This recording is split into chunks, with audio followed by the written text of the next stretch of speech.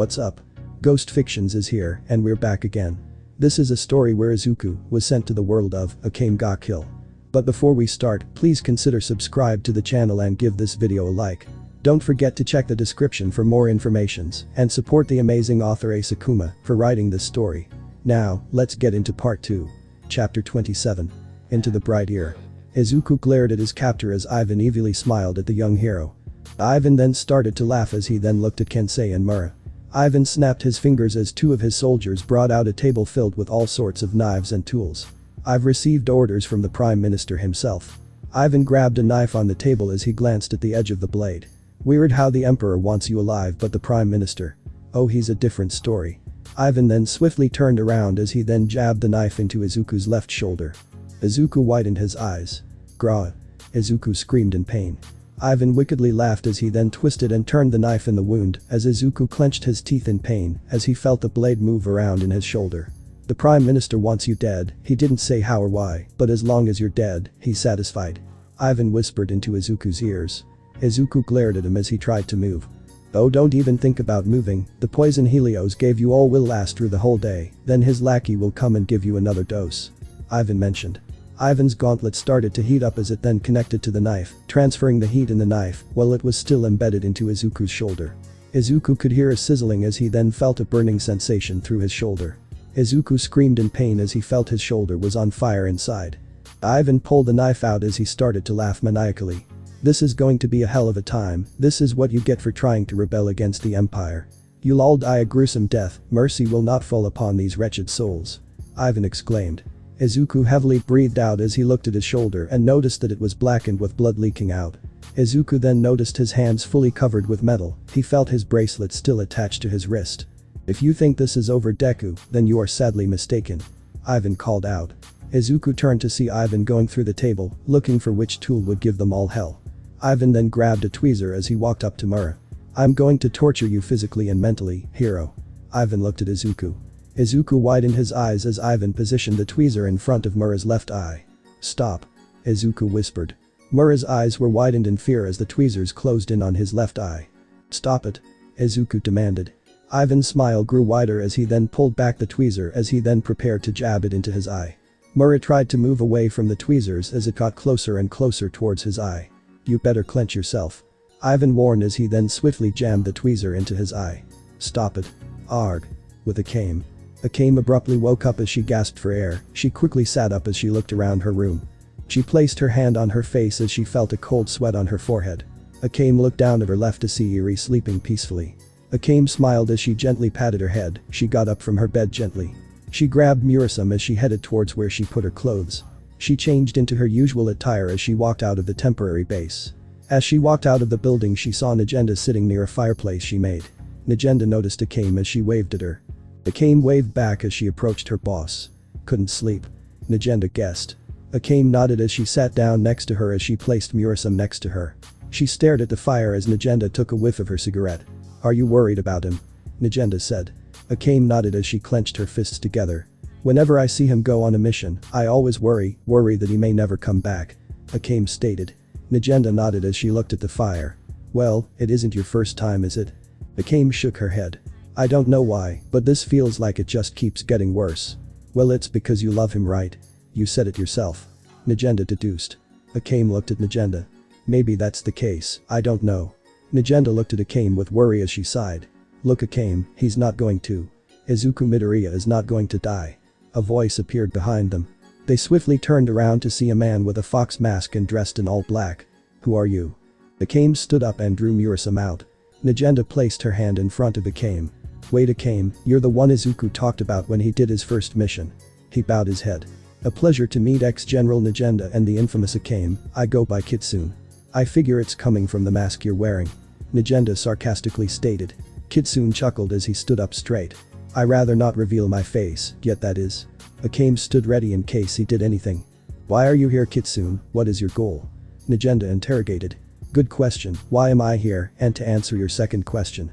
My goal is the same as the Revolutionary Army, to end the Empire. Kitsune answered. As to why am I here, I am here for her. He pointed towards Akame. Akame widened her eyes. For what reason? Najenda responded back. I guess I can fill you in. Tell me, what do you know about Izuku's world? He asked. Not much, just that almost everyone in his world is filled with powers. Nagenda answered. Kitsune shook his head. TSK, not that, I mean about how there is a symbol in his world. A symbol? Akame asked. Indeed, Akame. He never talked about his mentor, did he? Just only once, but why do you know this? Akame asked. I know everything about how he carries the mantle of becoming the next generation's greatest hero. Kitsune responded. Akame and Nagenda widened their eyes as Kitsune looked up at the sky as the crescent moon was above them. Yes, the boy carries the weight of being a symbol in his world, but what better way to test his capabilities when he can become this world savior? Kitsune preached. Nagenda and Akame glared at the man. You're not suggesting. Nagenda growled. Oh, but I am, Izuku Midoriya. Will become this world's greatest hero and pillar of hope. The man exclaimed. Akame and Nagenda looked at the man as if he was crazy. Is that why he's here, to fill in this pillar that you suggest? Nagenda questioned. Kitsune nodded. Indeed, but the reason why I seek Akame is. He pointed towards her. Can you keep up with him once he becomes the pillar? He questioned her. Akame widened her eyes as Kitsune laughed. Well, it doesn't matter at this point, one day, he will gain the notice of the entire empire and revolutionary. Kitsune stated. Kitsune took a step forward as Nagenda glared at the man. Ooh, that's a scary look. No wonder why you were once a general. Kitsune complimented. Is that all you have to say? Because from what I can tell, there's more to it than just that. Nagenda deduced. Kitsune halted as he then pointed at her. Oh, I am afraid that is it, just a warning though. Are you sure you can keep this operation from Izuku? Nagenda widened her eyes in shock as she turned to Akame, signaling her with her hand. Akame swiftly appeared in front of Kitsune as her blade was inches away from his neck. Kitsune laughed as he looked Akame in the eyes. Out of everyone in this world, he wishes to save you, so. What would you do for him? Akame flinched as she then swiped her blade, but hit only air as he vanished into the shadows. Akame stood there as she stared at the place where he stood. The words that he uttered when he vanished were etched into the assassin's mind. She wondered though, what could she do for him? Nagenda placed her hand on Akame's shoulder as she turned towards her boss. Are you alright? Nagenda asked. Akame nodded as she sheathed her blade back into the scabbard. She looked up to the sky as she wondered why Kitsune knew so much about Izuku, and who was he anyways? Eastern Mountain Village. Natasha swung her sword as the snow gently fell and was swiftly blown away after each swing she did. While she was swinging her sword, all she could remember was her fight against the vigilante Deku. How she was easily blown away in an instant. The skills, the power and prowess, she was outclassed in all of those. The white-haired girl knew the world outside her village was filled with strong and skilled people. But Deku himself was holding back his strength, he wasn't using his full strength. That's what her father wanted to see, the full strength of the vigilante, but in the end she couldn't even match up against him. She was way too outclassed. She gritted her teeth as she then swung her sword with all her might, the wind blew as she swung. He breathed heavily as she felt the cold snowflakes drop on her body. She remembered the events that happened in the morning. How they lured them to what could eventually be their demise. She gripped her sword as she bit her lip. Natasha. Her father called. She turned to see the man behind her with a worried expression on his face. Is everything alright? He asked. She didn't answer as she just looked down at the ground. Helios knew what she was thinking, he placed a hand on her shoulder as she glanced over her shoulder to look him in the eye. I know you may think this isn't the right choice of action, but please understand. I am doing this for the sake of the village. For your sake as well. He told her. She turned around as she looked at him with guilt. How? How is any of this helping us? Our people are enslaved by the very people who killed Julian and Mother. Helios flinched at the mention of the people his daughter mentioned. And now they hold the very person who can possibly get us out of this hellhole. She growled. She stomped her foot on the snow as she looked up at her father. How can you follow that man that has been tormenting us for years now? Because I have no choice. He shouted back. Natasha flinched as she looked at her father in shock. It's because I have no choice. Natasha, I hate that man as much as you do. But I can't let my hatred blind me from protecting my people. I have to cast my emotions aside in order to keep my people safe. Helios grudgingly stated. She stood there silent as Helios waited for her to reply. He sighed as he turned around and headed towards their hut. Even if it means to enslave your own people. Helios stopped as he turned to see Natasha on the verge of tears. Helios widened his eyes as he watched her run away from him. He brought his hand as he tried to call out to her, but he stopped as he remembered the last words that uttered his wife's dying breath. Protect. Natasha. The voice that haunts him to this day and the vision of his deceased son that laid in his arms. Helios gritted his teeth as he clenched his fists. Why? Why is this world so cruel? After a few hours later the sun started to set as Helios waited for his daughter to come back, but she never came. He was starting to get worried as he was about to head out of his hut, but only to be stopped by the abrupt opening of his door, as one of the villagers was panting heavily. "What's wrong?" Helios asked. The villager looked at Helios with panic in his eyes. "It's Natasha, she's heading towards Ivan's camp." Helios' eyes widened. "Gather 2 of the most skilled men and have them meet me at the entrance of the gate." "Roger."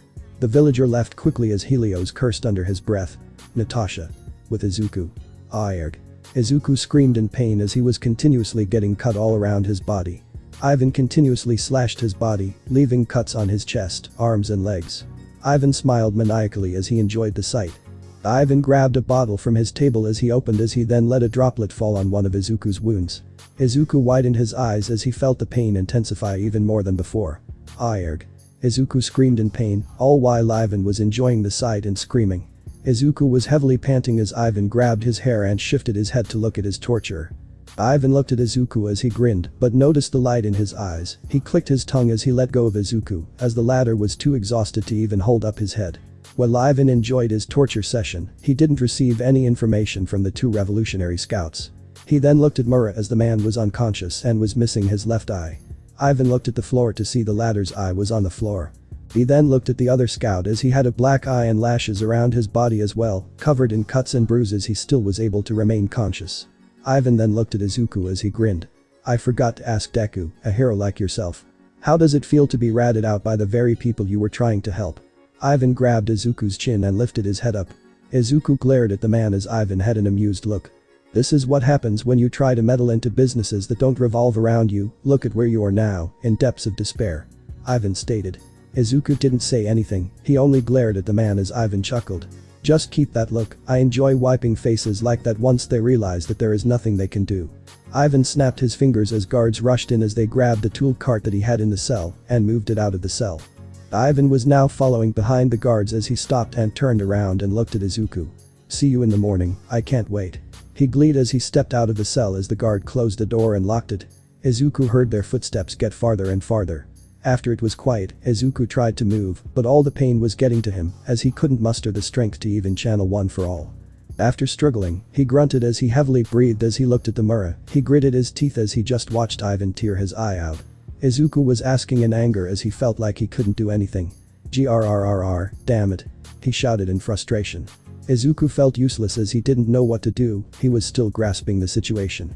This was the first time he was in this situation. The pain he felt, the torture methods that they used on them, he felt so angry with himself. Izuku felt useless. He felt like a Deku. The Deku who couldn't do anything. Deku. Izuku widened his eyes as he turned towards the voice to see Mura was still awake. "So. Rai.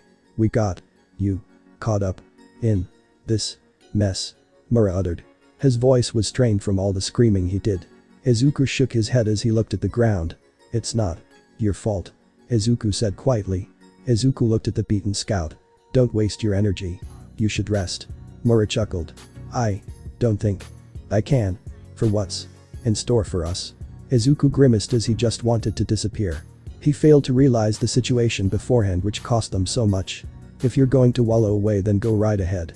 But I'm not giving up, damn it," Kensei blurted. Izuku widened his eyes as he looked at the ladder on his left.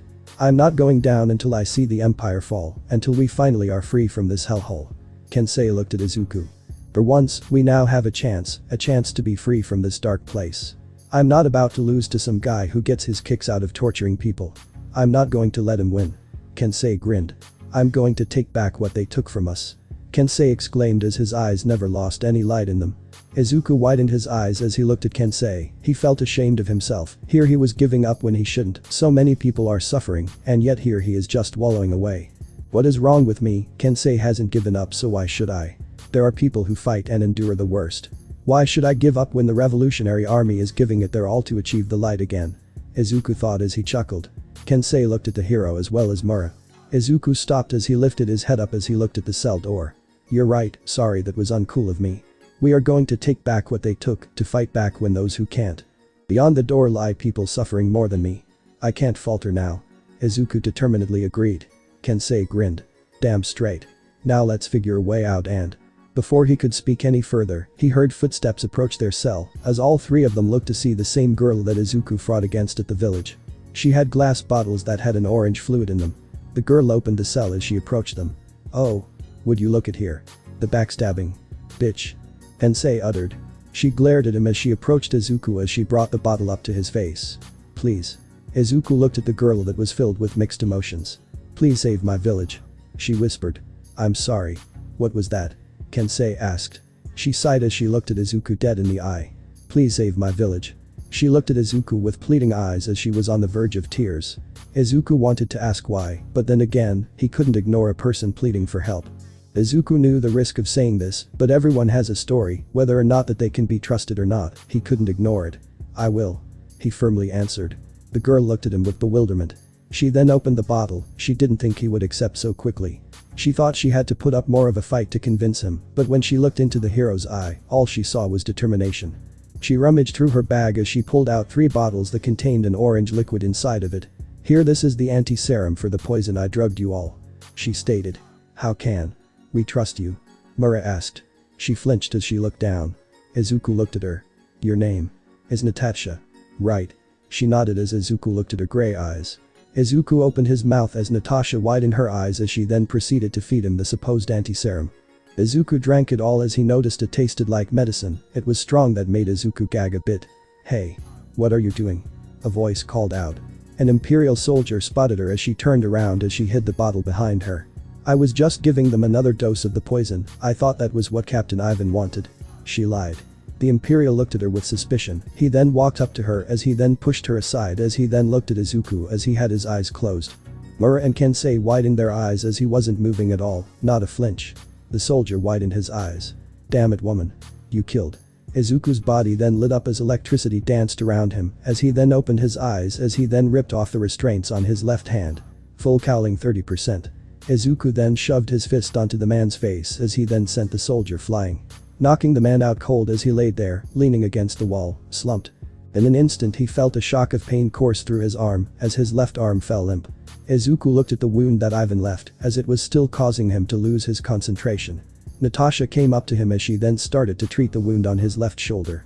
She gently placed a cold towel on it as Izuku winced in pain. She then proceeded to grab bandages out of her bag that she had as she wrapped over his wound. Izuku knew he wouldn't be able to use his left arm. As of right now, he deduced that he could only use 15% of one for all right now. He didn't want to risk bleeding out while using his full power. Izuku then looked at his right as he then used 15% on his right arm as he then tried to push his arm out as he struggled to free himself. Natasha then pulled out her weapon as she jabbed her blade on the wall where the restraints were attached to as she then used her blade as a crowbar to pull the restraints off. Izuku then used more force as he could hear the restraint starting to budge as he then fully ripped it off. Izuku then fell down as he breathed heavily. Izuku struggled to get up as his legs were still not fully functional. As he stood up, he wobbled a bit as Natasha held him in place. He then shook his head, signaling that he could stand. Izuku then flexed his right arm as it was a bit more functional than his left.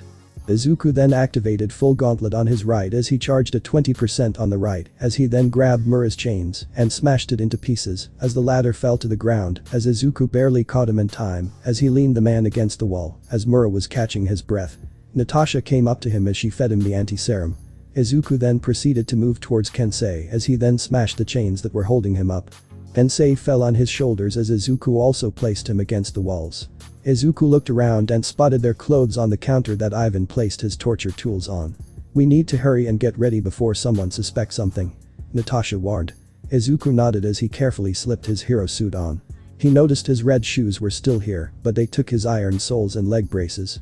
They must have taken them to their armory or it's with Ivan, either one. Izuku then looked at Tensei and Mura as they were in no condition to move at all. Izuku shook his head. "I can get that back later, for now I need to get these 3 to safety. I can plan something once we get out of here."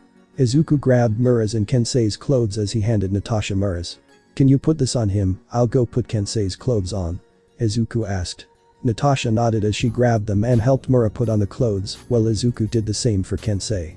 As they were finished, Tensei slowly got up as he then stretched a bit. "I think I can move a little, just enough for me to follow behind," Tensei stated. Izuku nodded as he turned to Mura. He was in the worst condition as he couldn't see from his left eye anymore and he was exhausted after losing a lot of blood. Natasha patched his eye up so he wasn't constantly bleeding. Izuku needed a plan, but first he needed to know the layout of where they were at. "Natasha, do you know the layout of the camp?" Izuku asked. She turned and nodded. "There's 4 watchtowers covering the entire camp. We can use one that's close by to the cell for an escape." "Hold on, escape? What about these scum?" Kensei asked. Izuku shook his head. "Right now we need to leave, none of us are in any condition to fight, we'll come back I promise." Izuku answered. Kensei wanted to protest but felt Mura's hand on his arm. He turned and looked down at him. "He's right. We can't fight. Just yet." He agreed. Kensei frowned but nodded as he looked at Izuku. "We're coming back to kick these guys' asses, then fine by me." Kensei smirked. Izuku smiled as he then looked at Mura with worry. "Can you hold on just a little bit longer?" he asked. Mura smiled. "Yeah, I can, but I don't think I'll be able to move." Izuku nodded as he walked up to Mura as he then turned his back on him as he crouched down. "I'll carry you on my back then," Izuku suggested. Mura nodded as he then placed his body on his back as Izuku then lifted him up as he was now on his back. Izuku looked at Natasha. "Alright, we need to go now, lead the way." Natasha nodded. "Right." As she then headed out of the cell as Izuku and Kensei followed behind, but Kensei stopped at the unconscious guard as he then grabbed the soldier's gun and sword as he then followed behind the others. As they reached the entrance to what it seemed to be a cave they were in, Natasha stopped behind a rock as Izuku followed with Kensei tailing right after. "There are guards guarding the entrance," she whispered. Izuku spotted 2 guards in front of them. They seemed to be only looking forward. Izuku looked beyond them as he saw an array of tents as there was a large space in what looked to be the middle of the camp. "I can take down the guard on the left," Natasha informed. Izuku nodded as he looked at Kensei. The latter nodded as Izuku placed Mura down as he then moved to the right side of the entrance. Natasha snuck behind the guard on the left as Izuku was behind the right. Natasha swiftly put the guard in a chokehold and covered his mouth. The right guard turned as he saw this. He tried to speak, but Izuku didn't give him the chance as Izuku swung his leg across his face as he slammed the guard against the wall, knocking him out. Natasha made the guard faint as she dragged his body inside the cave. Izuku followed suit as he then placed the guard behind the rock. Izuku then ran back towards them as he then swiftly placed Mura on his back as Natasha and Kensei were out of the cave, while Izuku followed behind. Natasha turned left as they quietly ran past a few tents as some were lit and some had no light in them. He felt the snow gently landing on his nose. Natasha stopped behind a pile of crates as Kensei and Izuku hid behind a cart full of barrels on the other side. They spotted one of the watchtowers a few feet away from them as they saw only one guard, but he was sleeping. Izuku looked up as he saw a guard looking out with binoculars. Natasha moved quietly as she sneaked past the guard that was asleep. Izuku followed after as Kensei was right behind him. They then heard the guard slowly start to wake as Izuku and Kensei widened their eyes. They swiftly rushed towards Natasha as she was behind a crate. "Huh? I thought I heard something." "Oh well," he said as he went back to sleep. All of them sighed as they then proceeded to approach the ladder to the watchtower as they started to climb it, slowly making their way up until gong, gong, gong. They turned to the noise as if a bell was rung. They then proceeded to hear shouts. "The prisoners escaped. All men find them and execute them on sight. Roger." Izuku widened his eyes in fear as he then looked up. "Quickly. We don't have much time." Natasha nodded as she quickly climbed up with Kensei behind her. Izuku followed suit as Natasha reached the top as the guard noticed her. "Hey, what are?" Natasha swiftly pushed him off the tower as he fell straight to the floor. The two caught up as they stood there. "Over there. On the watchtower. Open fire." Bullets were then fired at them as they took cover. Izuku looked out of the watchtower as their way out was right there. "I want a squad to the other side of that barrier, I don't want them to escape," he heard Ivan order. Izuku knew this was risky, but he had no other choice. He grabbed Kensei's arm as the latter looked at him. "Kensei, trust me on this." Izuku looked him dead in the eye. Kensei was confused, but he was suddenly thrown out of the watchtower and over the barricade. "At least tell me, damn it," he shouted as he landed on the snow. Izuku proceeded to grab Natasha as he threw her over as well as she yelped. Izuku watched as she landed next to Kensei as they looked up. He grabbed Mura over his shoulder as he threw him, as well as both Kensei and Natasha caught him. Izuku then proceeded to jump as well, but not before a burning heat shot through his right shoulder as he saw a flaming bullet pass through his shoulder. He turned to see Ivan form a finger gun as his finger was lit with a flame. Ivan was grinning ear to ear as he then shot another one. Izuku acted quickly of what control left over his right arm as he formed his hand into a finger flicking motion as he activated 20%. Air Force. Delaware Smash. As he flicked his finger, a cold strong pocket of air was shot as it collided with a flame bullet as it caused an explosion in the air which propelled Izuku out of the camp as he then landed further away from the trio. Ivan was shocked at the power he displayed. But also shocked that the vigilante was using that kind of power without any equipment. Is his Tigu a blood-type Tigu like General ESDEATH? He muttered. Izuku grunted in pain as the burning sensation on his shoulder felt like it was burning his body. Kensei lifted up the hero as he signaled Natasha to follow as she did with Mura. There they are. Fire. Bullets started to fire as the escapees used the trees as cover as they ran as fast as they could. Damn it, we can't see them, they're going too deep into the woods. A soldier complained. Grab some torches and find them.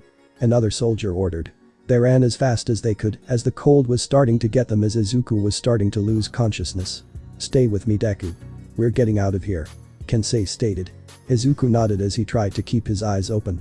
He looked forward but only saw the darkness and the snow blocking his view. They couldn't see anything, but that didn't mean that they could stop as they ran and ran deeper into the forest while the voices of the soldiers got more distant. Izuku looked behind to see Natasha and Mura struggling to keep up. Izuku looked around to see if they could find a place to hide. Izuku suddenly spotted a nearby ditch that had a hole in it. Izuku pointed towards the direction as Kensei looked and spotted the hole. He swiftly changed directions as Natasha followed behind. They entered the hole as they rested there and as they breathed heavily, the snow started to become a blizzard. That's good. Now the snow will cover up our tracks. Natasha gasped for air. Kensei nodded as he leaned his head back. Now all we need to do is rest. Izuku nodded as he then slowly started to lose consciousness. The world then turned black as he closed his eyes. Next day, with night raid. The white pigeon was soaring the sky as it then descended down as it approached a lake and above the lake was a cliff as the pigeon landed on a certain prosthetic arm. Najenda then unwrapped the price of paper that was attached to the pigeon. Looks like they took the bait, good job you two. She complimented. Standing behind her, Akame and Mine were in swimsuits as they nodded as they held their respective tigas. Akame looked down at the lake to see the others relaxing and having fun as she looked at Eri to see her having the time of her life. She gently smiled as she sat down. Mine sat down next to her as she looked down. Ah damn it, look at them having fun while we're working. She groaned. She spotted Eri as she then whined. Gah. Damn it, I wanted to play with Eri. Akame chuckled. You seem to like Eri a lot. Mine just huffed. Well, I sort of gained a soft spot for her. Akame smiled as she then looked towards the horizon as she thought about the operation today, but also a certain green-haired hero. Mine noticed this as she placed her hand on her shoulder. Are you worried about Izuku or the operation? Akame brought her knees up to her chest as she thought about it. Both. Both are worrying me. She answered. Mine nodded as she looked at the horizon. Akame is already dealing with enough, if push comes to shove, I'll kill her sister for her. I won't let Akame deal with that sort of pain. She thought. Akame also thought about the words that Kitsune spoke about last night. About how Izuku held the weight of his world and why Kitsune knew so much about him. What can you do for him? Those words replayed into her head as if it constantly haunted her. More and more she was getting distracted from her mission. Everything about Izuku has made her think about what she truly wants. Sure, she wanted to end the empire, but she also wanted to express these feelings deep down inside her.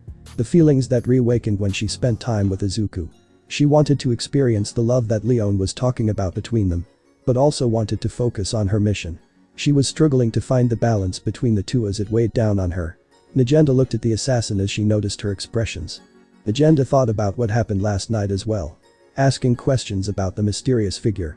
Why did he tell her that? Why does he know more about him? Who is he? All the questions were left unanswered.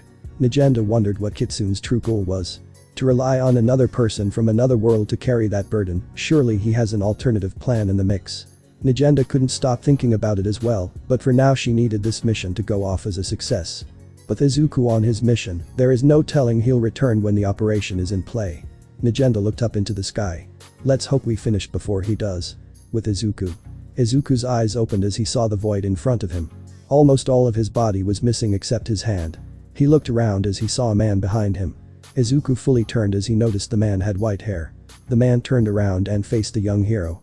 Izuku widened his eyes as he saw a large scar stretch down the right side of his face.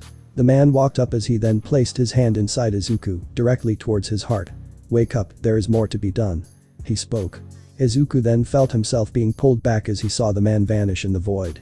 Izuku abruptly woke up as he then looked around, he found himself inside the hole they were resting in. Izuku then slowly placed his left on his right shoulder as he felt it was patched up. The pain was still there, but it seemed to be taken care of. You're awake. Izuku turned to see Mura right next to him. Mura, where is everyone else? He asked. They went to go get some food. Natasha also patched up your wound you received. Mura informed. Izuku nodded as he relaxed a bit. Are you alright? You seemed a bit jumpy when you woke up. Mura asked. Izuku nodded. Yeah, I just had a weird dream. Mura chuckled. I'm guessing getting tortured left a bad impression, huh? Izuku grimly nodded as he stretched a bit as he moved his arms around. He flinched in pain as it was still not good to move around too much. He then heard the snow crunch outside, like there were people outside walking towards them. Izuku looked at the entrance, ready to pounce on them. Mura was ready to as he was ready to attack as well. We're back. He heard Kensei's voice. As soon as they heard his voice they lowered their guards as Kensei peeked through with Natasha as they were holding a bag of berries and Kensei was holding a deer over his shoulder. Seems like hunting was a success. Mura stated. Kensei smiled as he rubbed his nose. Ha, nothing I can handle. Natasha gave him a deadpan look. I remember you missed the first shot. Kensei turned quickly. Hey, I told you not to talk about that. Mura chuckled. Yeah, I thought so. Hey. Izuku adjusted himself upright as he then let them adjust in. Alright. Let's get this boy cooking.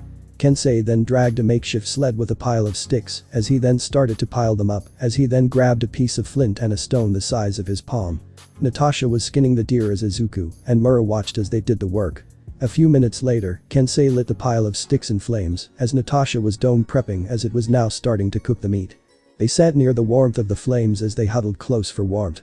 Oh, by the way, Deku, I think you need to hear this. Kensei got his attention.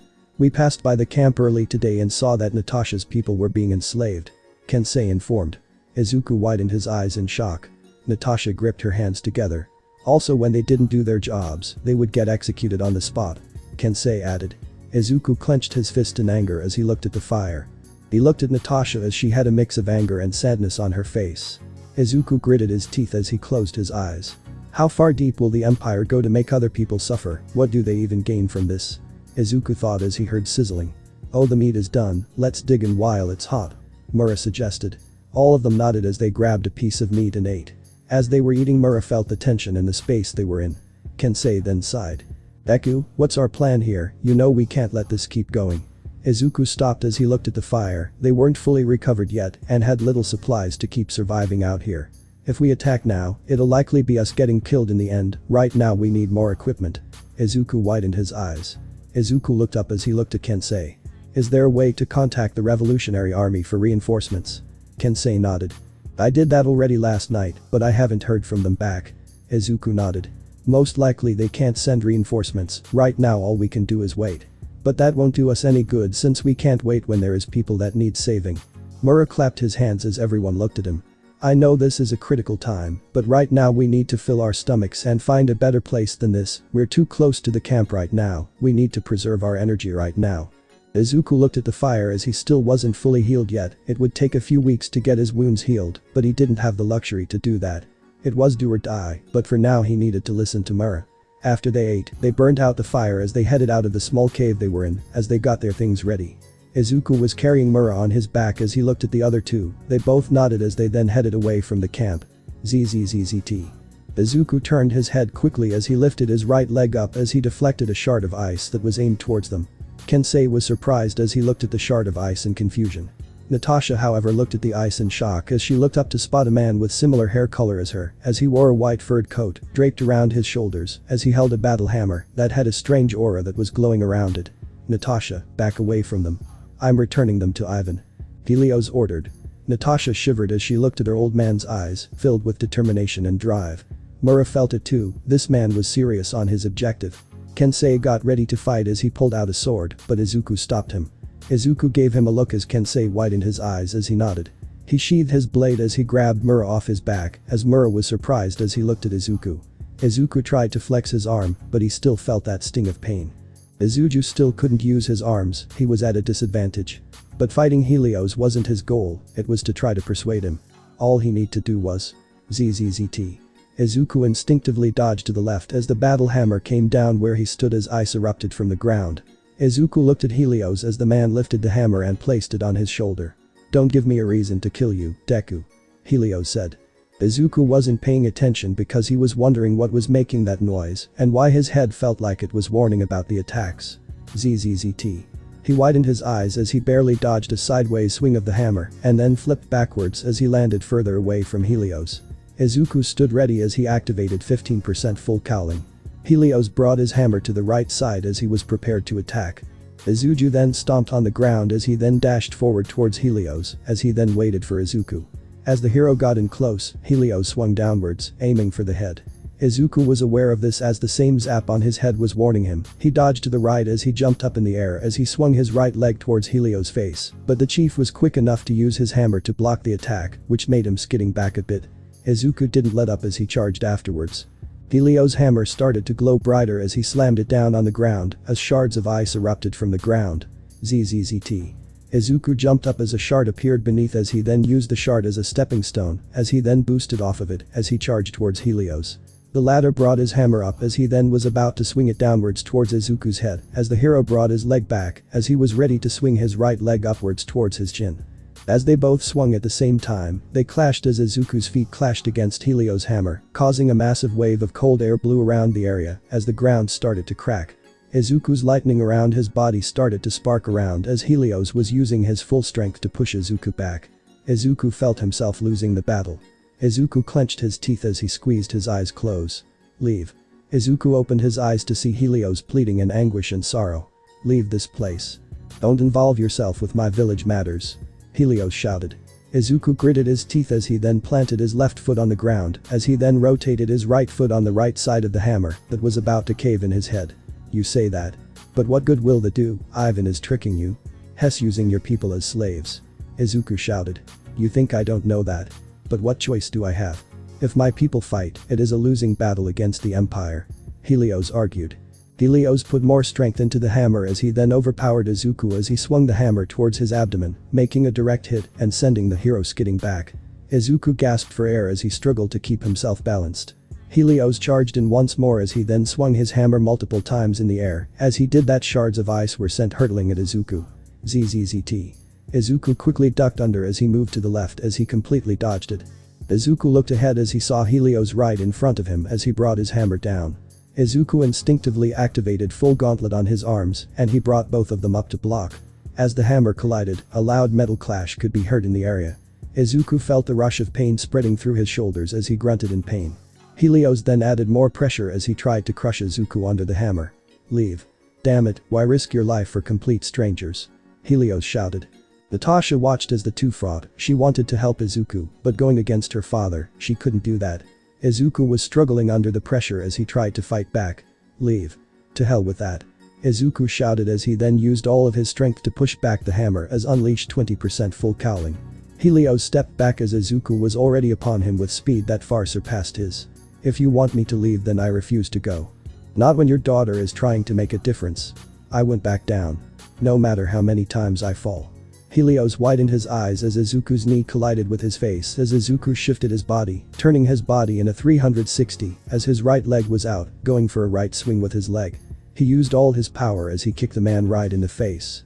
Helios' face was filled with shock as the hero sent the man flying towards a tree. I'll be a hero that people look up to. Just like he did for me. As the man collided with the tree, he remembered the day he lost his wife and his son. The day he swore an oath to his wife. To protect their only daughter. Helios fell to the snow-covered floor as he tried to get back up, but he couldn't. He felt his body just wouldn't respond to him. He looked up to see Izuku breathing heavily as he clenched his arm in pain. Izuku looked at the man as he sighed in relief. During that kick he did just now, he toned it down to 10% so he wouldn't hurt him too much. Why? Why help complete strangers? Why butt into businesses that you aren't involved in? Helios asked. Izuku looked at him as determination and hope were etched into the young man's eyes. Because. Meddling when you don't need to. Helios widened his eyes as he saw something he never thought he would see ever in his life again. Is the essence of being a hero. Helios' eyes became glistened as tears started to form. How long has it been? How long since he ever felt so relieved? For the longest time, here, who stands before him. A bright future ahead. One that would free this world from corruption. The boy that brought something into the people he's encountered. And that. Is hope. Chapter 28. His people. Romari Main Road. On the road where cliffs surrounded the road as three horses rode down the road. 3 people were on them as they suddenly stopped to see a scarecrow in the middle of the road. The 3 hopped off of their horses as they then slowly approached the figure to investigate. "Be careful, this could be a trap." "Right," a man responded. He wore a blue leather jacket with a red scarf around his neck. He also wore a pair of grey jeans and blue boots. As they approached the figure, it poofed into smoke as the figure dashed in front of the man, startling him as the figure turned out to be Susanoo. He swung his mace as the man brought out his Tigu and blocked it, but the power of the swing was too much as he was then flung towards the sky. "Wave." A girl wearing a black school uniform cried out. She turned to see that a couple of more figures appeared out of the smoke as the whole of Night Raid was standing before the other 2. Najenda walked forward as she took a puff of her cigarette. "Harem and Bowls of the Jaegers, we hereby send you to the grave." Najenda pointed at them as the 2 pulled out their weapons. Harem, the girl looked at only one person in the entire group, she was gazing at Akame, and so did the latter as well. "Big sister." Harem. The tension between the 2 was suffocating as the air felt heavy around the 2. Harem chuckled as she looked at the rest of Night Raid. "You may think you have us outnumbered but..."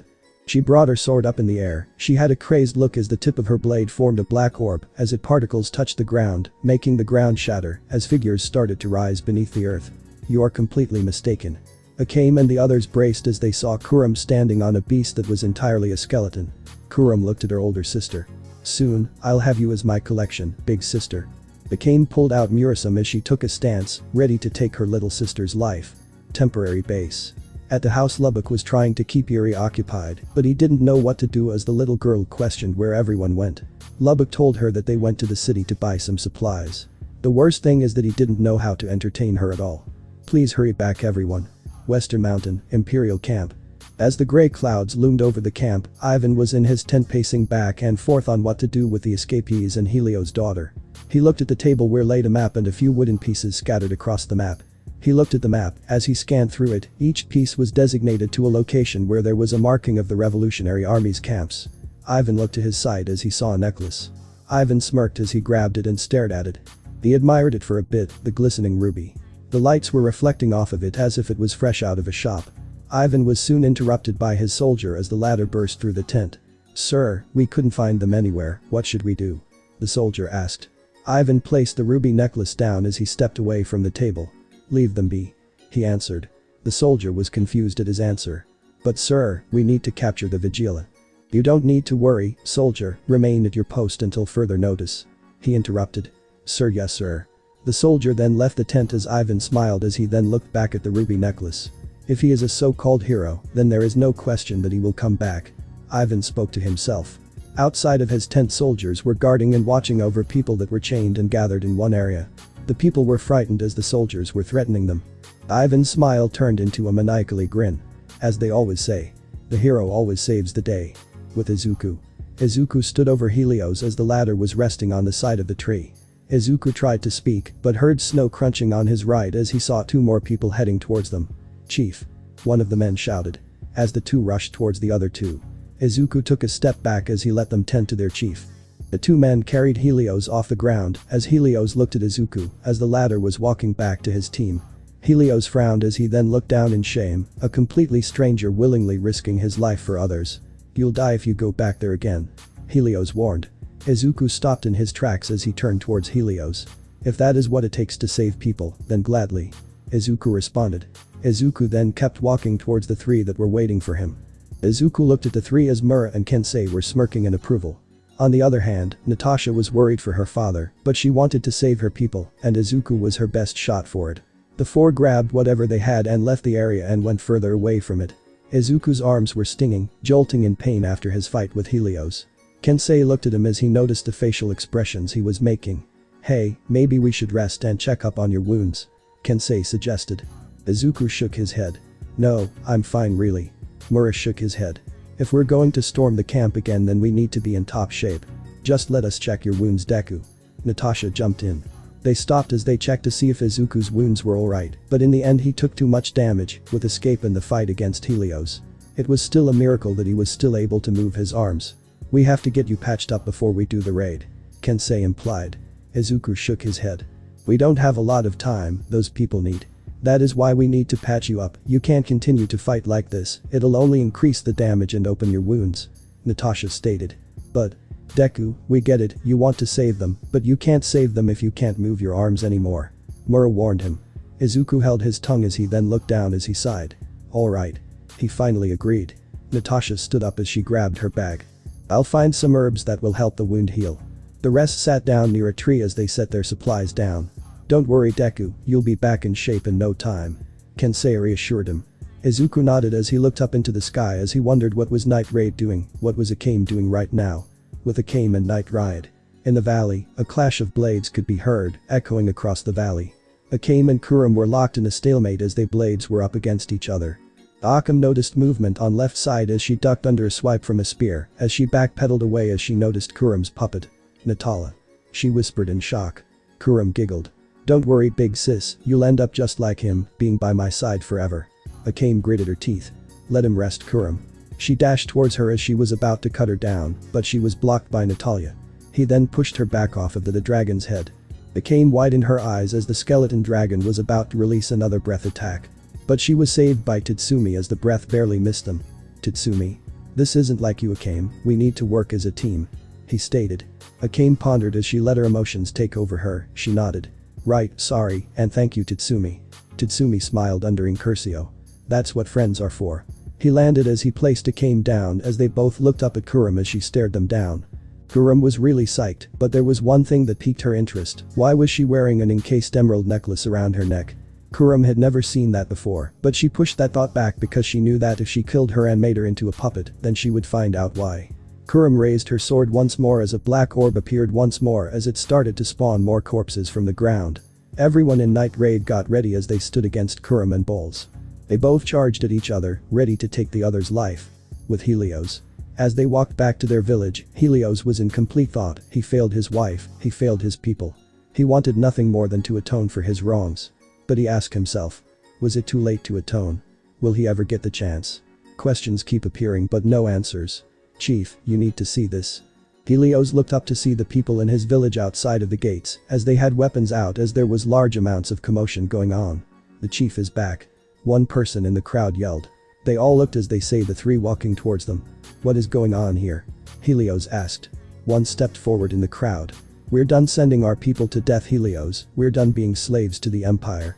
The crowd shouted in agreement. It is time to stand our ground Helios, join us, we've had enough of Ivan's tyranny. Another spoke up. Helios looked at all of his people, they were scared yet determined, shaking but hardened. Each and every one of them were now standing their ground. Why? Where did they get this courage from? And why? Why were his people much stronger than he was? More willed than he could ever be. Chieftain Helios. A voice spoke out. Helios turned to see the man with a bunch more men behind him. You are. But Izuku. And done, that should help relieve the pain for a while. Natasha informed. Izuku moved his arms around as he felt slight pain, but not too much for him. Thanks Natasha. He smiled. Kensei then sat down as he looked at Izuku. Alright, so what's the plan? Izuku looked at Kensei for a brief second, then looked at the ground. Izuku, in all honesty, didn't know what the plan was. He didn't know the layer of the camp, he didn't see any of the slaves that were captive. Izuku continued to think of a way to try and infiltrate the camp and rescue the people, but he would need to get a closer look at the camp. Izuku looked up at them as he took a deep breath. He focused up as he stood up. Let's go, we need to see the layout of the camp. The three of them looked skeptical of him as they didn't know the plan yet. Are you sure? It's risky going back, what if we get caught again? Mura asked. Izuku shook his head. I'll only look above, I'll try to keep out of sight while you three stay hidden until I can come up a safe way to infiltrate the camp. They looked at each other unsure, but nodded as they looked at Izuku, ready for anything. They got their supplies and headed straight back towards the camp. The Imperial camp. Ivan sat at his table, wondering where the vigilante was coming from, the left side, the right side, or even a frontal assault. But Ivan knew that the vigilante was not stupid enough to do that. Ivan spread his men all around the camp, making sure every nook and cranny was covered. Ivan smirked as if he had won already, ready for the vigilantes to strike against him. Ivan turned towards the right side of his tent to see Izuku's iron soles and his backpack that had just essentials that would survive the cold. Ivan then looked at his table that held the ruby necklace that he had on him. Ivan picked it up and examined it, it didn't have anything inside of it or was generating anything. Ivan asked himself, why would the vigilante have this on him if it held no powers unless it was a personal attachment?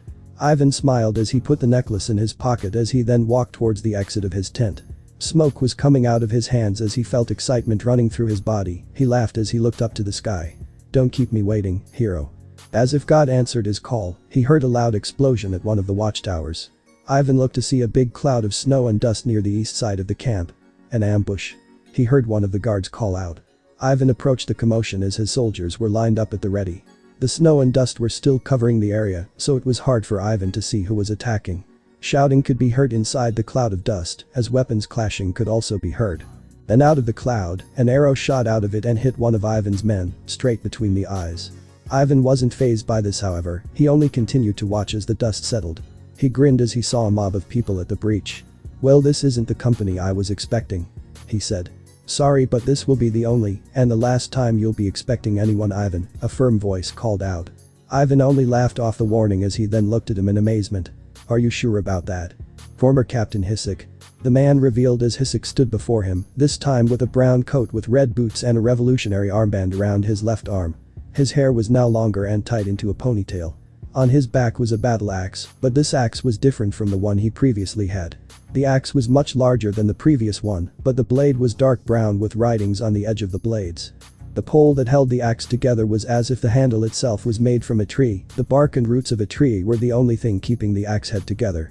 Ivan widened his eyes as he glimpsed a weapon behind his back. That weapon.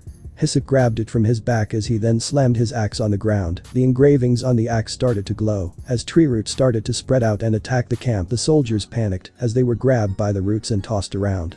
It rushed towards Ivan, but he just smiled as he brought up his hands as the backpack he wore behind started to glow a light orange and heated up. Before the roots could attack, a burst of flames exploded and burned the roots. An area of fire surrounded Ivan as he smiled as he stared at Hisuk. "I see you've obtained a tiger yourself," Ivan called out. Hisuk, unfazed by the burning roots, found it along the way. Ivan's hands then lit up as flames engulfed his hands. "Indeed, but such a bad match against my flames." Hisuk then smiled as he then got into a battle stance as he gave a low stance, ready to pounce. Then people behind approached as it was revealed a revolutionary squad arrived. Hisuk grinned. "You're right, a bad matchup, which is why I didn't come alone." Ivan laughed as he then looked down upon Hisuk. "You and your revolution will die." They locked eyes as they then charged at each other, and so did their men as an all-out battle was engaged in the camp. With Izuku. The four marched uphill towards the camp as Izuku was constantly trying to come up with a plan to face off Ivan. He remembered that Ivan had some sort of firepower that shot out of his finger. Does he have a fire tigu? He did wear gloves, maybe that's the source.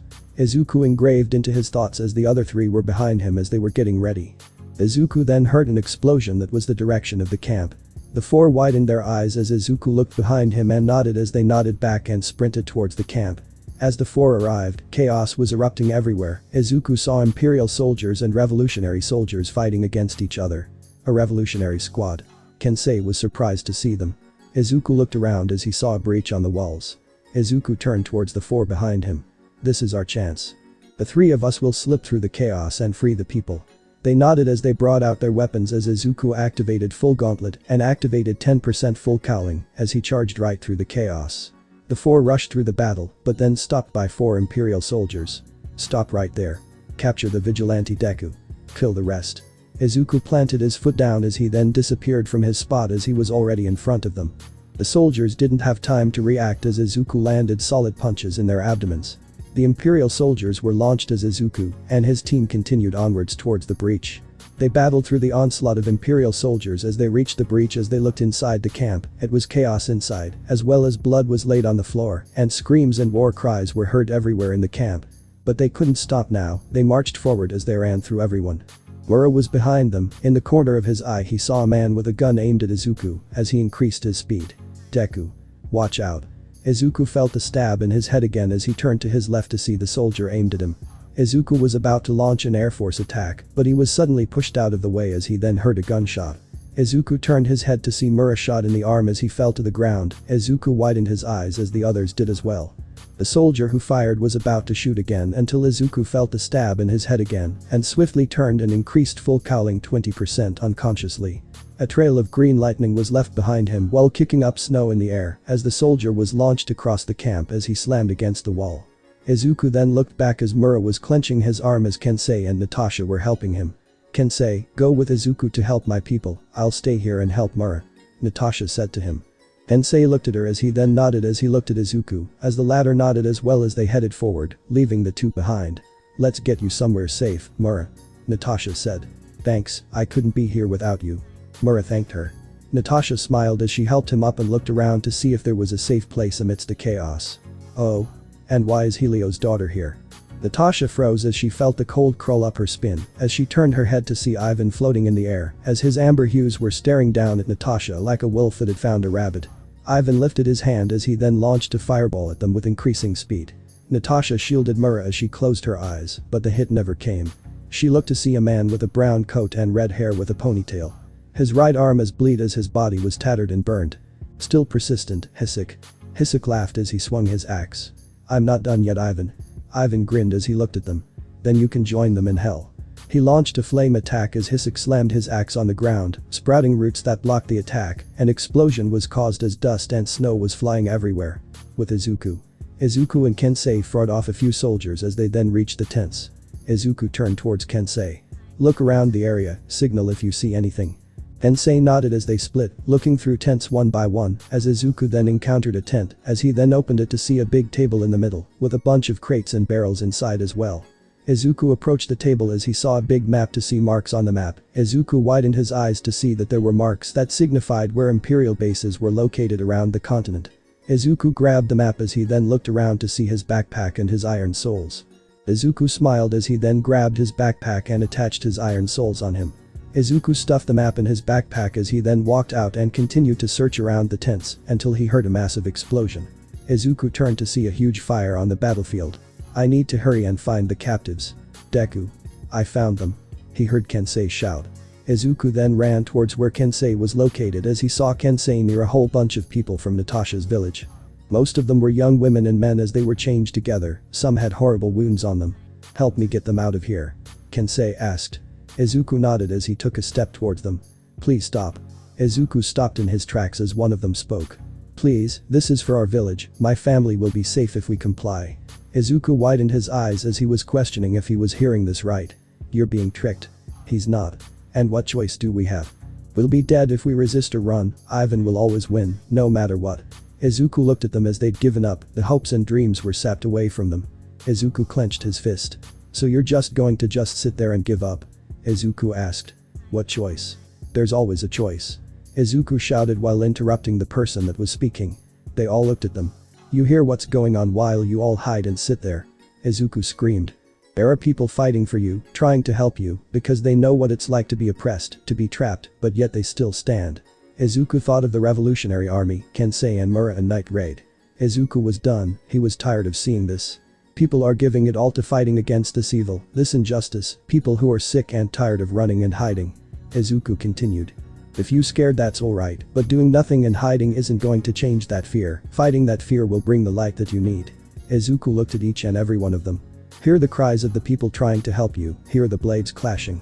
Don't give up when there is a path forward. Izuku shouted as he breathed heavily. They all looked at him in awe as Kensei smiled as he was inspired by Izuku's words. Kensei saw nothing but the light when he looked at him, especially the time when he first met him. How he sacrificed himself for others. Izuku smashed all the chains that were holding them as he then brought out his hand. You all have a choice to be free. So choose. The people widened their eyes as a small spark of hope flashed onto their eyes. Izuku turned around as he then looked at Kensei. Lead them outside of the chaos. Kensei nodded. What are you going to do now? Izuku looked ahead as he saw the pillar of fire. I'm going to end this. Izuku dashed forwards as a trail of lightning was left behind. Kensei looked as he saw Izuku sprinting towards the battlefield. Win, Deku. With Ivan and Hisuk. Fire was being launched everywhere as Hisuk shielded Natasha and Mura against the onslaught of flames. Hisuk then swung his axe upward as a root shot out and raced towards Ivan, but the root was cut and burned to pieces as Ivan was holding a flaming sword. Hisuk didn't stop as he advanced forward as he then slammed his axe on the ground and launched multiple roots towards him as Ivan then brought his sword on his right side and dashed, cutting and burning each root that was targeted towards him. Ivan then swung his sword up as he then slammed his flame blade down on Hisuk as the latter blocked it with his axe. When the two clashed, it created a shockwave, causing snow to be clear from that area. Ivan then brought his left hand out as he created another flame blade. Hisuk reacted as he then pushed Ivan away and swung his axe sideways, making a wave of tree roots rushing towards him. Ivan smiled evil as then let go of his blades and brought out his hands forward, and his hands were glowing as a huge burst of flames exploded out of his hand as the tree roots were all burned. Hisuk covered his face as the explosion was burning the tree roots. Before he could react, Ivan then appeared in front of him as he then grabbed Hisuk's face and slammed him on the ground. "It's over, Hisuk, it's time to die now." Hisuk glared at him as then tried to swing his axe at him, but Ivan grabbed his arm and put heat on his arm, causing his arm to burn. "Gra!" Hisuk screamed in pain as Ivan was laughing in thrill. "You lead a revolution only to lose this battle, Hisuk. What did you hope to achieve with this petty attack of yours, huh?" Hisuk didn't answer as he only glared at him. Ivan smirked. "Irtigu, Wrath of Nature. Nidhugra, a weapon built from the beast itself. That skin was impermeable, but had a texture of a tree bark, while also summoning tree roots, great for offensive and defensive moves, an impressive weapon, but it could not match against my Tigu." Ivan raised his left hand up as flames surrounded his hand. "For your betrayal, Hisuk, you die." Natasha widened her eyes as she rushed towards them with her sword. But she was far from them, she didn't even know she was going to make it. "No. Stop, Ivan." Hisuk closed his eyes as he awaited the strike as Ivan struck down, but then a flash of green lightning was seen from the corner of their eyes as Mura smirked. All Ivan heard was two words. St. Louis smash. Ivan was kicked on his left side of his abdomen as he spit out blood as he was launched across the field, leaving a trail of dust behind and colliding against the floor a few times. Ivan planted his hands down as he stopped himself from going any further. He wiped the blood off of his mouth as he looked at the one who attacked. Hisuk opened his eyes as he grinned. "I knew you were here." Izuku was standing before him with an angered expression and electricity dancing around him violently. Izuku right now is at 45% full cowling, he could feel the pain on his wounds, but he ignored it, adrenaline was coursing through his body. Ivan smiled as he covered his face as he then laughed. "Ahahaha, finally. You arrived, Deku." Ivan looked at him with a crazed look. Izuku looked at him as he then activated full gauntlet. "Ivan." Izuku then brought himself into a battle stance as he looked at him, his green hues glowing as green electricity was dancing around, and his gauntlets were glowing a green hue. "I'm ending this." Ivan lit his hands up as he clenched his fist. "Then come, hero." Izuku planted his foot down as he created a small crater beneath him, as he then disappeared from his spot as a trail of lightning was left from where he stood. Ivan boosted himself with his flames as he then moved towards where Izuku was. They were then up front with each other as they then clashed fists, leaving them at a stalemate. Flames and electricity surrounded them as a huge crater was made once they clashed. Dust and snow flew around the area as Hisuk, Natasha, and Mura covered their eyes as the clash was powerful enough to send them back flying. The two held their stance as they stared each other down as Izuku then pushed him back as he swung his right leg. Delaware Smash Air Force. Ivan was pushed back by the massive amount of air that launched at him as he then propped his hands back as he spewed flames out of his hands to stop him from going any further back. Ivan then brought his hands forward and shaped them into a gun as he shot off a barrage of flames that hurtled at Izuku. Izuku ran to his left as he dodged the flame bullets as they flew by. Izuku brought out his right hand as he flicked his finger, sending a massive pocket of air at Ivan, sending the flame bullets away. Ivan then created a flame barrier as the wind collided with the flame wall, as a burst flame spewed up in the air, smoke and dust were created. Iski looked at the battle as he looked at Ivan's Tigu. Halflam. Ifrit, a weapon that was created by a danger beast that was capable of burning an entire country down, its flames could engulf even the strongest metal. "Kid, you have to end this quick," Hisuk said softly as he looked at the green-haired. Izuku waited as the smoke hasn't cleared yet until he felt the jab inside his head again as he jumped in the air as he dodged a beam of flames. The smoke cleared as Ivan created flame javelins. Ivan threw one at Izuku.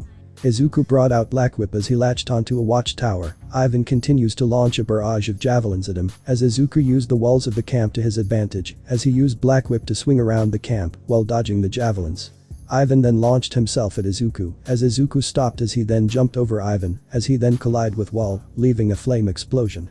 Izuku landed as he then felt the jab again as he tilted his head to the right to see a flame sword close to his face as Izuku punched Ivan in the stomach as Ivan was launched back at the wall as Izuku then launched a flurry of Air Force Delaware smashes at him. Ivan cut each of the air pockets with his sword as he then dashed towards Izuku. Izuku didn't try to dodge, instead he rushed at him as Ivan was swinging his sword with the intent to cut Izuku in half. Izuku felt the jab again as he then lifted himself off the ground as he flipped over Ivan as the Kadir completely missed. Izuku then released Black Whip around Ivan as Izuku then landed while pulling as hard as he could. Izuku lifted Ivan off the ground as he then swung towards the wall. Ivan smashed against the wall. He coughed up blood as he then grabbed a tendril and burned it as Izuku let go of him. Ivan looked at Izuku as he then launched himself off the wall as he emitted flames around his right hand as Izuku slid under him. But during this, Izuku noticed his backpack, it was glowing orange and was fuming out smoke. Izuku slid away as he stood up. His backpack, that's the source of his power, if I can take that away, he won't be able to produce any flames from his hands. Ivan turned around as he brought his hands out. Burn in hell. Izuku dodged in time as he then swiftly brought his right arm out as he shot a black tendril at him with breaking speed. Black whip. Pinpoint focus. Ivan tilted his head time as the black tendril shot zoomed past him. Ivan looked as he was about to attack until Izuku was already upon him. Izuku smashed his fist against his face as he sent him flying, making Ivan sent flying towards a tent as an explosion of snow and dust was created again. Izuku brought back the black tendril as he looked at where Ivan was launched, as he then saw an explosion of flames that erupted where Ivan was. Trump card. Demon mode. Ivan floated in the sky as his hands and feet were completely engulfed in flames, as his hair was ablaze, his eyes were now burning fiery orange. Izuku widened his eyes as he saw Ivan in this form. Congratulations, Deku, you are the third person to ever see this form. Izuku got ready as he prepared for the worst. Now Ivan disappeared from his spot as Izuku felt the jab. He swiftly turned to his left to see Ivan on his left, forming a fist as Izuku brought up his arms. Ivan struck as he sent Izuku flying towards the wall. Izuku coughed up blood as he started to bleed from his head. Blood dripped down as he looked at Ivan. Izuku stood upright as he then got into a battle stance, but Ivan appeared in front of him. Izuku widened his eyes as he then dodged to the right as Ivan broke the wall, leaving a trail of scorched land and burning trees where he struck. Ivan turned towards Izuku as he continued his pursuit. Izuku kept dodging, but Ivan was too fast as he then kicked Izuku in the stomach as Izuku was launched towards the watchtower. Izuku coughed blood again as Ivan hovered above him. You die here, Deku. Izuku gritted his teeth. Not yet, not now, there is so much I haven't done. He thought about All Might, his mom, his classmates, Night Raid, Eri, and Akame. Izuku tried to get up, but Ivan was already prepped. No one will be able to find your ashes. But before Ivan could attack, a barrage of ice was hurled at him. Ivan brought a flame barrier to block them as he then saw Helios above him. He slammed his battle hammer down on him as Ivan was sent to the ground. Helios landed as he slammed his hammer down, as ice started to erupt from the ground as it was rushing towards Ivan. Ivan glared at Helios, as he then destroyed the ice, as he was already in front of Helios. You die for your insolence. Natasha watched as she widened her eyes in horror. Father. But it was too late. Ivan shot a beam of flames through Helios' stomach as the latter was shocked. Helios coughed blood as he then kneeled down as he hovered his hands over the hole in his stomach. Blood was spewing out as he looked at Ivan. You shouldn't have come, Helios, your life wouldn't have come to this. Ivan told him. A few hours ago. Helios stood in front of Hisoka as the revolutionary captain and his men were waiting for his answer. Would you join us, Chief Helios? Helios looked at the man's hand as he shook his head. I cannot risk my people's lives again, I'm sorry, but this fight is yours alone. Many of his people came to disagree. Helios, are you serious? We've been a slave to them for long enough, now is the time. We're done, Helios, we're going with them whether you like it or not. I'm getting my daughter and son back. Helios gritted his teeth as he turned towards them. That's enough. They all became silent. I cannot and will not risk all of your lives. Helios turned towards Hisoka. I'm sorry but I cannot. Helios looked down in regret as Hisoka placed a hand on his shoulder. Helios looked up at Hisoka. I understand, my men and I will rescue your people, whatever it takes, but please think about this. Are going to hide or are you going to take the light and fight? Hisoka left with his men towards the direction of the Imperial camp. All of his people looked at him as Helios turned towards them. Go back to your homes, this is an order from your chief. They stood there as they wanted to take a stand, but the two that followed Helios started to push them back. Then a child spoke up. I just want my mom back. Helios widened his eyes as he was reminded of Natasha, his only daughter. He remembered the words that Deku told him, engraved into his head. I'll be a hero that people look up to. Just like he did for me. Helios clenched his fist in frustration. Chief. Helios turned towards his two guards. What will you have us do? Helios didn't respond, but he knew the answer. Protect the village with your life, I need to see my daughter. The other guard was confused, but the other one was understanding as he saluted him. May the gods guide your weapon to battle, Chief. Helios nodded as he walked towards where the Revolutionary Army squad headed. I will free my people, I will free my daughter, and I will end their suffering. No one in my village, in my home, will suffer anymore. Helios sprinted. I will see Ivan fall. My people will be free. Present. Helios looked at Ivan and smirked. Ivan was confused as Helios opened his mouth. I will see you fall. Ivan. Ivan. An explosion was heard at the watchtower as electricity was sprouting out as Izuku stood up as the electricity was not green, but a bright blue and even more brighter and violent than the last time. Izuku's hair was now standing up with a blue hue. 100%, full cowling. Izuku felt rage consuming him as he stared down Ivan as the latter grinned. Wonderful. Let's see who shall come. Before he could finish, iron souls were planted against his face as Ivan was sent flying. He couldn't even register what just happened, all he knew was that Izuku was where he stood. Ivan stood up as he tried to launch a barrage of fire at him, but Izuku appeared in front of him as he kicked him up in the air. Ivan was shocked, he didn't expect Izuku to have this boost of power. He looked to see Izuku gone, but then he felt the wind rush past him as he turned his head, only to see Izuku above him. Ivan could only see Izuku's eyes glowing white as electricity danced around him. In quick succession, a barrage of fists were hurled at him. Ivan was repeatedly hit as he felt each blow was like receiving a multitude of mountains slamming against him. Izuku then finished him with a final blow to the stomach as he buried his leg in his abdomen. Ivan accelerated towards the ground until he hit it so hard that the ground cracked beneath him, creating a massive crater. Ivan laid there as his form disappeared, his backpack destroyed, but something fell out of his pocket. The necklace that Izuku wore was completely smashed. Izuku landed as he stared Ivan down, the latter unconscious. Izuku returned to normal as he felt his arms in pain as he looked at it. Full gauntlet was cracked as Izuku turned them back into bracelet form. He saw his arms slightly burnt. Izuku looked at Ivan as he noticed the necklace on the ground, shattered to pieces. Izuku picked it up as he stared at it. Father. Please stay with me. Izuku looked up to see Natasha holding her dad as he was slowly losing his life. Izuku rushed towards them as he stopped to see Natasha crying, praying for him to stay alive. Helios looked at Izuku, he smiled. Did I make it right? Izuku widened his eyes as well as Natasha did so too. Deku. Was I able to help? Helios brought his hand up as if he was desperately trying to grab something. Natasha grabbed it as tears were streaming down. Yes. You did good, you helped everyone, so please. Don't die. Don't leave me alone. Natasha cried softly. Helios smiled as tears streamed down as well. Nah. Ta. Sha. Keep. On. Live. Ing. Helios looked at Izuku as the latter was on the verge of tears. Don't. Cry. Deku. Hold. Your. Head. High. Save. Everyone. Helios achieved it, what he wanted for so long. My. People. Are. Free. At. Last. Helios' eyes faded as his hand fell limp as Natasha and Izuku widened their eyes. Helios laid there smiling as if he finally was able to do the right thing, to finally free his people, finally freed his daughter. He had fallen in order for his people to live. Father. Throughout the camp, the cries of Natasha could only be heard. A chief, sacrificing his life for his people. After all, a chief is his people. Chapter 29. Ferocious Rage. Natasha held her father's cold body as she mourned her father's death. Izuku clenched his fist as he felt frustrated. All the power he had and yet he couldn't save him, he couldn't save someone again. Izuku felt a painful burn on his arms as he looked at them. His arms were slightly bruised from using 100% out of the blue like that. When he fought Ivan, he wanted to get the backpack off of him, but it all changed when he witnessed Ivan burn a hole through Helios. Izuku snapped and unconsciously used 100% without thinking, like rage consumed him for the moment. Deku. Izuku turned towards the voice to see Mura standing there as he slowly approached the two.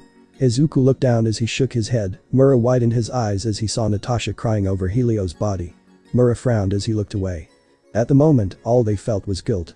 Hisuk watched from afar as his troops were tying up Ivan as he was unconscious and would most likely not be able to wake up anytime soon. Hisuk, what should we do now? Hisuk turned towards his troops. Have the men search for any stragglers, make sure none escape. Roger. They responded as they spread it out, searching the area. Hisuk grabbed Nidhogran and strapped it on his back as he approached the three. The three noticed him as he then bowed his head towards Natasha. I'm sorry for your loss, I humbly apologize for being unable to stop Ivan at the time. Hisuk apologized. Natasha just stayed silent as she continued to hold her father. She didn't say anything, all she felt was sorrow in her. They heard more footsteps approaching them as they looked behind them to see Kensei with the rescued captives following behind him. Kensei noticed Helios as he then looked at Natasha. He wanted to say something, but nothing left his mouth. He stayed silent as the captives looked at Natasha and at Helios as they all huddled around her. They all kneeled around her as they were all silent. All could be heard was Natasha's cries as the remaining four watched in silence as Izuku still was angry at himself. He failed again, just like Bullet, he failed to save someone again. Hisuk placed his hand on Izuku's shoulder. Izuku turned as he looked at the former Imperial captain in the eye. Hisuk just shook his head as he led Izuku away from the crowd. Izuku followed right beside him in silence. All that could be heard was the wind howling and some yells from the revolutionary scouts that were cleaning up the place. "It's been a while, kid." Hisuk spoke up. Izuku nodded as he looked at the man. "Yeah. Since the village that we saved." Hisuk smiled as he looked around the camp that was a battlefield for a brief moment. "Indeed. But that was all you, like how you saved these people from their captor," Hisuk stated. Izuku still felt like he failed. He didn't feel like he won. So many have lost their lives to Ivan. Izuku widened his eyes in realization. "Wait, where is Ivan? Is he?" "Ivan is in the custody of the Revolutionary Army as of right now. He'll be escorted back to HQ for interrogation," Hisuk reassured him. Izuku sighed as he stopped for a moment as Hisuk stopped ahead and turned around to look at the young man. "Was it all worth it? Everything we've fought until now, was the sacrifice worth it?" Izuku questioned. Izuku kept questioning, was a sacrifice even necessary for this? Did Helios have to die? Hisuk stood there for a moment until he sighed as he walked up to Izuku and placed a hand on his shoulder. "Deku, it's not your fault that Helios chose this path. He chose to fight for his people. He knew what he was getting into. He died for his people, his daughter," Hisuk solemnly told him. "But still, I wasn't strong enough. If only I was strong enough, then maybe I could've." Izuku gazed at his hands as they were slightly injured during his overexertion of using one for all. Hisuk noticed his injured arm as he sighed. "Deku, I know it isn't an ideal outcome you wanted, but that's reality. Sometimes we have to accept it and move on." Izuku let his hands down as he just looked at the ground. He didn't say anything, he just wished he could have been stronger. "I'll let you think about it, but first you should get your arms checked. Don't want permanent damage on your arms." Hisuk let go of his shoulder as he walked towards his men, as Izuku stood there silently as he walked back towards where everyone was. Izuku looked up to see them carry Helios as they walked towards the direction of the village. Natasha being in front of them as Izuku stopped in his tracks as he couldn't help but blame himself. If he was strong enough, if only he could have ended the fight fast enough. None of this would have happened. Helios would still be alive with his family. Izuku heard some noises over at a tent. He recognized a voice as he walked towards the direction of the tent, as when he was about to turn the corner when he heard. "You think Night Raid completed their mission?" Kensei asked. "Don't know, we haven't received anything back, but I hope they were successful," Mura answered. Izuku froze as he widened his eyes. "Mission? What mission? I'm sure they're having a tough time facing against the Jaegers." Kensei leaned back a bit on a box as he sighed. "I'm sure Night Raid will finish the job. All we need to do is help this village and make sure Deku doesn't know about their mission. The last thing we want him is to go over to the main road of Romarimura Square down on the snow." "Right, let's hope." Before Kensei could finish, they heard a strange noise as if something was powering up, and then a massive wind gust blew away a pile of snow as they saw a hint of green electricity. They ran around the corner and saw Izuku sprinting away from them, slowly disappearing from their visions. Kensei and Mura stood there as Kensei slapped his forehead. "Shit." Mura only kept staring at Izuku, worried about him. Mura knew Izuku was bound to find out somehow, but they were at fault, he knew that. "We should report." "No, for now let's help Natasha and her village for now." Mura interrupted him. Kensei looked at Mura in confusion. "This is Deku's and Night Raid's problem for now." Romari Main Road. On the road, clashing could be heard as it echoed across the cliffs. Bowles launched a fireball at Akame and Leon, as both of them split in different directions. Akame dashed towards Bowles. A person jumped in front of him with a riot shield. This person was Wall, a puppet used by Kurum. Akame slid under him as she brought her blade towards Bowles. But he was ready as he had armor underneath his sleeve as he countered Akame's attack. Akame jumped back while dodging a flame blast from Bowles. Leon tried to get a sneak attack in as she threw a fist at Bowles, but Wall blocked it and pushed her away. "God damn it, you're annoying," Leon yelled in frustration. As they fought, other battles were taking place. Tatsumi fought against Natala, but he was struggling as the puppet countered every attack he threw at him. Stood ready to strike again with Natala. "Damn it, this guy is on the same level as me, no, probably even greater than me." Tatsumi gritted his teeth as he remembered his training with Susanoo and Bulid. He let out a deep breath as he then looked at Natala. He focused his gaze only on the puppet as he completely zoned out any noise. Tatsumi vanished from his spot as he appeared in front of Natala with frightening speed as he slammed down Noontid. Natala blocked it with his own spear, but Tatsumi let go of his own as he then drove his fist into the puppet's stomach as he sent Natala skidding back. Kurum was surprised by this as she knew that Natala was supposed to be slightly stronger than him, but yet the Incursio user completely overwhelmed him.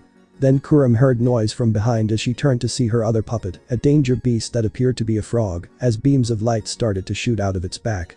Kurum widened her eyes as she ran around the giant frog. What? She shouldn't have survived with all that acid in his. Harem spotted a hole on its side as she stopped it, face palmed her face as if she was dumb. That was dumb of me, this puppet is totally useless now. She berated it. Another beam shot out as mine crawled out of the frog. Ugh, that was the worst experience ever. Tatsumi looked up and saw her. Mine. What are you doing here? Mine angrily looked at him. Don't just stand there and help out of this thing. Tatsumi was about to move until he noticed movement in the corner of his eye. As he turned to see Natala again rushing him, Natala was coming at him at full speed. Already in front of the Incursio user, Natala tried to sever him from the waist. But Tatsumi reacted in time as he caught the spear just in time. Harem was again surprised at how fast the Incursio user was, it's like he was at an all-time alert. Tatsumi brought his left hand out as he threw his fist at the puppet as Natala blocked the blow with his right arm but was sent back a few feet away from him. I wasn't expecting anyone to actually combat against Natala. Harem complimented whilst hiding her frustration. Tatsumi got into a low stance as he smirked under his face mask. Let's just say my friend is a lot faster than your puppet. Over the course of the preparation of the operation, Tatsumi and Izuku trained while the latter was getting ready for his own mission. Tatsumi's eyes brightened as he stopped on the ground, creating a small crack on the ground as he was prepared to charge. Harem got ready until she noticed movement on her left as she turned to see Susanoo charging at her as he tried to kick her head clean off, but only for her to dodge in time as she backed away from them. Watch out, she now has fewer puppets to control, which means. A dark aura surrounded Harem as she smiled. But she isn't burdened heavily. Meanwhile, with Akame and Leon fighting against bulls. The battle was even, both of them counter and dodging each other's attacks. Akame tried to land a hit on Bulls, but he blocked it with his flamethrower as he then launched a fireball at her as she quickly ducked her head as she rolled back as she skidded across the floor. Before we continue. Bull said. Akame looked at him curiously. Why did you join the Revolutionary Army, Akame? Why did you defect? Akame stood up as she then placed her fist against her chest. Because I saw the darkness in the Empire, so I chose to follow my heart. I will choose the path that I believe in. Akame shouted with determination. Bowles stood there silently as he then looked at her with admiration under his mask. Honestly, we could have been great allies. But. He looked at her with fire in his eyes. It's my job to burn that conviction. He fired flames at her as Akame dodged it swiftly as she then lunged at him with incredible speed. Bowles launched a series of flames at her as she stopped as she was about to dodge them until Shield jumped in front of her and used Extus as a shield. Blocking the flames entirely, she gestured Akame to go as she did. Sprint towards Bowles at incredible speed. Ball appeared in front of her, but she slid under his legs. She adjusted her sword to the left of her as she then swung, cutting Wall's legs off as he fell. Bowles widened his eyes as he then prepared to fire at her, but then he noticed Leon approaching at incredible speed. Not a chance, big guy.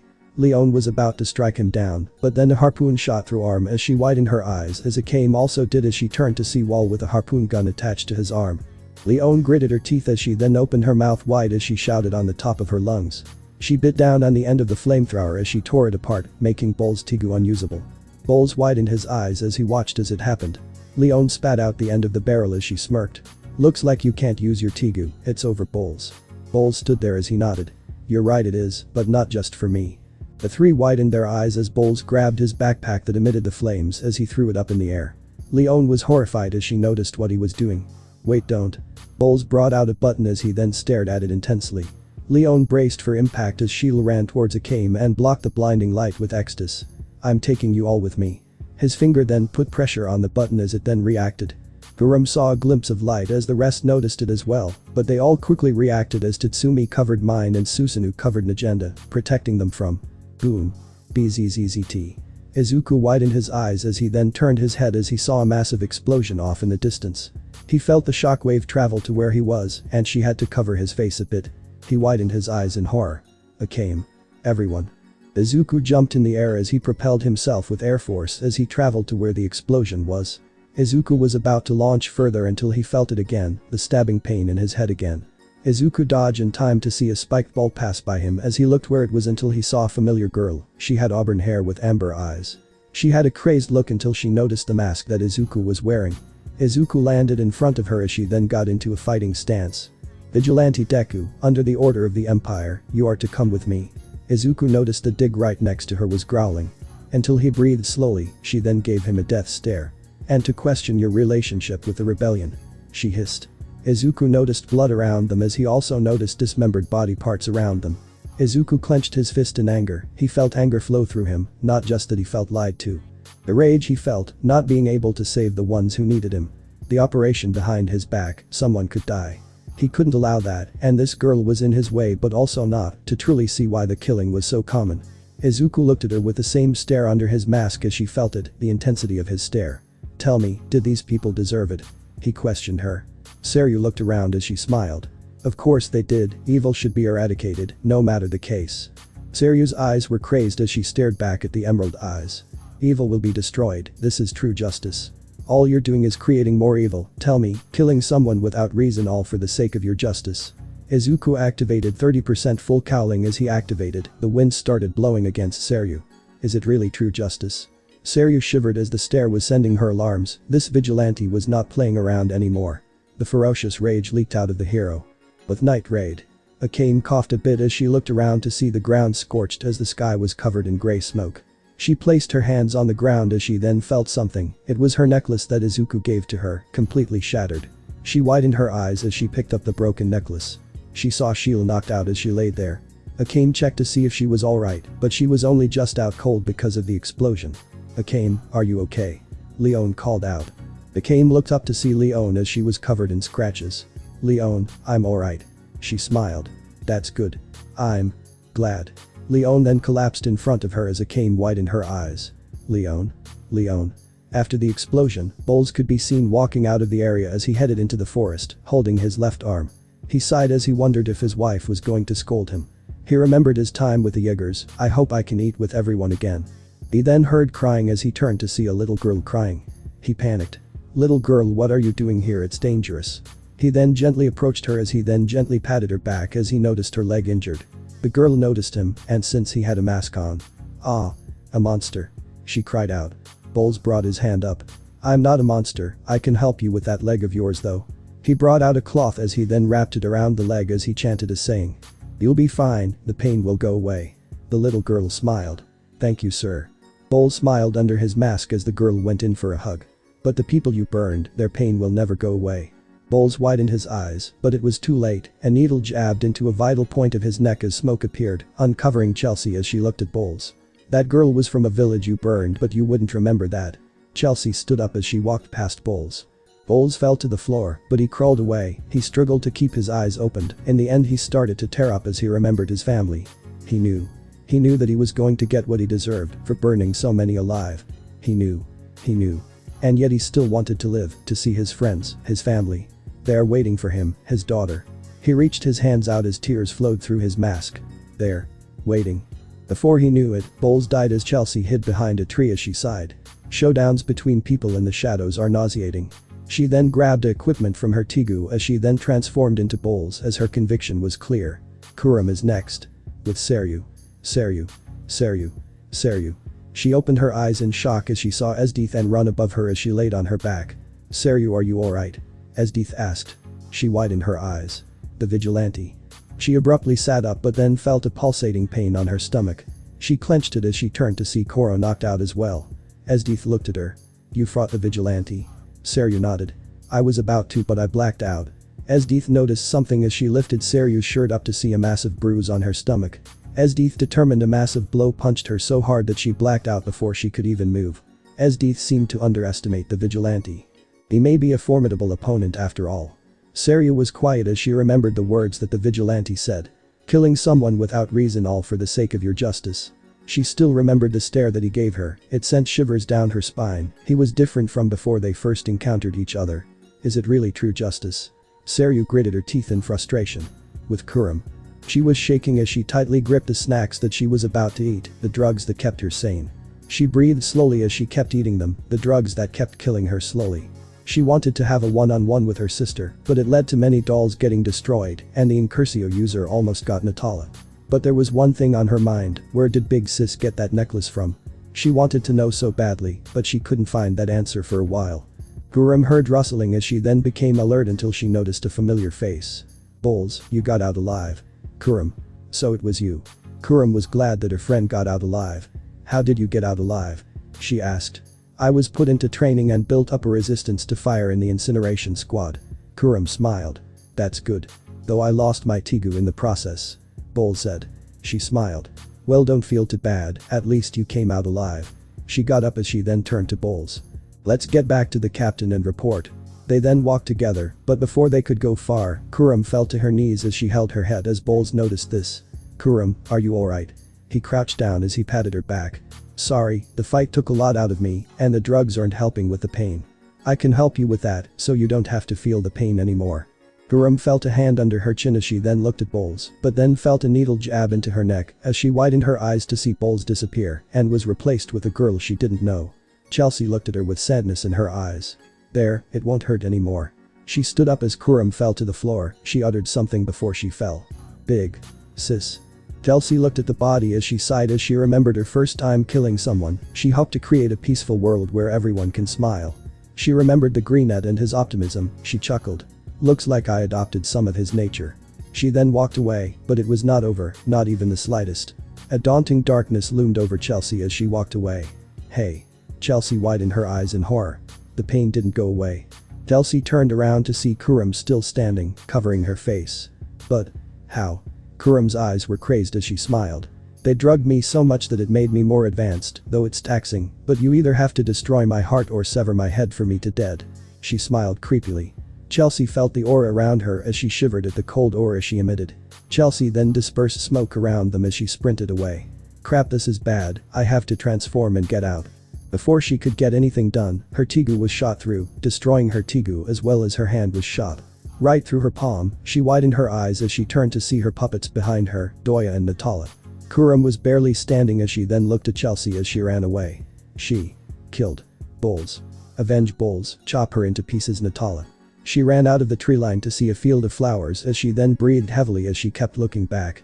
She held her hand, but then Natala jumped in front of her as Chelsea was shocked as she tried to step back, but Natala rotated his body as he then cut her right arm off as Chelsea was in a state of horror. She was then shot in her abdomen as a bullet flew through. She spat out blood as she then landed on the flowers. She laid there as her life flashed before her eyes. She felt her neck getting held as Natala shifted his spear, ready to cut her head off. Chelsea cried as she wanted to do so much. She remembered Night Raid. For all the things she said.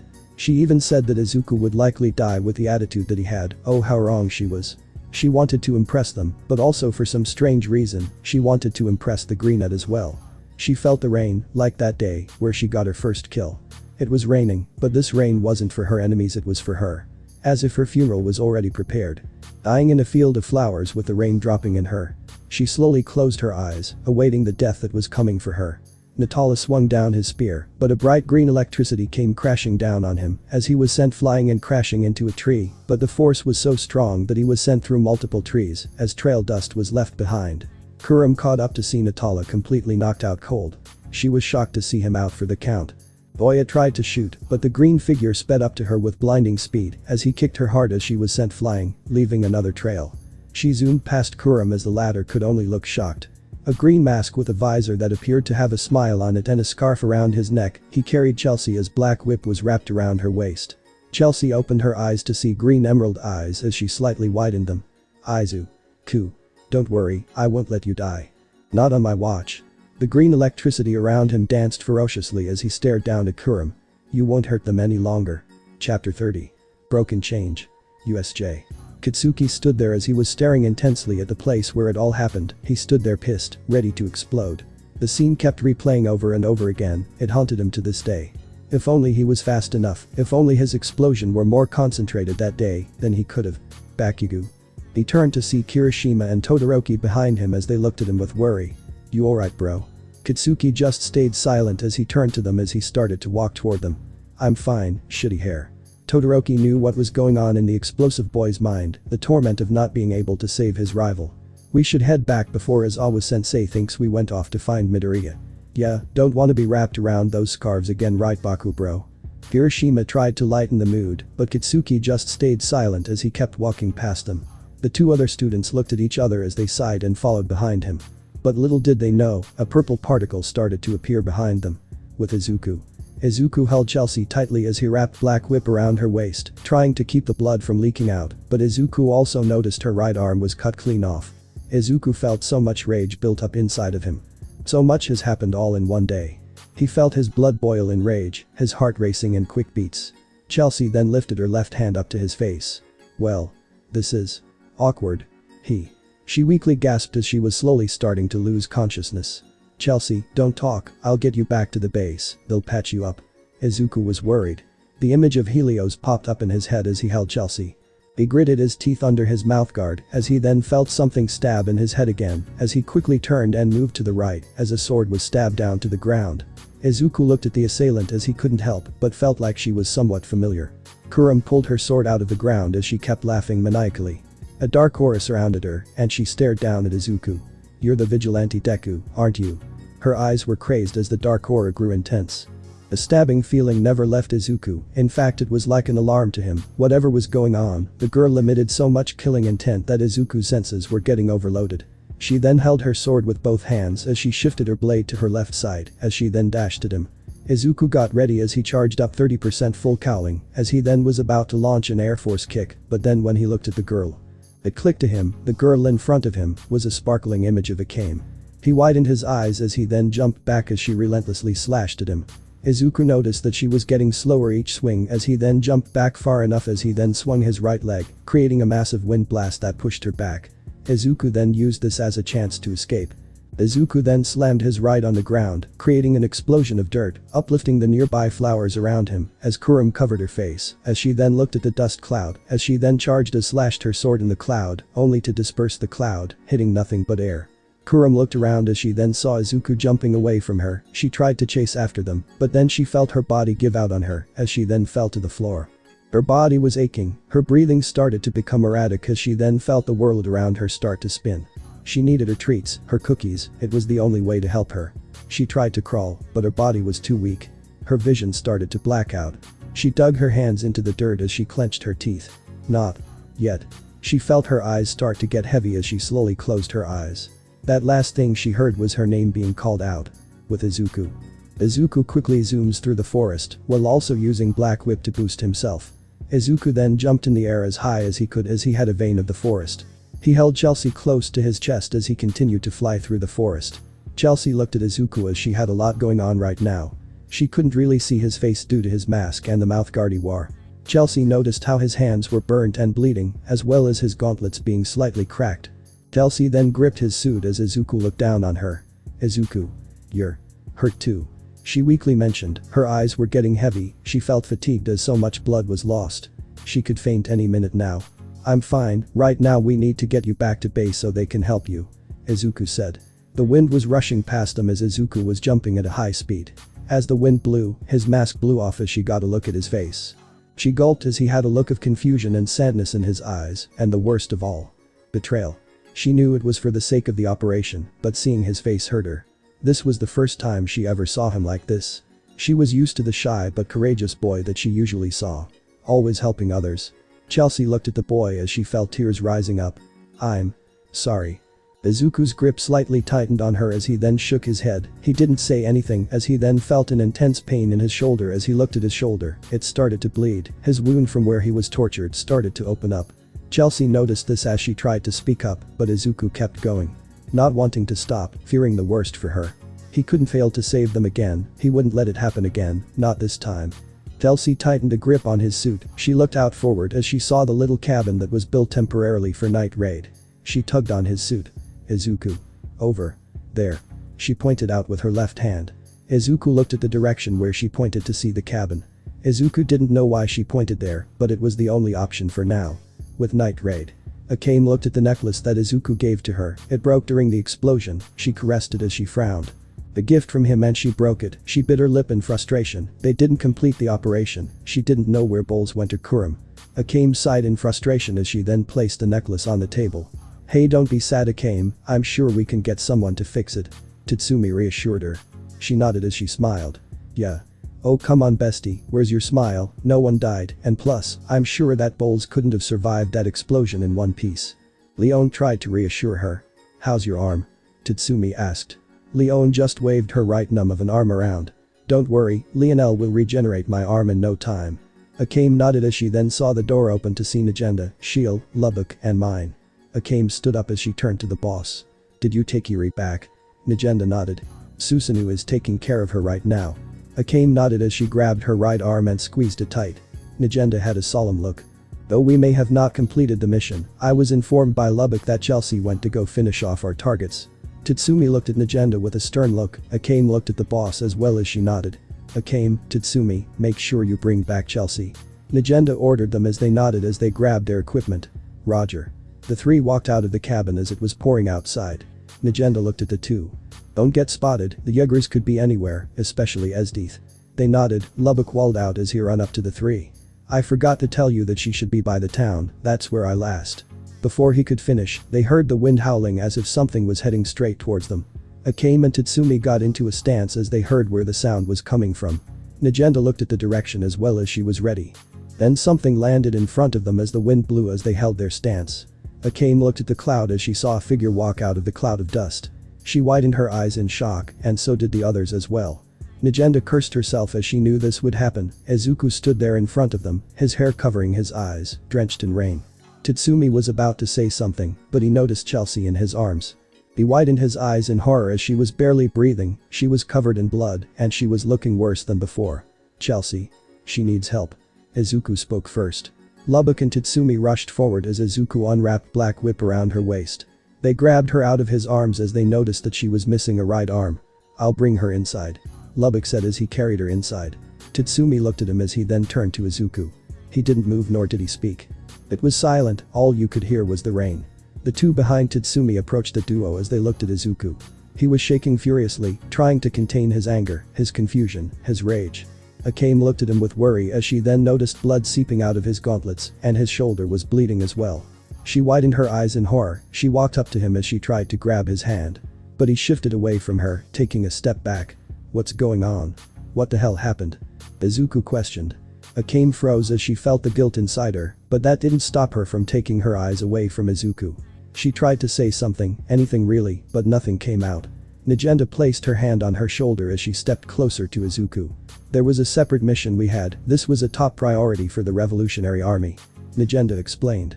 This mission was to eliminate the two Yuggers, Bulls and Kurum, a threat to the cause. We didn't tell you because it would have hindered you from doing your mission. Izuku clenched his fist tightly as he was trying to lose it. Tell me the truth. Why didn't you tell me? Izuku's voice was low and filled with confusion and rage. It was silent as Akame and Tatsumi felt the tension rise.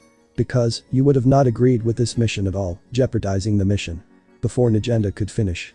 Izuku threw a punch at her, Nagenda widened her eyes as she instinctively blocked it with her right arm. She skidded back a bit but was stopped by Tatsumi. Hey Izuku, what was? And because of that, Chelsea almost died. He shouted. Nagenda looked at the boy as she saw his eyes now. Devoid of any light, he was lost and confused. Those were the eyes of betrayal. Do you have any idea what would have happened if I didn't show up in time? Izuku's fears played in his mind, the thought lingered in his head. When he arrived where Chelsea was, she was about to be decapitated. Izuku shook his head, he didn't want to see that end result for her, for neither of them. He looked at them. The thought of them dying in front of him. He looked at Akame, and the fear grew. The thought of her dying in front of him. He wanted to be there when they needed him, to protect them, to save them. He remembered what Kitsune told him, the fact that Night Raid was destined to die. Izuku knew why, the path that they took. But that's why he stayed, to save them, to prevent that from happening. Nagenda looked at the boy, she knew that he would react like this. But in order for the Revolutionary Army to win this fight, to end this corruption. Tell me Izuku, if we did inform you about the operation, would you let us do our jobs? She asked. Izuku widened his eyes as he looked at her. Nagenda looked at him with a stern look in her eyes. I wouldn't. Nagenda sighed. Izuku, I made sure that you weren't involved, you're against killing. That's why I sent you away, so that you wouldn't be burdened with death in your hands. But still. Izuku tried to argue, but it was true, he thought about it, even if he knew about it, he would go against it, he would have tried to stop them from killing them. Izuku, I'm truly sorry, but the Empire leaves us with no choice, sometimes, we have to make hard decisions. Izuku clenched his fist, he knew she was right, but still, he wanted to try to make a difference. But he experienced it firsthand how cruel the Empire was, how corrupt the officials were. He watched his comrades get tortured and him as well. And yet, he felt betrayed still, for being kept in the dark. The same feeling when he was notified that Mirio was supposed to hold One for All. He had the right to know, now that he was involved with the world. But, Nagenda looked at the boy as the boy had a cold look in his eyes. I am your auxiliary, to help with search and rescues, to help Night Raid out of any situations. Nagenda froze as she looked at the hero. What's the point of me being the auxiliary if I can't do my job? Izuku argued. Nagenda stayed silent as the two stared at each other for a long period of time. Izuku then walked forward. As Nagenda stood there, the hero walked past her as he headed towards the cabin. "I'm going to check on Chell." Before Izuku could continue, he fainted as he fell to the floor. Akame and Tatsumi widened their eyes. "Izuku." They ran up to him as they turned him over to see his right shoulder was bleeding and a few cuts and burns on his body. "Take him inside, I call the doctor over." Nagenda ordered them. They nodded as Akame and Tatsumi grabbed his arms as they carried him inside. Nagenda stood outside as she then stared up into the sky as the rain hit her face. She placed her hand on her face as she gritted her teeth. "Damn it." As the two walked inside, Lubbock and Shield did their best to bandage Chelsea up. Her abdomen was covered in medical bandages as her arm was tightly wrapped as well, so she wouldn't lose any blood. "That should do it for now, but we should take her back to HQ to get a full treatment," Shield said. Lubbock nodded as he did his best to bandage her by using what they had. They heard footsteps as they turned to see Akame and Tatsumi carrying Izuku, out cold. They laid him on the table as Shield came over. "He has a lot of wounds, do you have any spare bandages?" Tatsumi asked. Shield nodded. "This is all we have for now." Akame then skillfully took off his suit as she saw his body. She widened her eyes in horror as his body was riddled with cuts and burns and the huge stab wound on his shoulder. She grabbed a wet cloth as she then started to clean the blood off and gently tried to wipe off the blood away from the wounds. She looked at Izuku's face as her expression saddened. When she was wiping him down, she heard a clack on the floor. She looked down to see the necklace that he wore on him, the ruby necklace that he kept. It was shattered. She picked it up. She stared at it as she grabbed her own that Izuku gave her. Both necklaces were broken, like how Izuku's trust in them was broken. Akame placed the necklaces down as she then proceeded to bandage Izuku. Nagenda walked in as she dried herself. She walked in as she saw everyone treating the injured. She glanced at Izuku as she noticed the cuts and burns. Whatever he had gone through, it was clear that once he woke up, he was going to be different from now on. The Izuku that they first met was now gone. With Izuku's mind. Izuku slowly opened his eyes as he was in the void space again, but this time it appeared to be in a room that had 8 chairs, all forming a U in front of him. 6 chairs were occupied. He recognized some of the people that were sitting in them. The one in the middle with long gray hair that touched his shoulders, a frail body, the first user of One for All. He looked around to see the same bald-headed man he met when he awakened Black Whip. He then saw a man white hair and a scar running down the right side of his face. Then another man was sitting next to him. He wore a red turtleneck jacket that covered his mouth. He had black hair and gray eyes. Then the next one sitting next to him was a woman who was well built. She had black hair as well, but purple eyes with a mole on the left side of her mouth. "Ninth, it's been a while." The first called out. Izuku looked at him with dead eyes. He noticed 2 people standing in the back facing away from him. They wore some kind of battle uniform. The one on the left of Izuku had ginger spiky hair, and the other had turquoise hair that was tied into a spiked up ponytail. "Wow. Amph. Doinf. Herf. What am I doing here? It seems you can't talk right now." The bald-headed guy scratched his chin. "Ninth, my name is Yoichi Shigaraki." Izuku looked at the man, the brother of All for One. Izuku stared at him with intent. "Ninth, no Izuku Midoriya, this world that you've been brought to is cruel and dark, it's not the same as ours." Izuku stood there as he just looked down. The gingerly hair man turned around as he looked at Izuku. He walked up to him as Izuku looked at the man. He got a close look at his face as his face had a scar that was across his nose diagonally. "Kid, it's time for you to decide." Izuku looked at him as the man had a disapproving look on his face. "Whether if you have the resolve to kill."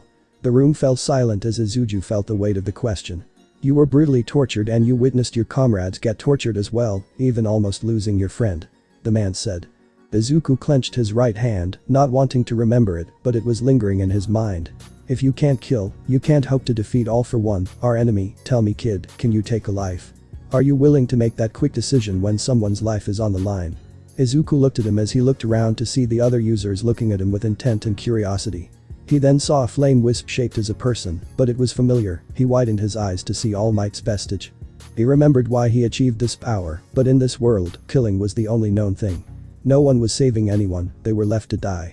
That's why he knew his answer, to continue being that person that he aspired to be. He looked at the man. His mouth fully formed. "I don't know if I can make that choice." The second looked at the kid as he sighed in disappointment. "This is why. But this isn't what this power was cultivated for." The room became silent as the vestige of All Might widened his eyes. Izuku looked at everyone in the room. "You and everyone in this room gave your lives to cultivate this power so that the right person can wield it and make a change, and that started with All Might. The vestige of all might teared up as he was a proud father. Izuku's body started to fully form as his body was now formed, showing him in his hero suit. This power isn't made for killing, it is made to save people. To inspire others to take a stand, that's what this power is for, that's what All Might made it for. And I'll carry on that tradition not just for your All Might, but for the sake of the people. Yoichi smiled as he stood up. Izuku's body started to fade away. And that's why you were chosen. He walked up to Izuku as he smiled at him. He then looked at the man in front of Izuku. I hope you can help him in his dark times, my hero. The man just stayed silent as he looked at the boy. The power to save, huh? Then kid, your actions better be louder than your words. Izuku saw all the users stand up as they all looked at the boy. We'll be watching. With the Yagers. Wave sat on a bench, hunched over as he held his hands together. He was in though, he failed to protect his friends, his comrades. He gritted his teeth as his eyes were filled with regret. He couldn't help Bulls, which led to his death.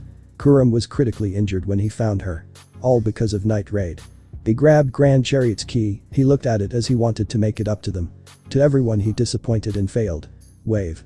He looked up to see Run, he got up and looked him in the eye. Run. I failed. I couldn't help them, I wasn't strong enough. It's not your fault, Wave. Run tried to reassure. But it is. He shouted in anger. He tightened his grip on his Tigu. If I wasn't so careless, none of this would happen, Bulls would still be alive. Wave brought his hand to his face. If only I was strong enough. He croaked. Then become stronger. Run and Wave turned to see ESDEATH standing there, she was looking at him with content. Look at this failure and become stronger, you are still alive, so become stronger, stronger than anyone. ESDEATH motivated him. Wave nodded as he turned to ESDEATH as he placed his fist to his heart. I swear to you, I will get stronger. Wave's resolve hardened as ESDEATH nodded and smirked. Good, I will personally train you myself Wave, I will make you into a strong warrior. Wave nodded firmly, the only thought he had was now to bring down Night Raid and the Vigilante. 3 months later. News spreaded across the capital, the Vigilante working for Night Raid, making him a prime target as Night Raid. 3 months have passed since the battle between the Yagers and Night Raid. During those 3 months, both sides were recovering and honing their skills. Izuku recovered in that time period, but also, honing his skills and his new abilities. Izuku went around the capital and stopping petty crime, and also stopping corrupt imperial police, whilst helping the revolutionary army set up posts in several cities, and making a name out of himself. Soon the entire country knew who Deku was, the revolutionary army's accomplice, but he had earned another name amongst the people. The hero of the empire, through his actions, unknowingly the people started to realize that they weren't abandoned, and started to rally up against the cruel system of the empire. The vigilante Deku made history, a start of change in the empire. Our hero Deku is our only hope in this dark world, join the revolutionary army to stand with Deku. A man preached on the street. Hey. You stop at once, you are defying the imperial capital. A guard tried to stop him, but the people huddled around. So what? You're supposed to be protecting us yet another person is doing that for you, Deku is trying to make a difference. Yeah. You fakes. You never even cared for the people. Stop this at once all of you or you will all be detained. The people started to be influenced by Izuku's actions. But in the shadows, Night Raid continued to take down corrupt politicians and government officials that were linked to the Prime Minister. After the siege on the base in the mountains where Ivan was stationed, the Prime Minister received a letter from one of his spies that Ivan was defeated by the vigilante Deku. God fucking damn it. Honest cursed as he proceeded to continue to throw a tantrum. That accursed vigilante, why the hell hasn't he been dealt with? Honest angrily questioned. Honest's plans were all coming apart, Deku removing his associates one by one from many cities, and now he has a mass following. I will have your head, Deku. Honest had a crazed smile as he chewed on a piece of meat. Kitsune sat on a clock tower as he smiled under his mask as he read a newspaper, an article of Izuku, asking who he was, and why is he doing this. Kitsune looked up at the sky. You truly are changing this world, Izuku Midoriya. He laughed. Now it's time for phase 2 now. Kitsune grinned as he then vanished. With Night Raid. Hey Tatsumi, are you going to sleep all day? Mine yelled at him. I'm up. The man walked out of the tent as Mine waited for him. Tatsumi looked as he saw Mine, Shiel, Lubbock and Susanoo waiting for him. Where are the others? He asked. Najenda and Leon went to find a base for us down in the city, they took Eri with them. Shiel answered. As for Akame and Izuku. The two went to scout around. Tatsumi looked down as he remembered after that day. Izuku was not the same anymore, the smile he wore every time he had. The timid boy was now gone. I wonder, will we ever see him smile again? Shiel said. Who knows? For now let's just carry on with our mission. Mine said. Right. Tatsumi then looked up into the sky as he had a worried expression. Meanwhile with Izuku as he stood on top of a cliffside, he looked down on Kairich district. His eyes devoid of any light in them. His suit patched up, he wore the black scarf, the same one on the day on his mission up in the mountains. His gauntlets were now cracked, and he wore white gloves that were given to him by Mark. Akame was right behind him, she had a sad expression. "Izuku, we should get going," she said. He nodded as he turned around and walked right past her. "Right." Akame turned to look at him, this world, it was starting to affect him now, his smile, his bright smile, was now gone. Chapter 31. Battle with the Dark. Kairich District. The moon glazed over the district, market still bustling as people walk the streets at night in Kairich. But at night is where the dangers still lurk in the shadows. Kairich is anything but safe, it's where crime still runs amok in the district, even if the Way of Peace Foundation is settled in this district, corruption still spreads even in peace cults. Najenda stood up on a rooftop as she had binoculars, looking at a house far in the distance.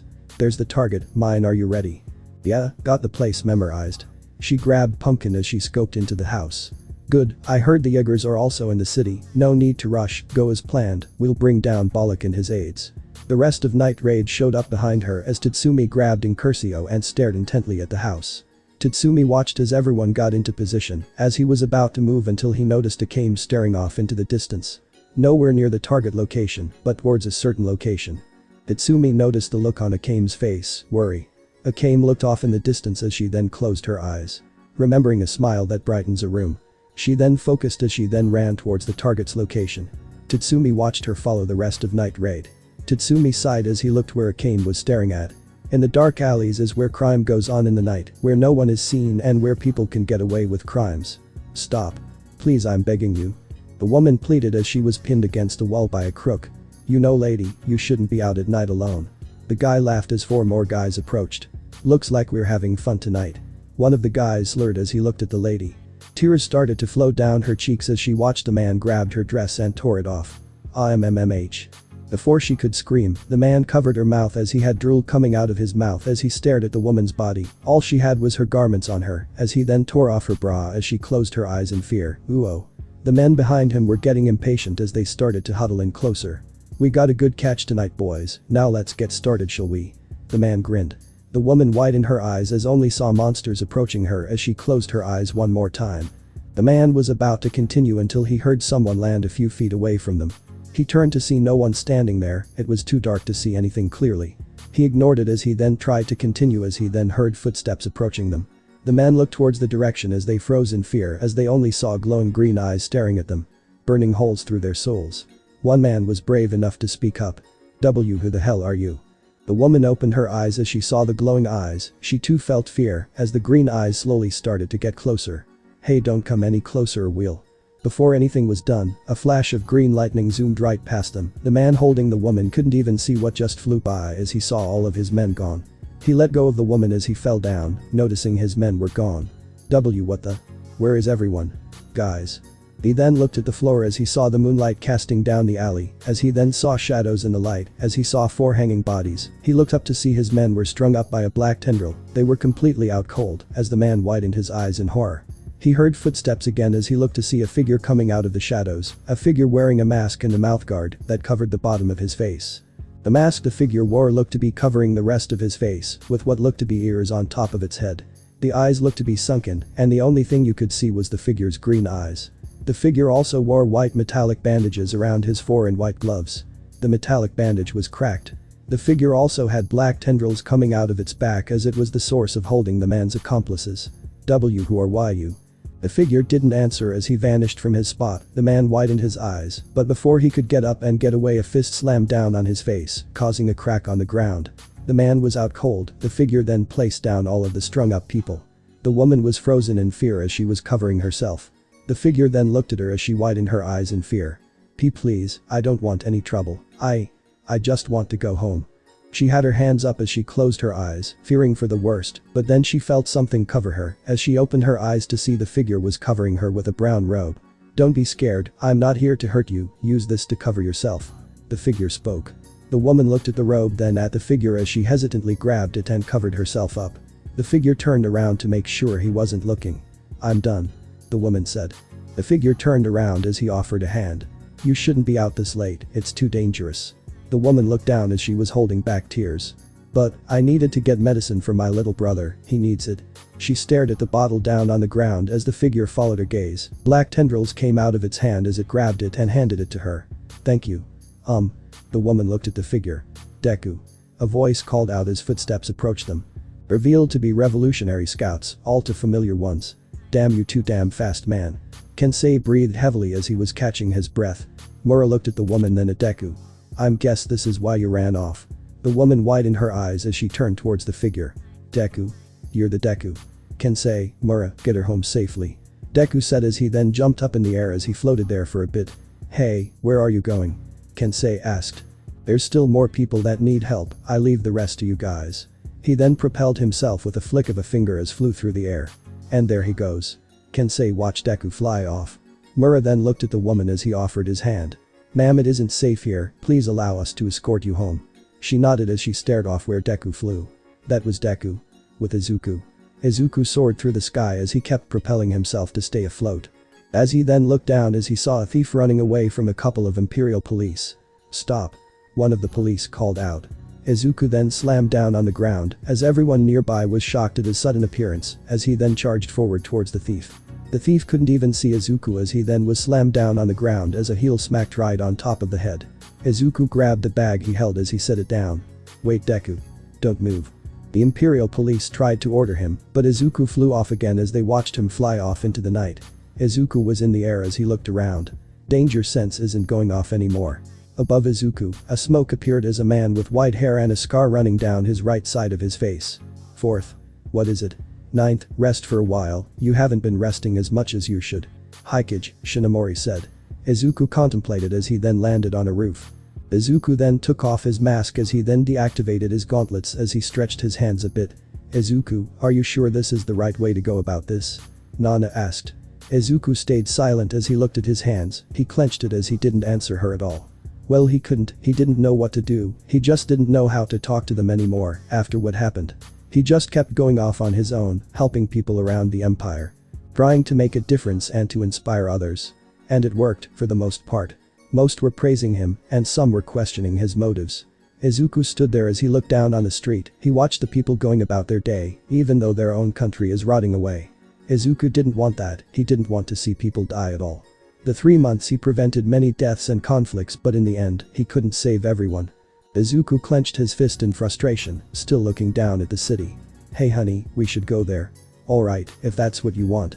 Izuku looked towards the voices as he saw a couple about to enter a restaurant, he saw them holding each other's hands as the woman was linking with her mate's arm. Izuku's expression changed as he stared at the couple, only to see him and Akame walking like that in his imagination. Izuku widened his eyes as he shook his head in order to focus. Izuku hadn't actually talked ever since that day. It was hard to, every time he saw her, his gut just wrenched. After the mission was over, it was supposed to happen, to confess his feelings, but then, he couldn't do it.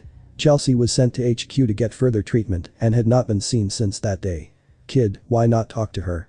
Izuku stood silently as his eyes were aimlessly gazing at the glistening lights in the far distances, watching the city glowing even in the dark.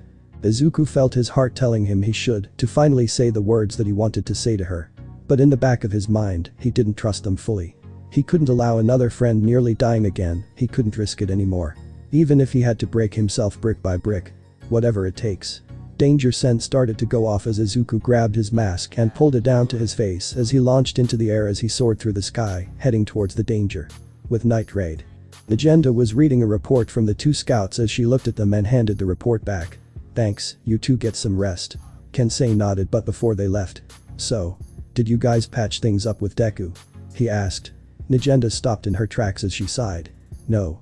We haven't, it really isn't the time for that now. Kensei was about to argue, but Mura stopped him. Kensei turned around to see Mura shaking his head. Kensei hesitating, then sighed. Alright, we'll be on our way now, I give you the report when we finish the recon. Nagenda stayed silent as she stared out the window, Kensei and Mira looked at each other as they took their leave. Now the boss of Night Raid was alone in the room as she couldn't get her mind off of that day. She broke many promises and trust through her journey to get where she was. Izuku was just one of them, a boy just trying to find a way home, only to get involved in a war that he had no part in, and now that he took part in it, it's starting to change him slowly. She was in the wrong, she knew that much, but she also knew for his sake and for the revolutionary, she didn't have a choice of the matter. With the influence of Izuku spreading across the country, they're one step closer to the Prime Minister. The war was going to be over soon, and Izuku was the catalyst that started the flames of revolution in the hearts of the people. Nagenda sighed as she looked at the report she received, many signs of the Yagers and the 4 Rakshasa of the Imperial Fist Temple. She knew they had their work cut out for them, but she prayed that Izuku wouldn't have to face those demons, for the worst could happen. With Akame and Leon. Akame was cutting up some meat as she was focused on preparing everyone's meal, since Susanoo had gone shopping for supplies. Leon was helping as she got many ingredients and helped set the table. She looked over at Akame as she had her usual expression. The cold stoic face that she was all too familiar with. Leon was worried about Akame, she was suppressing her emotions again after Izuku went rogue and started to go out for days and nights without returning once in a while. Akame felt she was being ignored. Leon walked towards her as she looked over her shoulders to see Akame cutting the meat into tiny pieces. I didn't know we were having minced meat tonight. Leon tried to joke as Akame stared at the cutting board. She sighed as she then grabbed the cut up meat and poured it in a bowl as she walked over to the cabinets to grab plates. Leon only watched her. Akame. Leon, I'm worried for him, ever since he went off on his own, he hasn't really taken care of himself. Akame slowly lowered her hand down and set a couple plates down. She stared at them as she imagined the smile Izuku wore whenever he was with Night Raid. Leon could only watch Akame as she closed her eyes as she placed her hands above her head. Well, he's changing, don't know for worse or better, but that's why we're here, aren't we? He may want to be solo, but tell me Akame, do you want him to walk this path alone? Akame shook her head. No, I don't want him to suffer, but I don't know how to approach him anymore. Leon smiled as she walked towards the assassin. Just go as you usually do, aim for the kill Akame. Akame tilted her head in confusion as Leon laughed. Don't worry, you'll find a way.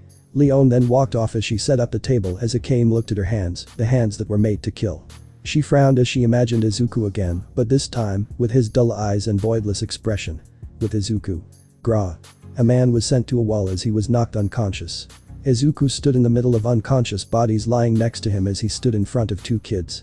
They were in awe of the show that was displayed. So cool. Izuku turned around with his mask on as he kneeled down. Are you kids alright? They nodded. Good, it's best if you 2 go on home, it isn't safe here, do you want me to walk you home? Can you? Mr. Deku? Izuku nodded. I can. The kids jumped in excitement as they grabbed his hand and dragged him towards their home.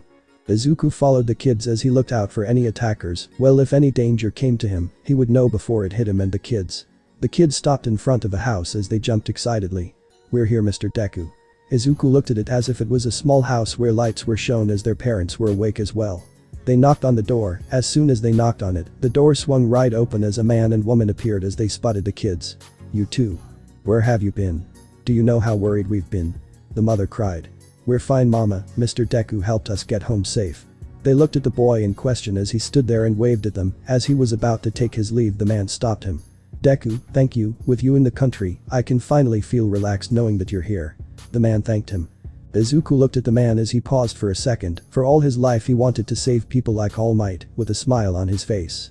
He then looked at the man as he smiled under his mask, but the man knew he was smiling with his eyes. I'm not the only one trying to make this country a better place, sir, but I'll do what I can now. Izuku then flew off as the man could only watch as Izuku was like a green comet zooming through the sky. Izuku pushed himself by flicking his fingers through the air as he used Nanashimura's quirk, float. Danger sense isn't going off anymore, maybe I should head to the hideout. Izuku thought about it as he thought of Akame, his expression every time he left to go out. He frowned as he thought about how she even waited for him to return and had a meal prepped for him. Of course he took it but also replayed her by making her food as well, just not in front of her. Izuku kept debating inside his head if it was a good idea to go to the hideout. But then his train of thought was cut off as he felt danger sense warn him of an incoming threat. Izuku then widened his eyes, he saw something flash in the corner of his eye. Izuku then flicked his finger below him, causing his body to flip. Dodging an incoming arrow aimed at him. Izuku then felt a presence on a roof as it jumped up and was right above Izuku. Izuku then used a flick again while rotating his body over the assailant as he then elbowed the attacker on his back, sending back down on the ground. Izuku then flew down as he landed on a roof as he looked at the ground where he sent the assailant down. Izuku saw the dust cloud, he waited for the cloud to dissipate, but then he felt an incoming danger again as he ducked under a spear. Izuku then jumped out of the way as another arrow shot where he stood. Izuku jumped at the edge of the roof as he looked at his attackers. They were wearing Imperial Fist Temple robes as their faces were covered. All three were together as they both stared at him. Izuku got into his fighting stance as he watched the three carefully. "Who are you?" Izuku demanded. "We are here to collect your head, Deku, for the Prime Minister." Izuku knew this would happen. After defeating Ivan, word got out that the Prime Minister wanted him dead. Izuku inhaled fresh air as he blew out, concentrating and focusing on his opponents right in front of him. "Bollock sent you as well, didn't he?" Izuku also deduced. The three paused for a second as they looked at each other.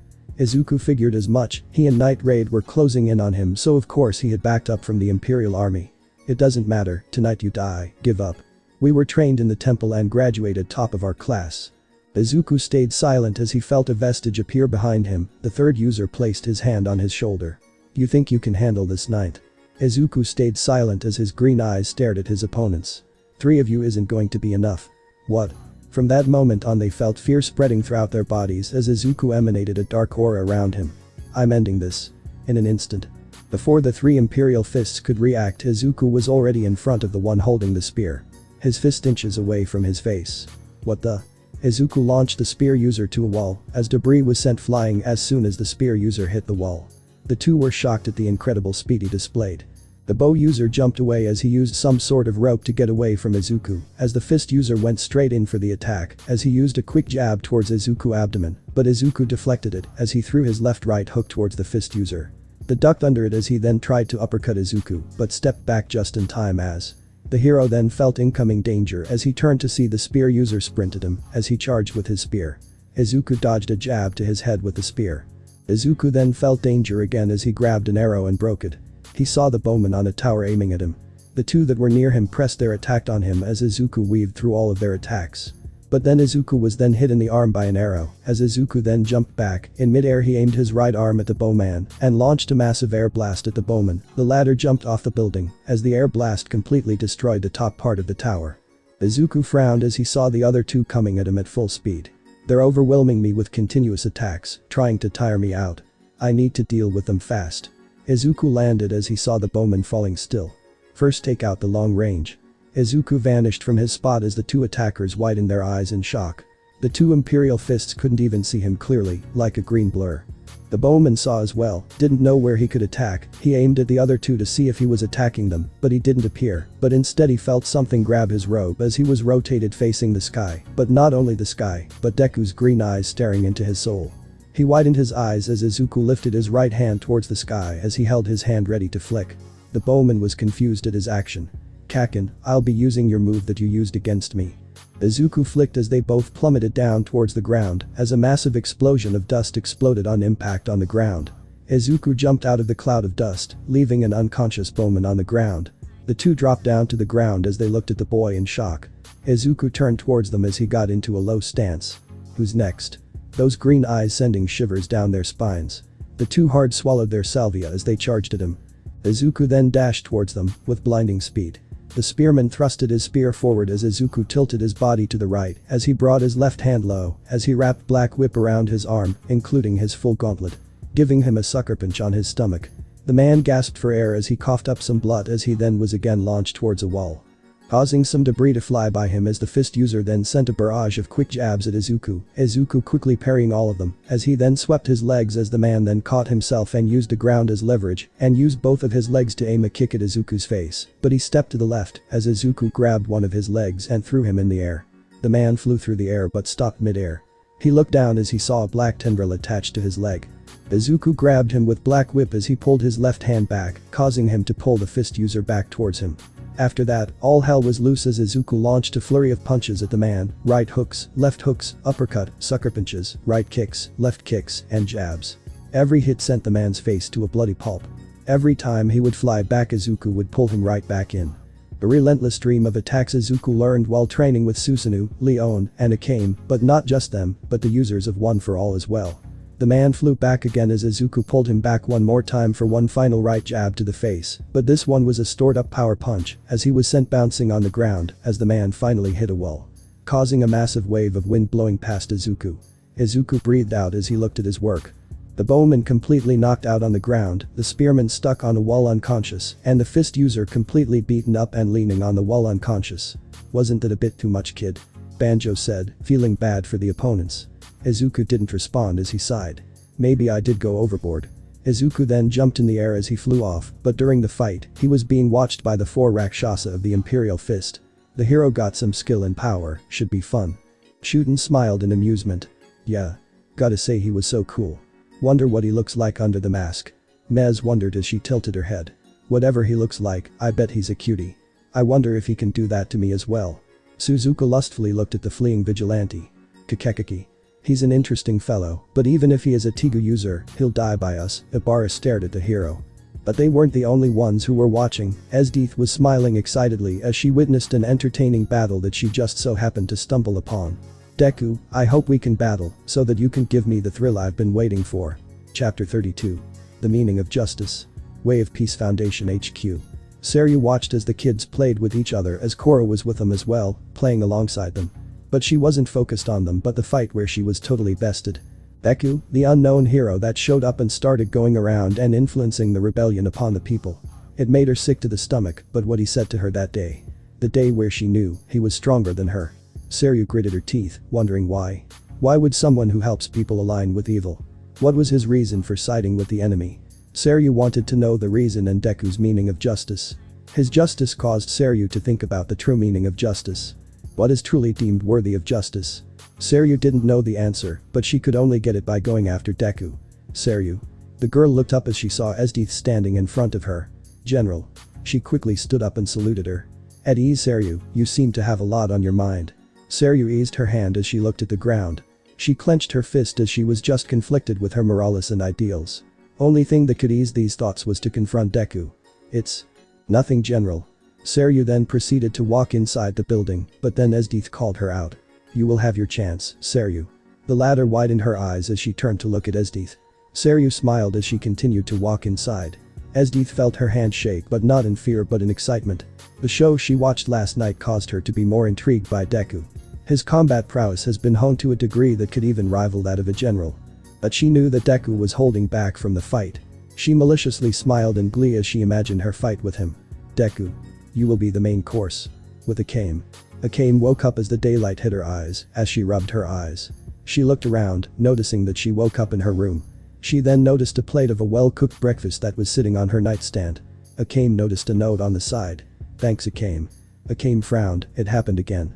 She waited for Izuku to return last night only to fall asleep, and Izuku took the meal that was prepared for him, but in return cooked breakfast for her.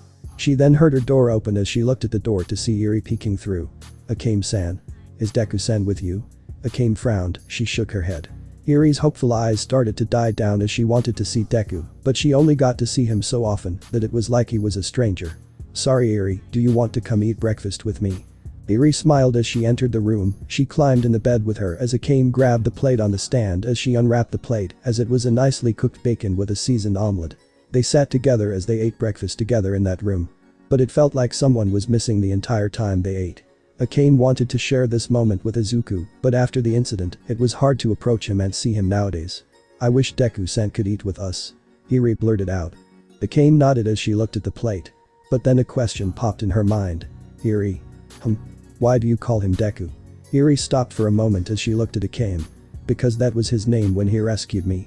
Akame wondered why Izuku called himself that. From what she heard, it means useless, and Izuku was far from useless.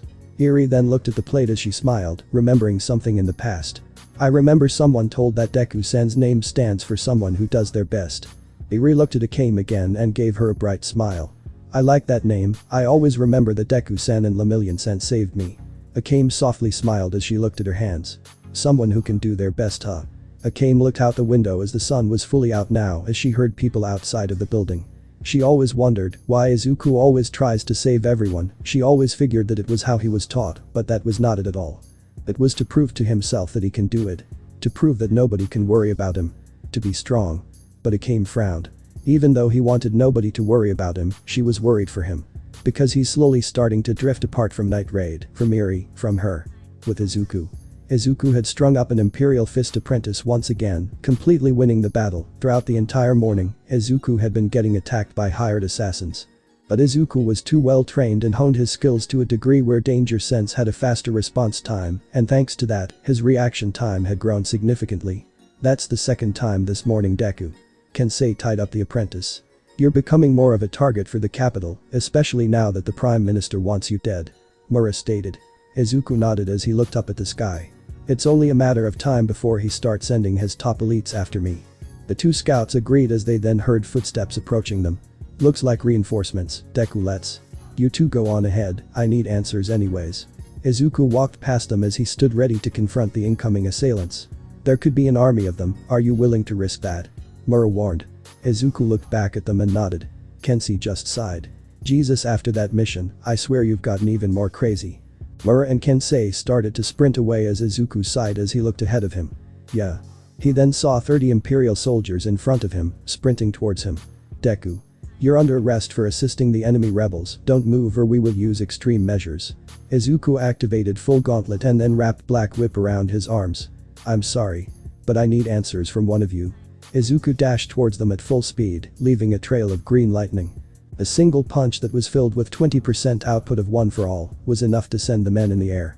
The soldiers were stunned and shocked at the strength of the vigilante. Before they were knocked out, all they could see was cold green eyes staring at them. He left one conscious as he looked at him, the soldier froze in fear. Izuku's eyes were cold and menacing, intimidating the poor soldier.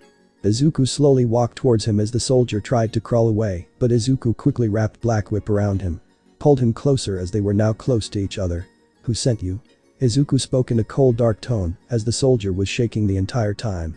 We were sent by the Bollock and the 4 demons of Rakshasa." Izuku knew about Bollocks, but he vaguely heard about the demons.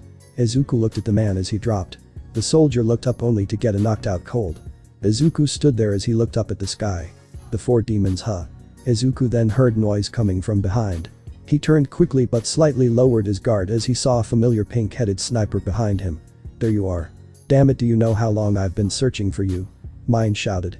Izuku stayed silent as he wasn't looking at Mine.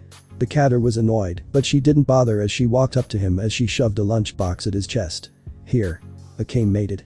Izuku widened his eyes as he gently took the box. But before he was about to go, Mine grabbed onto his arm. "I know we're not on good talking terms, but that doesn't mean you should ignore Akame." Izuku didn't say anything as he continued to look the other way. Mine just scowled as she let him go and went the other direction.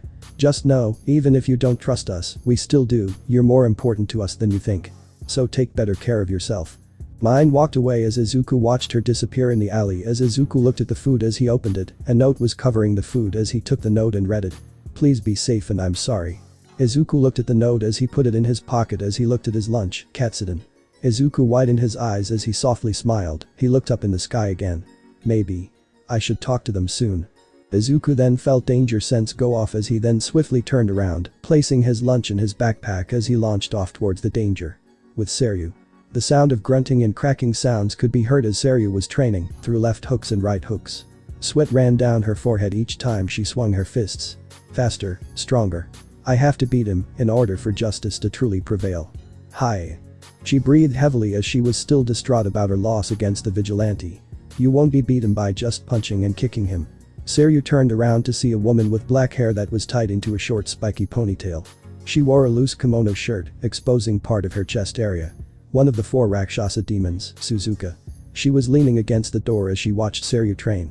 "I know, but this time, I'll use everything I have to beat him, even if it kills me." Seryu spoke with spite in her voice. Suzuka shook her head. "Even so, that vigilante is way out of your league, especially the way he fights. If you're just here to stop me, it won't work. I will bring that man to justice." Seryu looked at Suzuka with fire in her eyes as she clenched her fist and brought it out toward Suzuka. "I swear, he will die by my hands." Suzuka looked at her unamused as she scoffed. "Alright, do what you want, just don't say I didn't warn you." Suzuka exited the training room, leaving Seryu in the room alone as she thought about the words again, the vigilante's ideals. Seryu believed that he was wrong, siding with the murders that killed her master and doctor. She wanted to end them all, but the first on her list was Deku. Tonight, Seryu deemed his grave to be Kaiurge. With Izuku. Izuku sat on the edge of a cliff as he watched over the city. He just finished patrolling and decided to take a break since he stopped all the crime that was happening. Izuku watched over the city from afar, listening to the wind blow as it brushed against his face. He looked to his right, hoping to find the one person right next to him, but they were not there. Izuku sighed as he continued to look at the city. "Ninth. You look troubled again." Yoichi noticed. Izuku just kept looking at the city, not responding to him at all. Then another vestige appeared. You can't worry about her right now, kid. The second said. Izuku looked at the second as the man only kept staring at him. This is the path you chose, you can't afford to waste even a second. Izuku nodded as he continued to look at the city. He knew that, in order to save everyone, he had to keep going, not to lose a second. But even so, it hurts. The gnawing feeling eating away at him. He wanted more than anything to talk to her. But he couldn't bring himself to. The second looked at Izuku as he sighed and disappeared. Ninth, whatever it is that is troubling you, we are here. Yoichi then vanished as Izuku was left alone with his thoughts again. Izuku pulled something out of his pockets. It was the broken necklace that he held onto, he never got the chance to ask for repairs. Izuku laid down as he stared up at the sky, wondering if he was doing the right thing. Separating himself from them.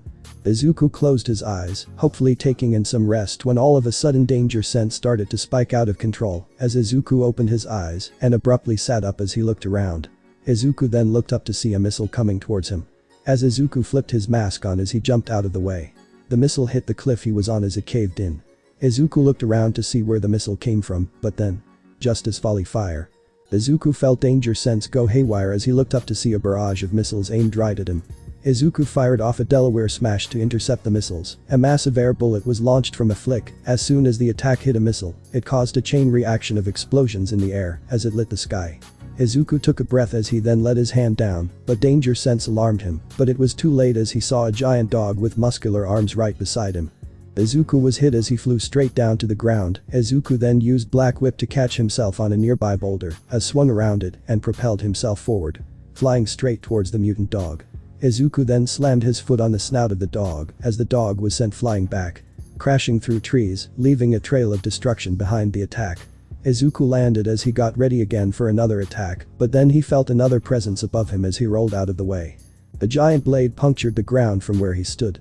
Izuku looked to see a familiar girl, auburn hair that he couldn't forget. Seryu Ubiquitous, a member of the Jaegers. She had killing intent written all over her face as she pulled her blade out of the ground as she pointed at Izuku. Deku. I hereby sentence you to death in the name of justice. Seryu Ubiquitous, it seems this fight was inevitable. Izuku spoke in a low but aggressive tone as his eyes started to glow brightly and the electricity around him started to violently dance around him. This time. Seryu's rage was boiling inside her fallen comrades.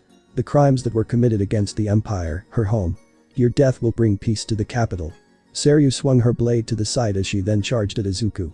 Swinging her blade towards Izuku's neck but he jumped back, dodging the attack. I will have your head.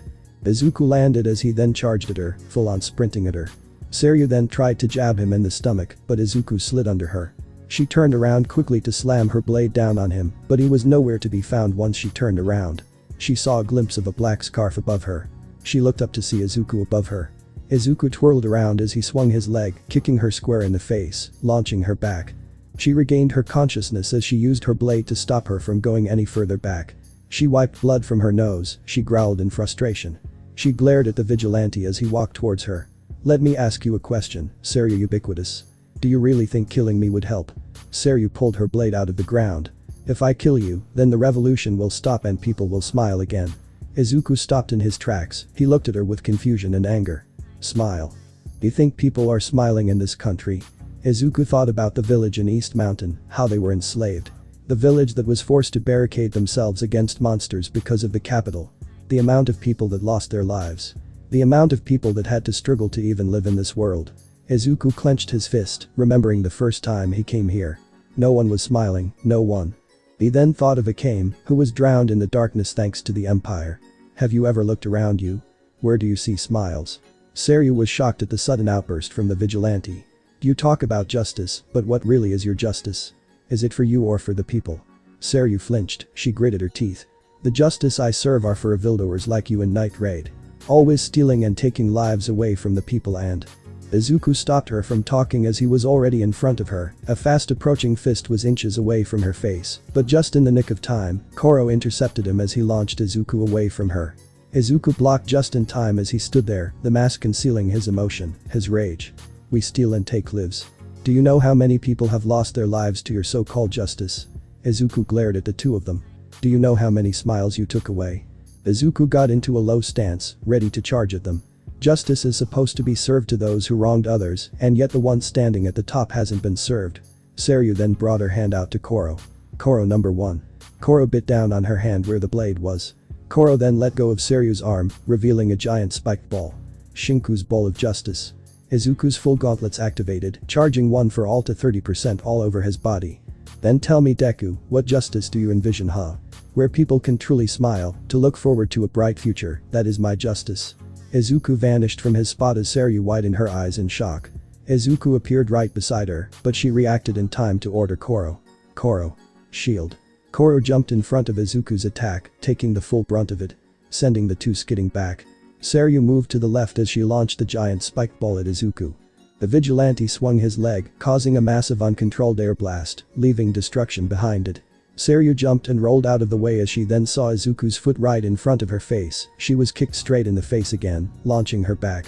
Izuku followed her as he landed right behind her as he reeled his fist, about to deliver a devastating blow to her back, but Koro caught her as he intercepted Izuku's attack with his own fist. As they collided, a shockwave was created, uprooting some trees in their vicinity. Koro. Number 5. Koro bit down on her arm again as a drill came out of his mouth. Enma's Spear of Justice. Seryu thrusted the drill at Izuku, but the vigilante jumped over it as he then slammed his heel on it, shattering it into pieces. Izuku then propelled himself toward Seryu, punching her in the face once more and launching her back. Gra. Seryu opened her eyes as she had a look of frustration. Throughout the entire fight, she only landed one hit, and that was with Koro, but she couldn't even keep up with his speed. She then had one last resort. Koro. Berserk mode. Koro then transformed into a much larger size and more feral expression. Koro then rushed towards Izuku as the hero jumped over him and landed away from them. Seryu then jumped in front of Koro as her arm was right in Koro's mouth again. Number 7. Koro then revealed a rifle the size of a tank rifle that replaced the arm. Taizen's Cannon of Justice. Izuku then placed Black Whip down on the ground and stepped back. Izuku then started to squat up and down. While he was doing that, red energy was glowing through Izuku's legs. Time to use the training I did with the third quirk. Fajin.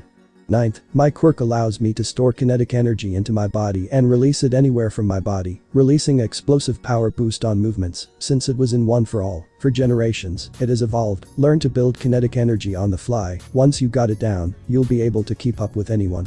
One for All 45%, plus Black Whip elasticity plus Fajin. Izuku planted one foot back and the other in front, preparing to launch himself forward. Seryu loaded the cannon as she smiled maniacally. Die. Evildor. She fired the rifle as it raced towards Izuku. The hero knew Koro was the shield, ready to intercept him when he got close, so the only choice he had was to aim for the shield first. Izuku launched forward at a blinding speed, so fast that he was just a green blur. Everything around him went by so fast, as if time was slowed down. In an instant, Koro was hit with a powerful force as Izuku drilled his fist into Koro's abdomen, causing him to push Koro away from Seryu. The latter couldn't even register what just happened. The bullet she fired completely missed its target as she felt a strong gust of wind flew by her. She swiftly turned around as she saw Koro completely knocked out as Izuku then used Black Whip to catch himself in the air, rotating himself as he aimed at Seryu. She panicked as she aimed her rifle again, but it was too late as Izuku launched again. All Seryu saw was a green stream of light pass through her rifle, shattering her arm completely. The wind pushed against her. Full 100%. Manchester Smash. Seryu fell to the ground as her right arm was completely gone. It's over, Seryu. You lost. She was too stunned to speak. The skill and power difference was unreal to her. She never knew how strong he was. She was warned that he was in a different league than she was, but his Tigu, skill and power, all toppled over her. She was completely crushed. Seryu gritted her teeth in frustration. Izuku landed as he approached Seryu very slowly. How? How was my justice weaker than yours? Seryu couldn't believe it. After all, she's down, sacrificing her limbs to become strong, only to be toppled by the vigilante. Because this fight isn't just my own, I share my justice with others, to help those in need, to always lend a helping hand. Seryu looked at the vigilante, but she was shocked to see that the mask was no longer on his face. It was a boy, around the same age as her. She was shocked to say the least. But justice is to end the evildoers, to kill the evil, to make it disappear. Izuku had a soft expression on his face. Killing evil will only breed more evil. That's what I've been seeing throughout this country, breeding more evil. Seryu slammed her left arm on the ground. Night Raid took everything from me. My master. The doctor. Bulls. She glared at Izuku. They were good people. And you all took them from me. You say killing breeds evil. That is what Night Raid is doing. Izuku looked at her with only solemn eyes. I can't justify Night Raid's actions. What they do is wrong. Then why? But the same can be said about the capital. This world is spinning out of control, filled with dread, despair, sadness, and pain. Both sides are hurting and no one knows why, but the man you call Prime Minister is the cause of all this. Izuku looked at Seiryu with determination. That's why I want to help both sides. To lend a helping hand to everyone, to give them hope. I want to end it all so that people can look forward to a bright future. Seiryu widened her eyes in awe. For the first time in many years, she was inspired by someone. The words that Deku conveyed were so righteous that it was enticing to her. She never really thought about the other side. She was only told that the other side was evil and that she should deliver them to justice, the Empire's justice. Izuku held out his hand toward Seiryu. He knew that her actions weren't redeemable, but he couldn't help it. He wanted to save people, even the capital. She was just taught wrong, just like those soldiers. Following orders. Everyone was wronged by the one person at the top. Seiryu ubiquitous, this is my justice, to save everyone. Seiryu's eyes started to tear up as she reached for his hand. Seiryu was so enticed by his justice that she couldn't help but wanted to learn more about his justice and his ideals. She wanted to know more about the hero. Oh. We can't have this, Seiryu ubiquitous, are you becoming a traitor? A man with pale skin and what seemed to be bandages around his body, he had a malicious smile plastered on his face. Good thing the Prime Minister gave me this, he held a trigger as he pressed it. Final number of the judgment of the 10 heavenly kings. Seiryu felt something inside her click as she widened her eyes in horror. She didn't activate it, she couldn't have, there was no way she could have. She then felt a presence. She saw Ibara standing on a far side of a cliff. He had a trigger on him as he smiled and waved at her. Chakravartin furnace of 5 hells. He muttered. Izuku felt danger sense go off, but it was coming toward Seiryu, but he couldn't feel any malicious intent inside her unless. Izuku widened his eyes. Seiryu pushed him back as Izuku was shocked. Deku, for the first time, I finally met someone whose justice is truly blinding. 9th. You need to get out of there. Seiryu. She smiled brightly at him. I hope your justice prevails. No. Without command, Black Whip wrapped around his body, covering him completely. Seiryu then felt a nudge on her leg as she saw Korra right beside her. Tears flowed down her cheeks. I really wanted to live. She erupted into a massive explosion as Izuku could only watch as Black Whip completely enveloped him, protecting him from the blast. The explosion was so big that it could be seen outside of the city. Many people were shocked at the sudden explosion. Kitsune gazed at it as he sighed. It has begun. Chapter 33. Falling.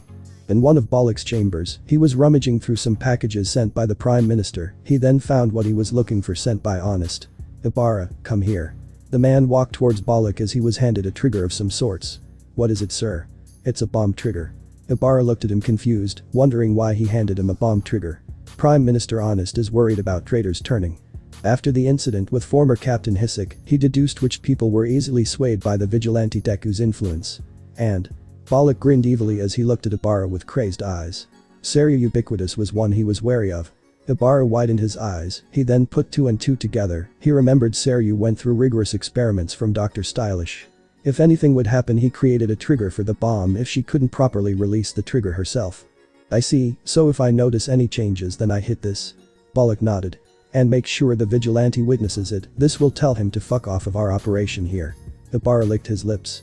Understood. Boom.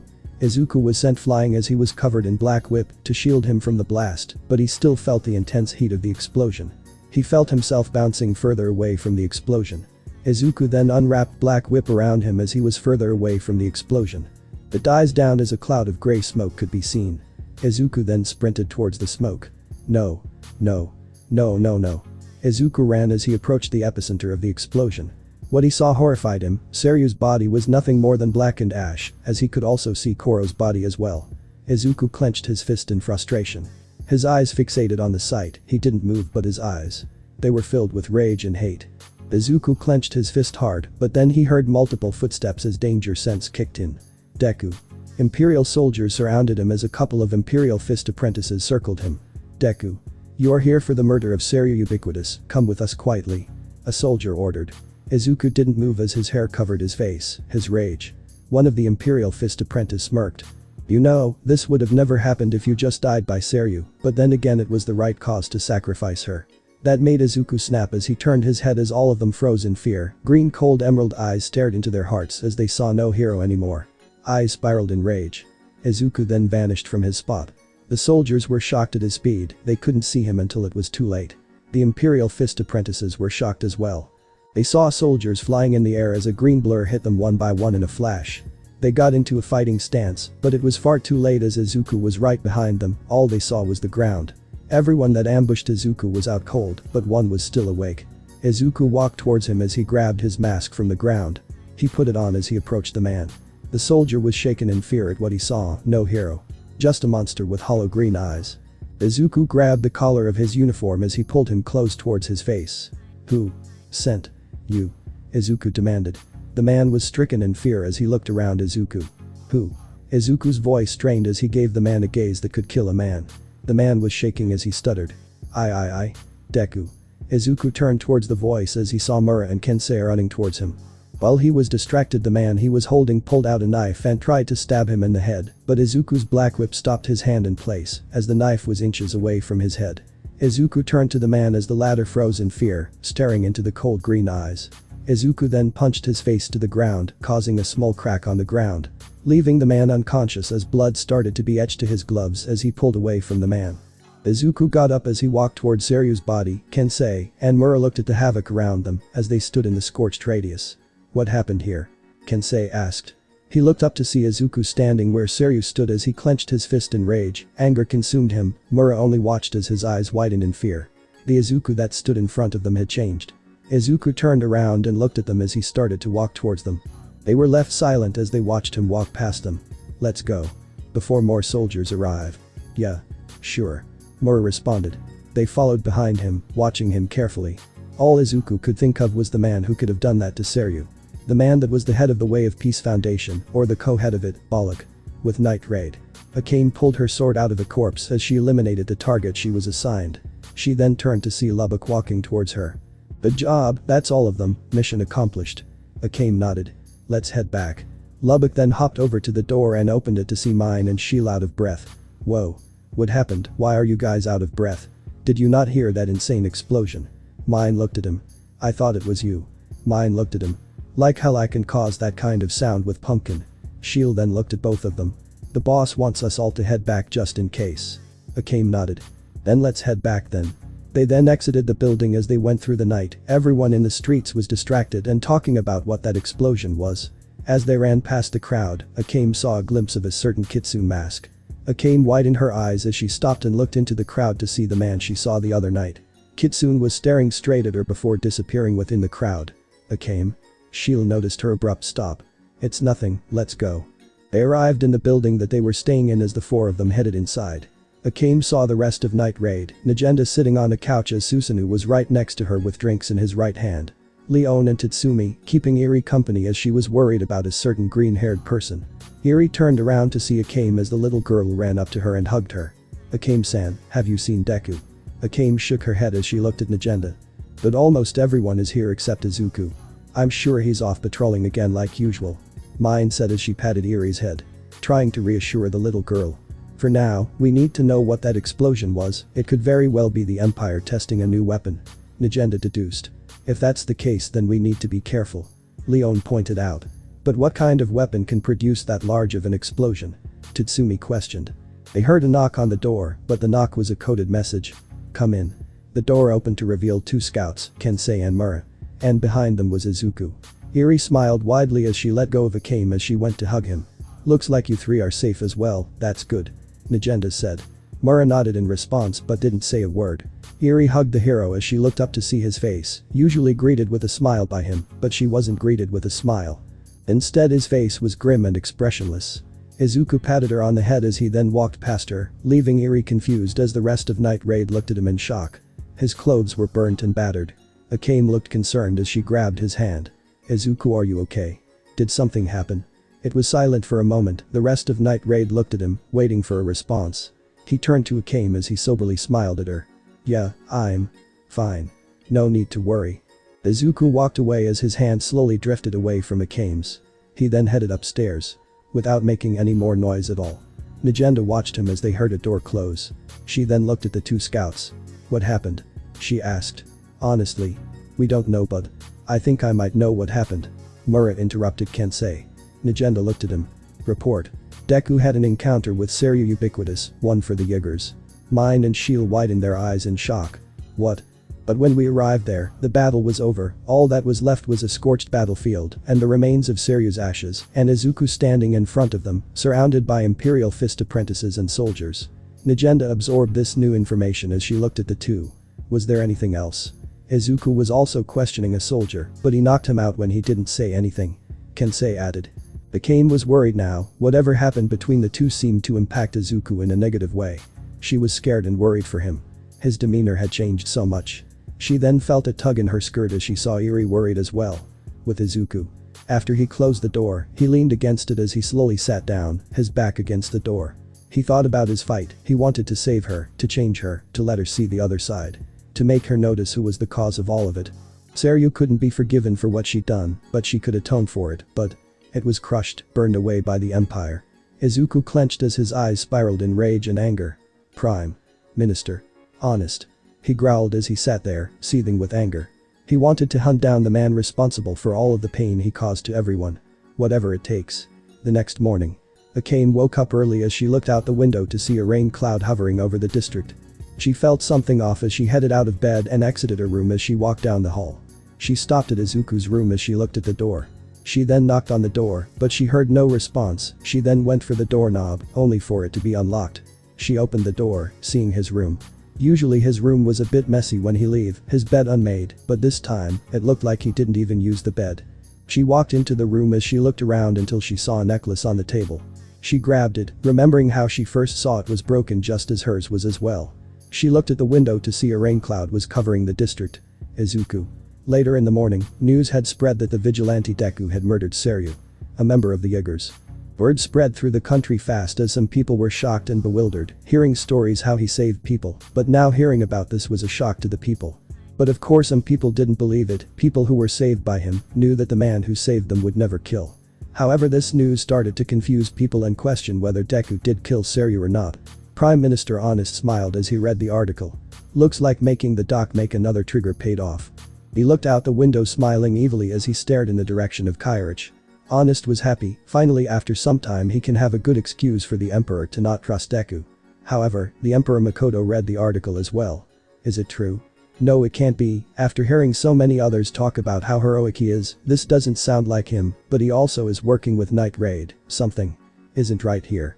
Jaeger's base. Wave was shaking as he looked at the burnt bodies of Seryu and Koro. He gritted his teeth as he clenched his fist so hard that his knuckles turned white. I failed. Again. I wasn't there. Wave felt the overwhelming pressure of the situation. Another of his friend died while he did nothing. Again. He felt useless, angry, and frustrated. Run and Kurum were next to him as they all had a solemn face. Wave swiftly turned around as he walked away from the table. Wave, it isn't. Before Run could talk, a loud thud and crack was heard as it echoed through the room. Wave and punched the wall so hard that it made a crack on the wall. His knuckles were bleeding as blood dripped down his hand. Wave. Kurum shouted in worry. Run, I can't sit around anymore. Wave turned towards them. I can't wait while all of my friends die while I do nothing. His eyes burning with rage and determination. He walked out of the room as his face was a grim expression. He heard the reports, the man responsible for her death, her killer. Deku. Wave had one goal in mind, to hunt down the vigilante and make him pay for his crimes. Whatever it takes. In the district. Come on, hurry, we gotta go. Before he comes. A thug shouted. I'm trying. His partner in crime said. They tried to lockpicking a door to a house to steal some valuables, but they didn't get the chance. In an instant a green blur passed them as they were strung up in the air and being dragged through the air. What the hell? The thug screamed in fear as he saw him. Cold green eyes that were hiding behind a mask that was burned and covered in dirt. His whole attire ripped and battered. His gauntlets were no more white, instead covered with dirt and blood. The vigilante then slammed them down on the ground as they were now out cold. Izuku landed as he looked at the unconscious thugs and proceeded to move on. He jumped in the air as he then flew away from the area. Izuku then felt his danger sense go off as he turned to see a group of Imperial Fist apprentices terrorizing a family. Izuku stared at them in anger as he flew straight towards them. Please, we didn't do anything wrong. The father held his wife and children close. Do not resist, we know you had an encounter with Deku. The children were scared as the mother was covering them. One of the apprentices was eyeing the wife. Maybe we can have a little fun with the wife. She widened her eyes in fear. We can also make the husband watch. No. Stay away. The father stood in front of them as the apprentices approached the family. But Izuku slammed in between the two, sending a shockwave through the area when he landed. The father was stunned to see the vigilante again. The apprentices were shocked to see him, but they were horrified by his appearance. Izuku looked at them as his cold emerald eyes stared deep into their souls. "Leave them alone." One of them scoffed at the demand. "Ha. We are the Imperial Fist Temple apprentices. There is only you against 10 of us." Izuku brought his right arm to the side as it was stretched out. Black whip then started to wrap around his arm, covering his gauntlet. His left arm was being covered as well. "Today you die." In an instant he was buried into the ground. Izuku made no sound in approaching him. The rest of them were shocked and terrified. 1 down, 9 more to go. He looked at them as they all took a step back in fear. "All of you are going to bollock." Broken. With Akame. Akame had a hood on as she feared it would rain. She kept a hold of something in her hand as she was searching for a shop. Walking out in the streets as people were rushing to get to their destination as it seemed it would rain. She was assigned another assignment, but her mind was not focused on the mission as usual. She was worried about Izuku. His behavior yesterday was concerning. "I'm fine." Akame looked ahead as she wondered what happened during the encounter between Seryu and him. Seryu was the enemy, but she was reported dead. If that's the case then. Akame started to wonder if Izuku took a life for the first time. Akame shook her head. She knew he would never. Even if he had the power to do so. Akame couldn't stop but worry about him. Izuku was slowly changing day by day, but it wasn't a positive change. Akame remembered his smile, a bright smile that lit up the room. She loved that smile. She never got tired of seeing it. Whenever he came back from a mission, he was always there with his smile. But it slowly faded. Akame knew what was happening. This world was slowly consuming Izuku, bit by bit. It's eating him away from the burden he placed on himself, to be everyone's savior. "Well, it's a pleasure to meet you again, Akame." She widened her eyes as she turned to see a familiar fox-masked person. She then slowly gripped Murasame, but she didn't draw it out as there were still people around them. Akame scanned him, watching his moves. "Come now, Akame, I only wish to talk." Akame kept a firm grip on Murasame as she turned around and headed towards her mission. "It's about Izuku Midoriya." She stopped in her tracks as she turned to Kitsune one more time. "What do you know?" Kitsune placed a hand on his chin as he looked at the assassin. "I know that he is slowly being consumed in this world and that he had encounter with Seryu." Akame looked down as she thought about him again, the Izuku now walking away from them, from her, breaking a trust between them. She then felt a raindrop as she looked up as it was now starting to rain. "We should get to shelter before it starts to pour, don't you think?" Akame was wary of him, the way he talked and the way he would vanish into the darkness. She didn't know who he was, but he was the result of Izuku coming to this world. After a couple minutes, they found a bench that had a cover over it as they both sat down, waiting for the rain. Akame sitting on the end of the bench as well as Kitsune. Akame took her hood off as she looked at Kitsune, waiting for him to speak. "Now, where do you want to start? What happened to Izuku last night?" she asked. Kitsune laughed at her question. "Oh come on, it's obvious now, Izuku fought C." In a blink of an eye a blade was at his neck. Kitsune was slightly stunned at the speed as he looked at her. "I have no time for this, answer the question." Akame glared at him. Kitsune smiled under his mask. "Well, Izuku fought Seryu. Quit. If you would let me finish, then you can know why he is like this."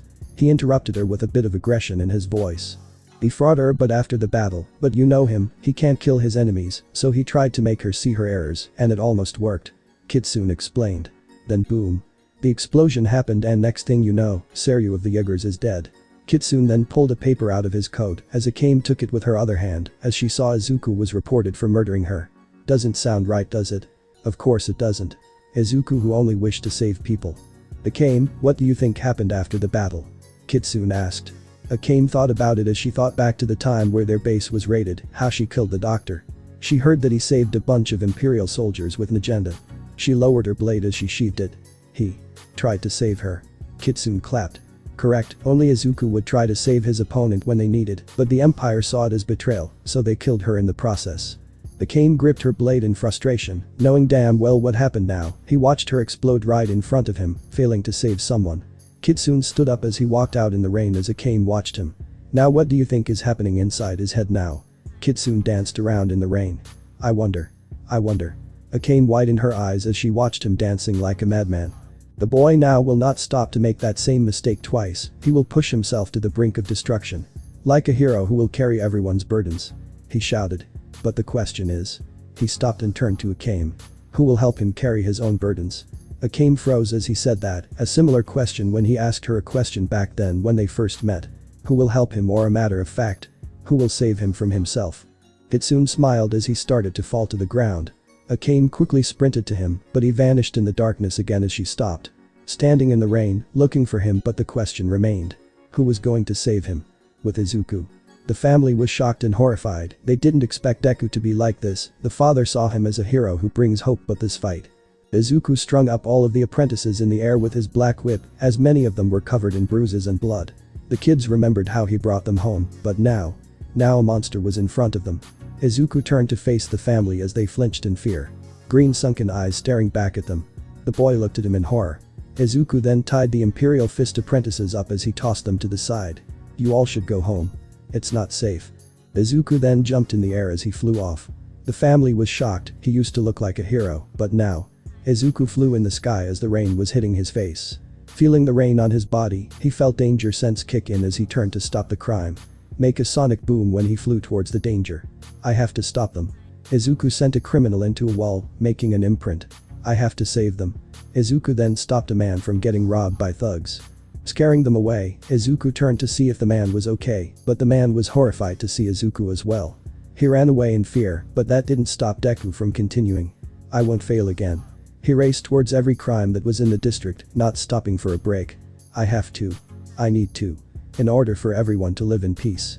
Izuku walked in the empty streets, drenched in rain as his suit was dirty and ragged. His respiratory mask was cracked and stained with dirt. His mask hood ripped, he walked alone on the streets as rain poured. In order for everyone to smile. I will save them. A hero who will be there for everyone in their darkest hour, even in the rain. 2 weeks later. Akame sat at the table as she looked around to see all of Night Raid gathered together. We need to scout the area of the church, the attack will commence in 4 days. Everyone's job is to survey the area and make sure you're not spotted. Nagenda went over today's plan. Right, if we can get an overview of the area, we can get a good entry point and a safe escape route. Tatsumi pointed out. Nagenda nodded. Most likely, it will be guarded by Balak's personal guards, as well as the Yagers and the 4 Rakshasa demons. She then turned to Kensei and Mura. Please relay this to Izuku, you two are the only ones he keeps contact. They nodded. We'll make sure he gets the message. And please tell him to be safe. Akame added. They nodded. We'll do Akame. Mura responded. If we can't reach him, then meet us at the graveyard. Kensei said. Akame nodded. The two then both left as Night Raid sat there. Izuku hasn't returned in 2 weeks, the only time we get confirmation of him is when those two come here. Mine said. Nagenda sighed. He's been going at this for far too long. Well, how do we catch him? The only person who is close enough to catch him is Tatsumi with Incursio. Leon said. And even then, he might be faster than I am right now. Tatsumi added. Should we trust those two to stop him? Shield jumped in. Those two try to keep up with him, and no matter what they say, he's still going. Mine placed a hand on her chin as she rested her arm on the table. Akame listened to all of them as she still kept those words that Kitsune said to her. Izuku is in dire need of help, but she doesn't know how to. Akame looked out the window as the night was falling. With Izuku. Izuku was perched up on a watchtower as he bit down on a protein bar. He watched the city as he was more tired, with bags forming under his eyes. His suit was more thrashed than the last 2 weeks. Izuku then felt danger sense go off as Izuku tried to rush off, but he then heard Yoichi call to him. Ninth. Stop, your body is tired. You haven't had rest yet. Izuku ignored it and went off. Yoichi's vestige watched as Izuku hopped from building to building. He then returned to the vestige world. He's slowly breaking himself.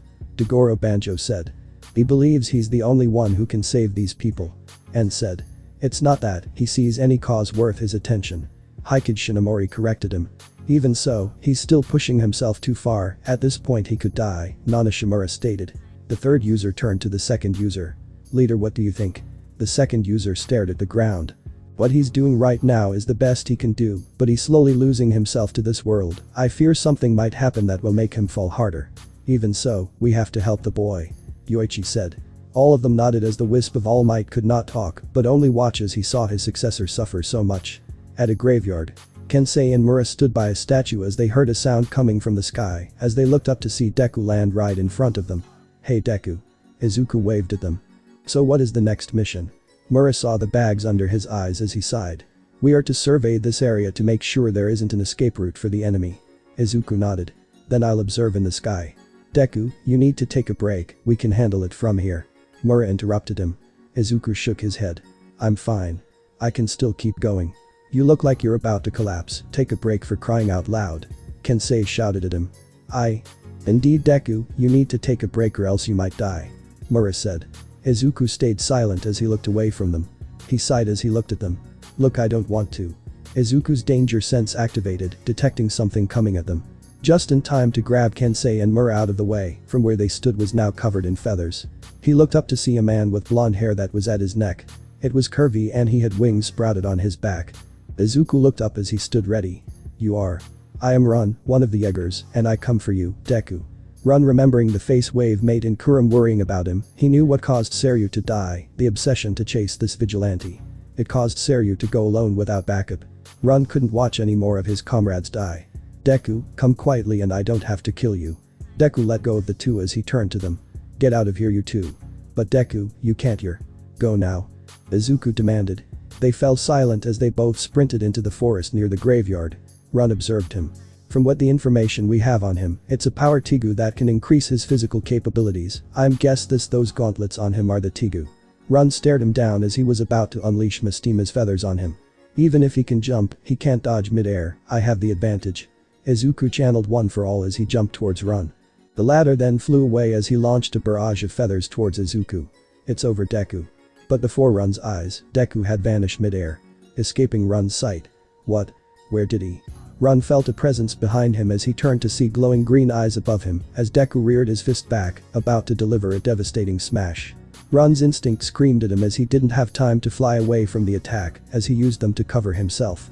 He then felt an extreme force collide with his wings as he was sent plummeting down to the ground, causing a shockwave once he hit the ground. Run coughed up blood at the force he received. What is this? Run looked at Deku as he was floating in the air. Deku stared down at him as Run now knew their information about him was not fully detailed. You underestimated me, so now. Look who's looking up. Izuku coldly said to the Jaeger. Run gritted his teeth as he punched from the ground as he flew towards Izuku, launching feathers at him. Izuku brought his left arm out as he flicked away from the barrage. Izuku then brought his left hand to the front as he then launched Black Whip towards Run. The latter dodged it as he looked at Deku again, but this time the vigilante was already in front of him. Deku threw a punch towards his face, but Run dodged just in time as he flew away from Deku as the vigilante slammed into the ground, creating a large crater. Run looked down at him again as he was wary of the vigilante. He understood now. The countless of Imperial Fist apprentices outmatched by him, including Seryu. His overwhelming power could even give ESDEATH a challenge that she longed desires. The dust cleared as Izuku stared at Run with his cold eyes. Run was about to charge at him again, but then realized that if he got too close to him, then he would most likely die from one fatal punch. Run stopped himself as he then decided to withdraw. As I am right now Deku, I can't beat you. Izuku looked at him confused. I will retreat for now. Run said as he flew away. Izuku was about to pursue, but his body started to fail him as he fell down. He was shaking as his vision started to blur. He gritted his teeth. Get up. 9. Don't pursue him, you've done enough, return to the base. Don't push yourself more than you already have. He heard Yoichi plead to him. Izuku slowly got up as he turned around and walked towards the forest. He then felt danger sense go off as he looked forward, but then he widened his eyes. With Akame. Akame was sprinting towards the graveyard as she was running through the forest where the graveyard was far from the city, but near Bollock's palace. She wanted to stop Izuku from harming himself even more. She kept sprinting, but then in front of her, she saw a pool of blood as she stopped to see a body with no head attached to the body. She scanned the body as she saw the Revolutionary Army ribbon on the bicep as she widened her eyes in fear as she looked ahead. Kensei, Mura, Izuku. She dashed forward as she raced towards where they were supposed to meet. With Izuku. Izuku widened his eyes in shock as he saw Mura coming out of the forest. He saw him leaning against a tree, slowly walking towards him. Mura. What's wrong? Izuku then saw why Mura was slowly approaching him as he had a hole through him in his abdomen. Blood poured out of the hole, covering his pants with blood as blood was coming out of his mouth as well. Mura. He screamed in fear. He sprinted towards him as he grabbed him. Slowly laying him down on the ground, Izuku placed his hand on his wound trying to cover it, but to no avail. Mura coughed as blood splurged out of his mouth. Deku. Run. It's the damn ons. Mura's eyes slowly face as Izuku watched him die in his arms. Izuku was left horrified, remembering the body of Bullet he had to carry with Tatsumi. His whole body shook as he then felt danger sense go off as he looked up to see a man with ghostly white skin with red seams and markings on his face and body. He had purple hair, and his eyes were red with black sclers. Well. The infamous Deku, it's an honor to meet you. Izuku looked at him with growing rage in his eyes. I hope you liked my present, I made it especially for you. Thump. Huh. Izuku widened his eyes even more in horror. You did this? Ibara smiled gleefully. Of course, in order to prepare for you I had to make some presents before meeting you. Thump. Izuku felt his heart going crazy as he then heard the fifth user shouting his name. Calm down, you're losing control of your anger, remember what I said. Banjo shouted in his head. Thump. Oh. That reminds me I forgot to give you your other gift as well. Ibara tossed something from behind him as it rolled over towards Izuku, as the vigilante looked at it as everything froze in place, the dread clouded his mind, his heart. He saw a familiar face as the head of Kensei was right in front of him on the ground. The voidless eyes of his friend stared up at him, peering into his soul. Looks like you failed to save them. Hero. ZZZZT. Something snapped as Izuku erupted as green electricity surged out of his body, turning the green into a raging blue turquoise stream of lightning, as Black Whip emerged from his back, violently waving in the sky. Akame saw it in the sky as she widened her eyes in horror. She then increased her speed, racing towards Izuku. Ibara covered his eyes as he was filled with amazement. Though it would soon turn into fear as he saw the vigilante's face, the masks were off of his face. All he saw was pure wide enraged eyes, energy flowing out of it as well. His hair stood up, engulfed by the excessive energy. All Ibara heard from the vigilante's mouth was the words he never thought he would hear from him. I'll kill you. Chapter 34. Kill to save. Akame sprinted as fast as she could to Izuku's location. Worry filled her heart, seeing that body was not a good sign. She was worried she wouldn't be able to save him just like she couldn't save her sister. She wanted to be faster, so she glanced at Murasame. Maybe if she used her trump card. She shook her head as it wasn't going to help her, there were too many risks on using it. She then saw the forest line as she then dashed forward, breaking the tree lines. She skidded to a stop as she felt an incredibly strong wind pushing against her, as she had to cover her eyes.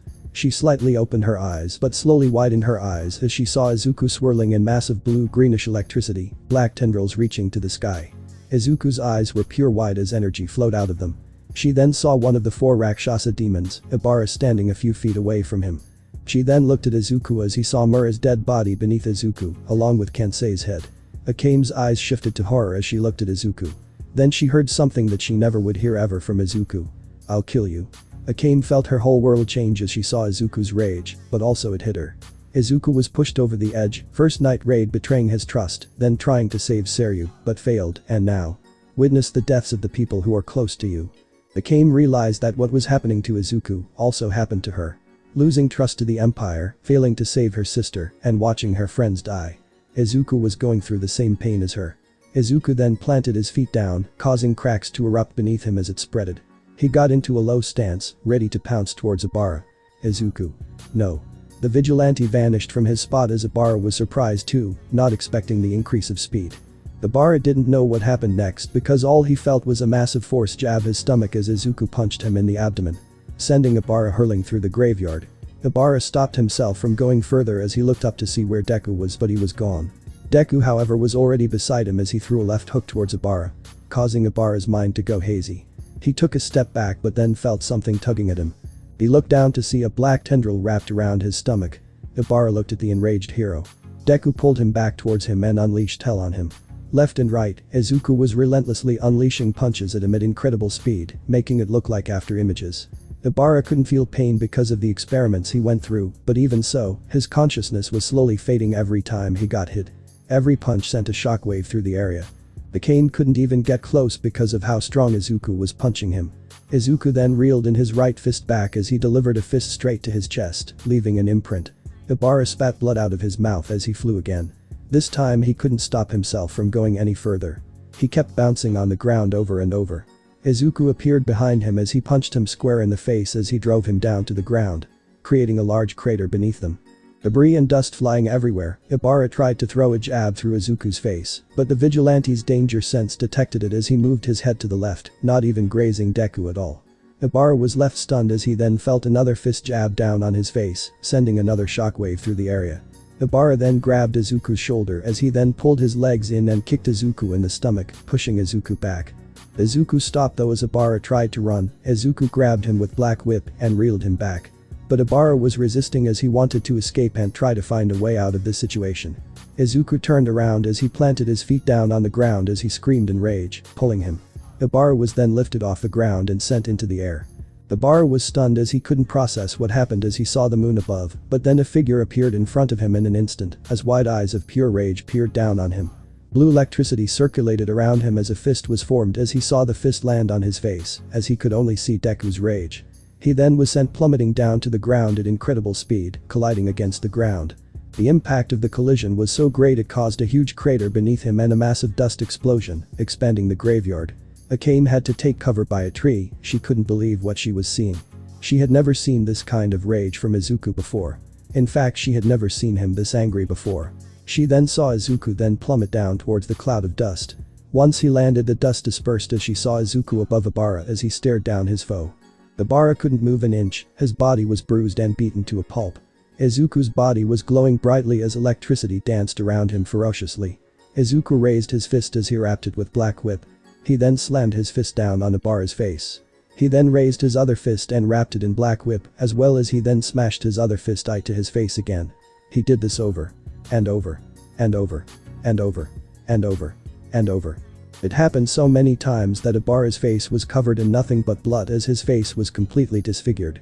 Ibara's eyes were no more filled with joy and glee.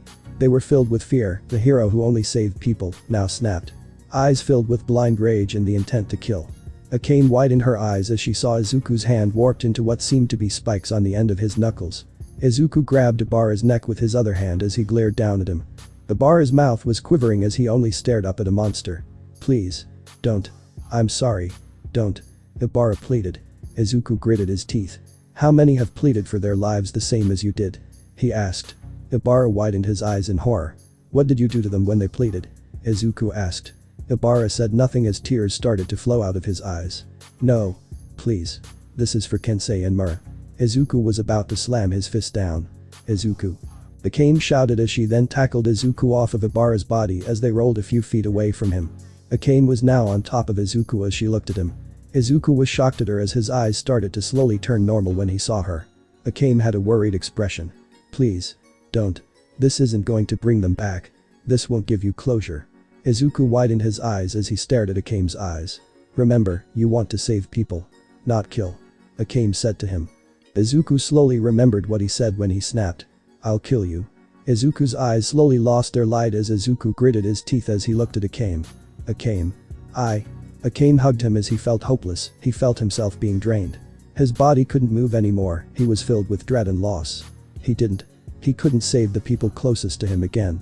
All the exhaustion and stress caught up to Izuku as he then fell into a deep slumber. Akame looked at him as she had a saddened look. She saw the bags under his eyes as she couldn't bear to see him like this anymore. She then heard movement as she turned to see Ibara standing up. "Deku." Ibara's face was plumped from all the beating he took from Izuku. "I'll kill him along with you. Akame," he shouted. Akame unsheathed Murasame as she looked at him with a cold murderous stare. "I won't let you torment him any longer." A dark aura surrounded Akame as she stood up as she drew out Murasame, the dark aura spreading through her blade. There, Ibara understood why Akame was called the Demon Sword. "I'll eliminate you," Akame said as she vanished from where she stood as a blade was near his neck. His reaction was slow this time as he barely dodged the blade. He took a step back as he stretched his hand out, sending a barrage of jabs at her, hoping to pierce her stomach, but Akame effortlessly dodged every single jab aimed at her as she then lifted her blade and sliced off one of his arms. Ibara widened his eyes. "Damn it." Akame pressed forward as she drew her blade to the side. "Damn it." Akame then sliced through his neck, sending his head flying in the air, but she didn't stop there as she then cut his other arm off in his midsection, separating his upper body and his lower body. His head dropped to the ground as it rolled, his lifeless eyes staring into the moon. Akame sheathed her weapon as she then looked at her work. She then looked at Izuku, soundly sleeping. Akame walked up as she then heard footsteps as she then was about to draw her blade, but then she widened her eyes as she saw familiar auburn hair with headphones on her head. "Yo, Akame." Chelsea greeted her. "Chelsea," Akame uttered. Behind Chelsea was a big man as he had a red bandana on his head. He had a stern face as he was wearing Revolutionary Army attire. Chelsea looked behind her. "Oh, this is Lugo. He's a part of the 2nd Battalion for the Revolutionary." Lugo waved at Akame as the catter returned the ladder. Chelsea then looked down to see Izuku unconscious, seeing the bags under his eyes. Her eyes saddened, remembering the look on his face when he saved her. "Hey Lugo, can you carry him to the hideout?" Chelsea said. He nodded as he walked over to Izuku and carried him on his back, Izuku's head resting on his shoulder. Akame made sure he was fine as she looked at Chelsea. I thought boss told you to rest. Akame said. She did, but 3.5 months is plenty, plus. She looked at Izuku. I kinda owe him a lot. Chelsea said with a grin. Akame then looked at Chelsea's right arm. How's the arm treating you? Chelsea lifted her right as it was a prosthetic arm now, she moved it around for a bit. It's a bit clunky, but it helps from time to time.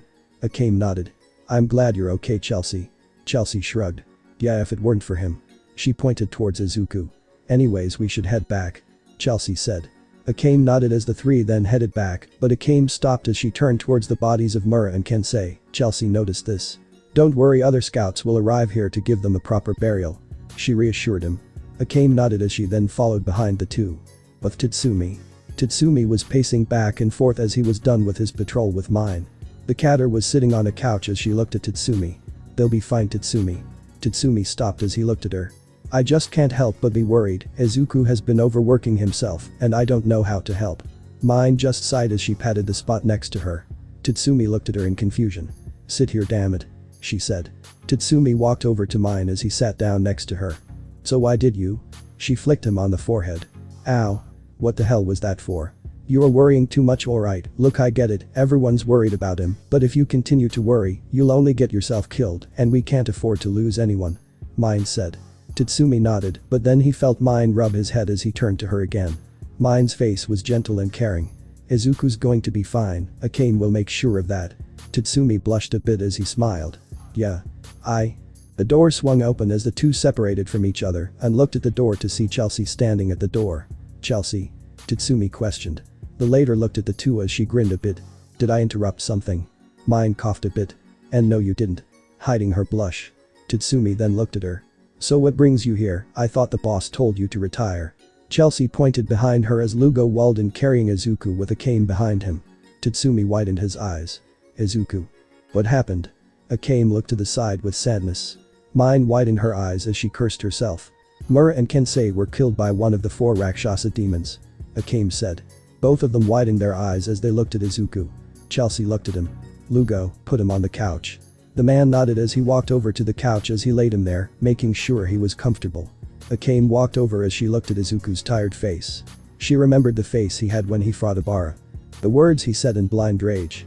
Akame couldn't imagine if she wasn't there. Izuku could have taken his first life and it would change him for the worse. Akame was scared, she lost to many people, and Izuku slowly changing was hard enough to watch, but now, she doesn't even know that if he wakes up, he'll ever be the same again. Mine placed a hand on her shoulder. Akame, let him rest. She said. Akame brushed his hair gently as she had a solemn expression on her face. I don't want to see him this way. Akame said as she held Izuku's hand. Tatsumi walked right next to her. We won't let him drown alone, remember Akame, he's not alone. He's got us, he's got Night Raid. Akame nodded as she walked away to her room as Tatsumi looked at Izuku as he clenched his fist. He felt helpless that he couldn't help his friend. They all left the resting hero alone, but little did they know he was awake. As soon as they left him alone, he got up, the bags under his eyes were much more noticeable. His eyes were now voidless of any light at all. Izuku placed his hand on his face as he covered his right eye. He gritted his teeth in frustration. I appreciate all of you. But I can't. I don't want to. Izuku's mind felt so burdened as he started imagining Night Raid dying in his arms, Akame dying right in front of him. Fear started to spread in his mind. I can't risk you all to die.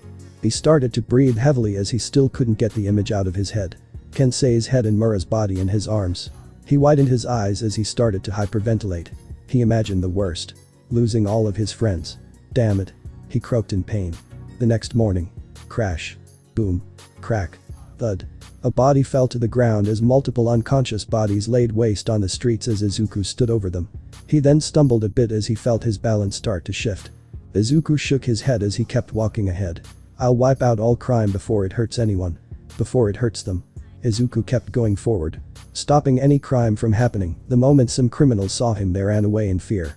Others were brave enough to fight him, but alas, he was too much for them. The clouds covered the sky as it was about to pour down on the district. Izuku's mask was even more ragged and dirty. He aimlessly walked as he terrified the criminals and even the civilians. They saw him only to not see the hero anymore, but a monster out in the rain. The cold voidless eyes struck fear into the criminals. Two people watched him above a building, observing the vigilante. He seems exhausted from all the fighting. Mez said as she curiously looked at the tired hero. This gives us a chance to avenge Ibara, he will repent for his sins. Shuten smashed his hands together. Mez licked her lips. I going to have a lot of fun with Deku. Izuku then felt droplets on him as he looked up to see the rain coming down. He didn't bother to look away as he just peered into the heavens. Mura. Kensei. Izuku then felt danger sense go off as he dodged a punch to his left. Izuku then looked at his assailant as he then grabbed his arm and launched the man towards a wall, making a crack. Izuku looked at the man once more only to see him unconscious. Izuku kept walking as he continued to walk in the rain. Izuku's mind was hazy as he looked ahead. He didn't feel danger sense go off. He looked off in the distance as he saw a cliff on the outskirts of the district. Izuku then launched up as he used float and propelled himself over to the cliff. The rain poured down. Izuku stood on a cliff as he peered over the city. He couldn't get it out of his head. His failure, his uselessness, all of it was crushing him. Izuku felt this feeling before, the time he was in middle school, the time he couldn't do anything because of the way he was born. And now he had the power to do what he wanted, what he dreamed of for his whole life. And yet, he didn't save them. He had the power to save and yet again, he couldn't save the people who were in his reach. Izuku kneeled down as he looked up in the sky, feeling the rain hit his face, the wet drops covering his face as it reflected his own feelings. Izuku's doubts grew ever more, wondering to himself again and again. Is he worthy? He kept thinking about it over and over until it plagued his mind. He gritted his teeth as he was now on all fours. He looked down at the ground as drops started to hit his shadow. They were not the rain, it was his own tears. He remembered Kensei's resolve when they were captured, how they didn't give up. Izuku wanted to keep fighting. If he stopped fighting, then Kensei's and Mura's death would be in vain. But nothing could drown this pain in Izuku's heart, nothing could drown his doubt. Not even the rain could drown his sorrow. Izuku grabbed his chest with both of his hands as he laid his forehead on the ground, kneeling even further on the ground. Tears streamed down his face as it blended in with the rain. Grrrgh. He gritted his teeth as he wanted to stop crying, he needed to. He promised Almighty wouldn't cry anymore and that he'll get stronger. But the pain of not saving the people close to him consumed him. The rain was loud as it covered the city, the dark rain clouds masked his sadness. No one heard it, no could hear it, all they heard was the rain falling down. But the only person who could hear was Izuku alone. Izuku felt his ears ringing as the helplessness got to him, the feeling of unworthiness kept washing over him. He felt like the useless Deku once more. Aya. He cried out in agony and sorrow. With Akame. Akame awoke as she saw Eri right next to her, as she gently covered a blanket over her. She looked out the window as it was cloudy. The sun was completely covered by the clouds as she saw it pouring outside of her room. Akame walked out of her room as she saw Nagenda and Susanoo outside of her room. Boss. Susan. What's wrong? Nagenda looked at Akame. It's Izuku, he wasn't seen this morning. Akame widened her eyes as she rushed downstairs as she saw the couch empty. She didn't see him anywhere, she knew where he was, going to the city and saving people. She then saw a little note on the table as she picked it up and opened the crumbled letter. Night raid. I'm sorry I couldn't save Kensei and Mura. The people who were in my reach. I couldn't save them, I can't risk losing you all as well. Even if I don't trust you. Even if I separate myself from you guys. You all mean so much to me. Especially you Akame, so please. Don't come near me. Akame frowned as she then rushed upstairs but was stopped by Nagenda. Akame wait. I have to go find him. He's not in his right mind right now, he could. Do you even know where to find? Does it matter? She shouted, her hair covering her eyes. Nagenda looked at Akame as the assassin looked at Nagenda with determined eyes. I have to go help him. He's hurting so much that he's completely destroying himself, he says he's fine, but he's not. Izuku's smile was something so precious to her that every time she saw it, it would make her feel secure. The smile that would lift anyone up. She missed it, the bright smile that she saw every time she saw him. She wanted to see it again. She wanted to see the light in his eyes once more. Even if he was not the same person when they first met, but still. I want to see his smile again, I want to see the light in his eyes again. Akame walked past Nagenda. What you're asking is impossible, you know that. This world changes people, you've seen it yourself. Nagenda said calmly. Akame stopped as she clenched her fist. I'll be your hero. That's what he said. She turned to Nagenda again as she stared down on her while the latter looked up. You're right, this world is changing him, but I won't let that happen anymore. Not to him. Akame placed her fist above her chest. I'll kill the darkness of this world in order to save him. Her eyes were resolved as she then turned around to head to her room to change and find Izuku. But once she got up the stairs she saw everyone dressed and ready. Us to Akame, we can't afford to lose another friend. Shield said. Yeah. Greenie is coming back to us. Leon brought her fist up.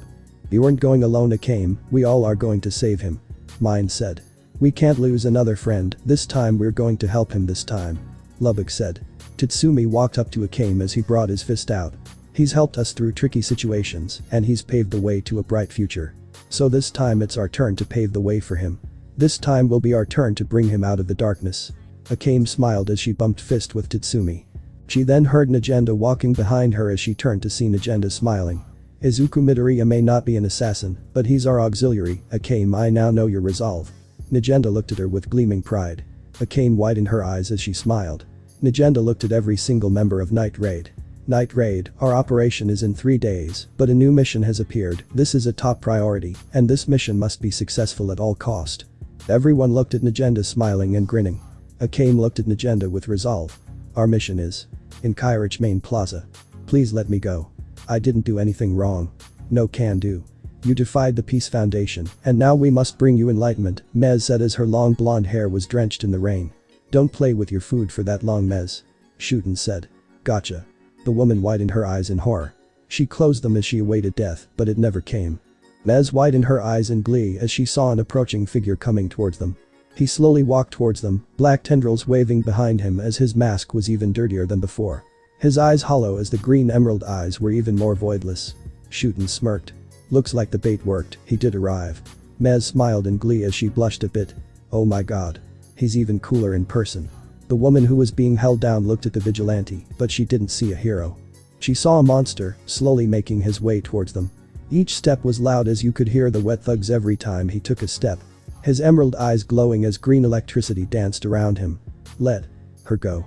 Deku said as his voice was low and raspy. Shuten whistled. No can do, she must repent for her sins, and in order to do that she must feel the wrath of. Shuten didn't even finish as Izuku flashed right beside him, grabbing the woman in their custody, away from the two demons. Both of them were shocked at the speed as they turned to see Izuku putting the woman down, but he stumbled a bit as he had to use the black tendrils to support him standing. Go. Now. He said. The woman nodded as she started to sprint. Shuten dashed towards them, but Izuku got in the way as they clashed fists, sending shockwaves through the area. The rain dispersed for a moment before falling on them again. Izuku then felt danger sense again as he turned to see Mez right beside him. Izuku shot out Black Whip to restrain her. She was shocked as the black tendril wrapped around her. Shuten then used his other arm as he swung it. Izuku then jumped over it as he rotated in the air as he roundhouse kicked Shuten square in the face. Shuten skidded across the plaza. Mez then slipped out of the black tendrils. Izuku looked to see his tendrils were wrapped in some kind of goo. Izuku then felt a jab on his abdomen as he jumped back and held it. He looked at Mez to see her covered in goo. Izuku felt danger sense again as he turned to his left to see Shuten about to punch him. Izuku brought his arms up to block it, feeling the force hit him back. Izuku skidded back as he slowly came to a screeching stop. He lowered his arms as the two stood side by side. Izuku was about to attack, but then he felt the exhaustion hit him like he was hit with a wrecking ball. He almost fell to the floor face flat but caught himself with his hands. Shuten laughed. All that fighting caused you to collapse, your body can't take any more. I say it's about time to end you, Deku. Mez pouted. Oh. I was just having fun too. Izuku looked at them as his vision was starting to blur. Come on. Get up. I have to find a way to beat them. They slowly approached the hero as Izuku struggled to get up as he had one hand on his knee. Get up. Izuku shouted at himself. It's over, hero.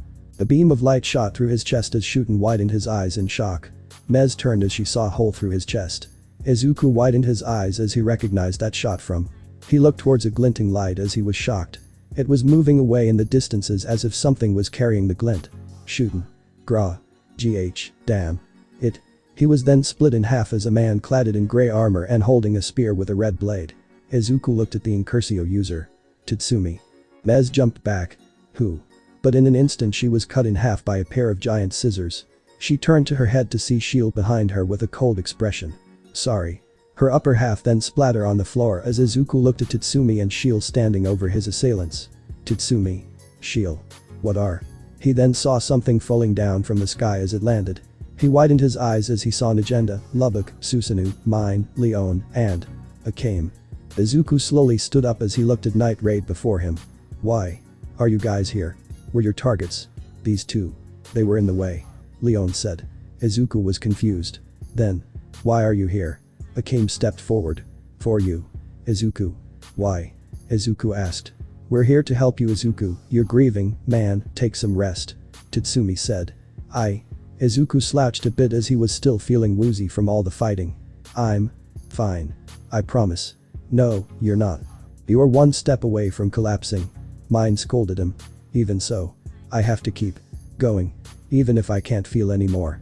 Izuku, you're going too far, please. Shield pleaded. Izuku got into a low stance as he looked at them. Please. I'm fine. So get out of my way. He charged up one for all. His energy burst through the area, causing the wind to push past them. They didn't even flinch at the wind as they looked at Izuku. Akame held something in her left hand as she held it tightly. Even if you try to push us away, Izuku, we won't go. Akame said. She put her fist in her chest. You mean that much to us? She looked at his voidless emerald eyes with her determined ruby eyes. Our mission now is to save you. Chapter 35. My hero. Kitsune sat on a tower as he looked at the gray clouded sky. He smiled under his mask as he brought his hand out as dark particles came out of it. Now, will the hero fall in the rain or will the assassins carry the hero's burden? Kitsune got up as he looked at the plaza. Assassins now trying to save someone instead of killing. Izuku Midoriya, the anomaly of this world that will truly save this corrupt world. Kitsune said. Who'll also save me from this darkness that the Empire cast upon me? He said as he vanished into thin air again, merging with the shadows. In the Kairich Plaza. The rain poured in the plaza as the only thing that could be heard was the pouring rain. Izuku stood in the rain, slouched as he looked at Night Raid. Izuku then jumped up as he was about to fly away. Lubba. Leon shouted at him. On it. He launched strings at Izuku as Izuku saw them as he brought out Black Whip. The strings and Black Whip both clashed as the strings tangled up the black tendrils. Lubbock was then brought up in the air as Izuku pulled him away from the other. Lubbock's face turned into a panic mode. Guys. Izuku made Black Whip vanish as he was about to leave, but Lubbock then wrapped him in the strings. You're not going anyway, Izuku. You may not trust us, but that doesn't mean we're going to stop trying to help you. Izuku stayed silent as he used Black Whip once more, but from his back, as he pushed the strings out, as he then burst out of it by using the tendrils. Izuku then flew off, but there was a string still attached to him. Lubbock was still holding on until Leon jumped up to him and grabbed the string with him. Oh no, you don't. She pulled as hard as she can as Izuku was pulled back and thrown to the ground. Izuku skidded on the floor as he looked up to see Susanoo was in front of him. Susanoo wrapped him in a bear hug as Izuku struggled to get out of his grip. Leon started to run up on him. We aren't going to lose you, Greenie. You're a friend that we can't lose. Izuku gritted his teeth as he struggled against Susanoo's strength. He was exhausted and starving, but he couldn't stay with them. If he was near them and they were in danger, he didn't know if he could save them. He wanted to protect them, he didn't want to risk losing his friends again. Stop struggling, you're malnourished and your clothes are all ripped and dirty, allow me to clean them, Izuku. Susanoo said to him. Izuku stopped for a moment as he concentrated, channeling one for all throughout his body, with an even greater output than he had. Thank you. Susanoo, but I'm fine. Izuku released 50% full cowling throughout his body, as he then burst out of Susanoo's grip, as Leon was shocked. Izuku looked at her as he dashed right by her. Leon, however, was quick as she grabbed his arm as she was about to wrap him in a hold, but Izuku reeled his arm in as she was caught off guard. He then lowered the percentage to 10% as he formed a fist on his left. I'm sorry. Izuku said as he jabbed her in the stomach. She coughed up spit as she was sent back. Susanoo caught her just in time as she looked at Izuku while she was smiling. Oh, you've done it now. Leon then got off of Susanoo as she dashed towards him again. Leon brought her hand out as she tried to grab him, but Izuku deflected her hand away as he tried to get away from her. But she kept pushing as she was on the offensive. Izuku kept deflecting her hands away. She then brought her left hand out as she did another grab, but Izuku sidestepped out of it as he pushed her hand down. Izuku then jumped over her as he wrapped her with Black Whip as he then brought her up and swung her away from him. Izuku pushed her lightly as Leon was rolling on the floor as she stopped herself. Izuku.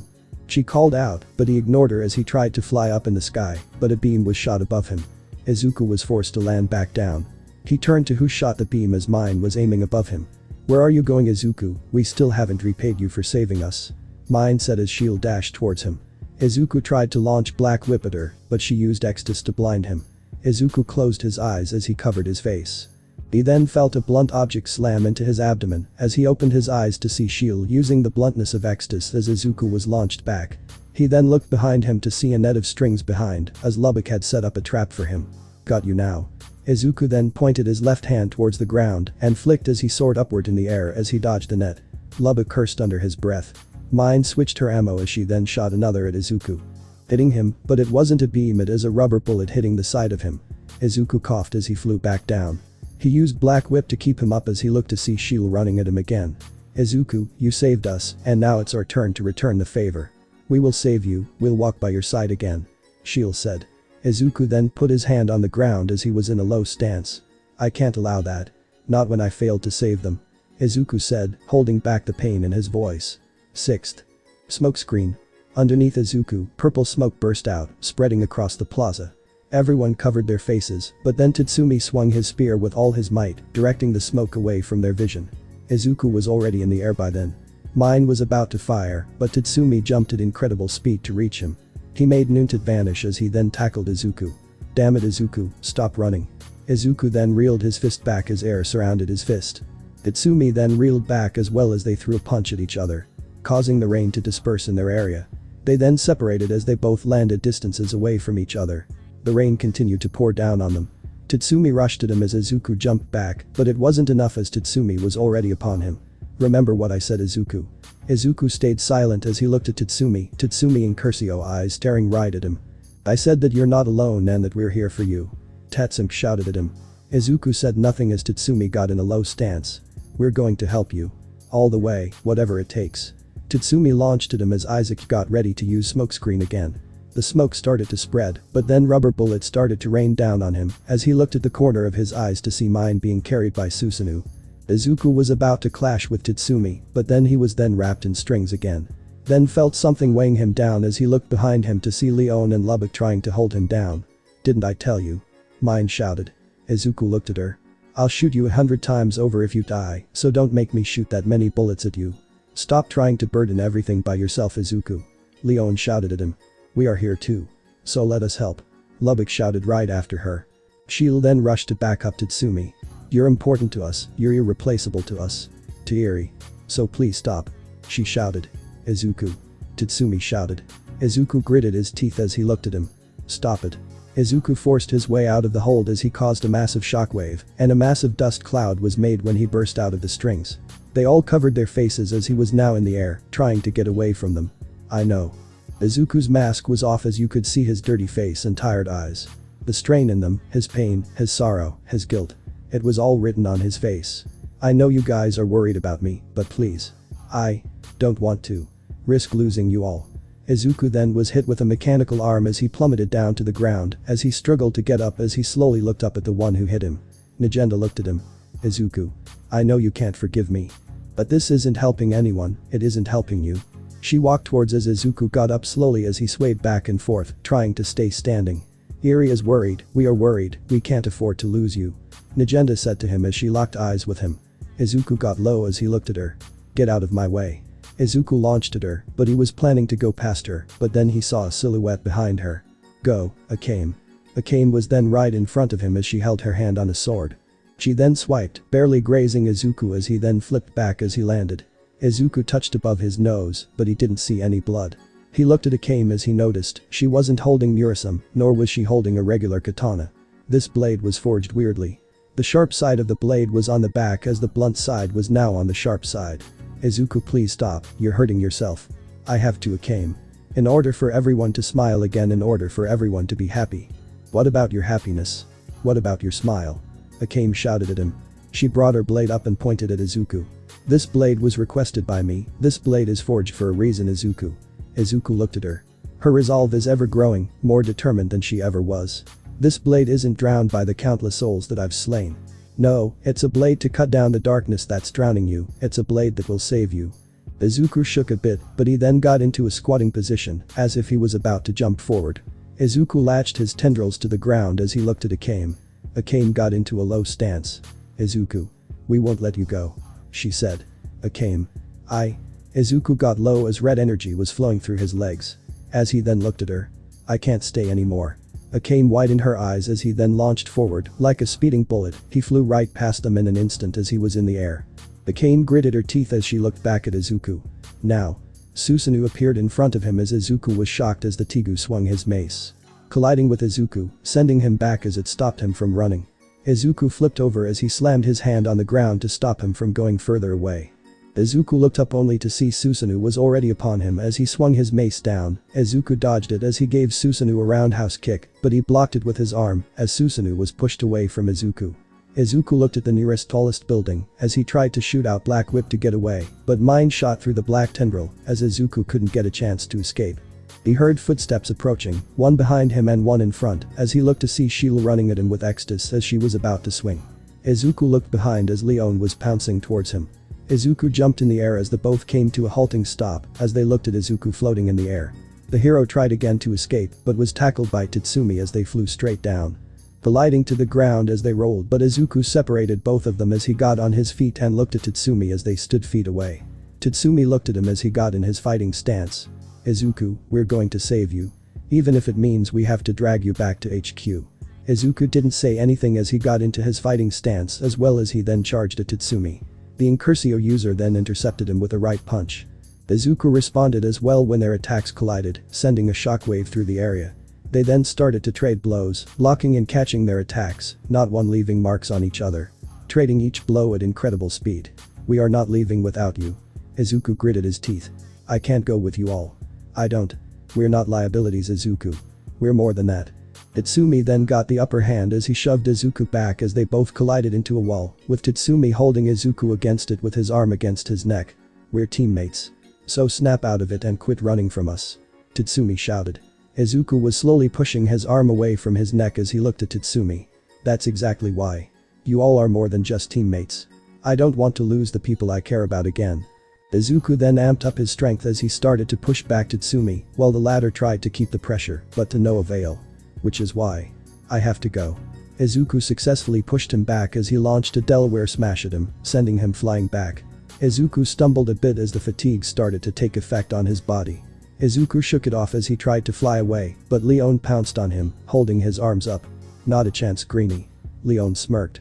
Izuku was about to break out of her hold until strings started to wrap around his leg, keeping him stuck to the ground. Lubbock had strings attached to the ground as Tatsumi and Susanoo helped keep it in place, so Izuku wouldn't break free from the strings. "Come on, Izuku. Stop this. We just want to help." Lubbock shouted at him. Izuku looked at him as he tried to find a way out of their grasp. "This time, Greenie, we're not letting you go alone this time. That was our mistake, so let us atone for that. We'll carry the burden with you, Izuku. You're not the only one that wants to help the Empire. Remember why we stayed with Night Raid all these days, so we can make a change."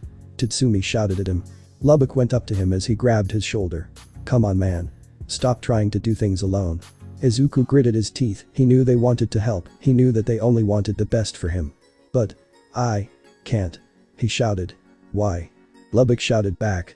"The thought of losing you all. It hurts." Izuku looked him straight in the eye as the devoid gaze stared back at Lubbock's. Akame widened her eyes as she saw the desperation in the hero's eyes. The pain, the sorrow, all the emotions were being bottled up in order to do what he can to help everyone, ignoring his own personal feelings and gains for the sake of others. Izuku started to move as Leon started to lose her grip on him. The ground shook as the strings started to snap apart. "That's why." Izuku's eyes lit up as one for all coursed through his body, sending out a surge of energy throughout the area. "I can't afford to lose you all." He spoke with desperation. A massive dust explosion erupted from where he was at as Leon was sent to the wall behind them. Izuku was in the air charging up Fajin as he was preparing to launch. Akame looked at Lubbock. "Lubba. Now." Lubbock got to work as he used every ounce of his strings to conjure up a makeshift slingshot.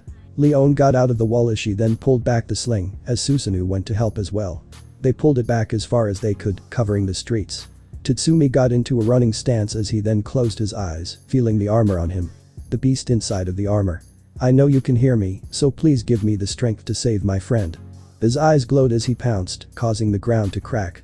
Racing towards the slingshot, Susanoo and Leon prepared for the impact as Tatsumi jumped and landed on the sling, as Leon and Susanoo then let go of the sling, launching Tatsumi into the air at breakneck speed. Izuku was finished charging up as he burst through the air, leaving green electricity and red particles behind. As he was about to fly away, Tatsumi was right on his tail. Tatsumi was closing in as he reached his hand out. "Izuku. There's so much I want to talk about with you. We've endured a lot together." As Tatsumi was closing in, Izuku then flicked his fingers as he pushed further away from Tatsumi. Tatsumi widened his eyes as he looked at Izuku's back. "Damn it." Tatsumi watched as he flew further away, watching Izuku go further away from them. Tatsumi was always watching Izuku, seeing him become stronger these past months made him frustrated.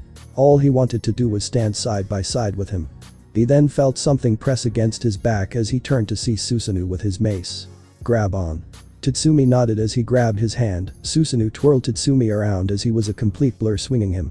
Susanoo then launched Tatsumi further towards Izuku, causing Susanoo to fall to the floor. The Tigu looked at Tatsumi as he flew towards Izuku. Tatsumi was closing behind him as he was frustrated that all this time, he still wasn't close enough to catch him. Izuku. Izuku tried to ignore him. He had to keep them away in order for them to live. He was afraid that if they were in danger, he wouldn't be able to reach them, just like Kensei, Mura, and Bullet. He then felt danger as he flicked his fingers in front of him as a beam of light shot in front of him. He looked at who shot it as he saw mine with Pumpkin with her. Izuku widened his eyes in realization. Shit. He then felt someone grab his hand as he flew past Izuku, pulling him along with him. We're not leaving you, Izuku. Tatsumi shouted as he held his hand. Izuku widened his eyes and he needed to get Tatsumi to let him go, but he felt weak. Too tired to even do anything, he exhausted all of his energy. I'm right here by your side, Izuku, as your friend. Izuku gritted his teeth as he was about to say something. Tatsumi smiled under his masked armor.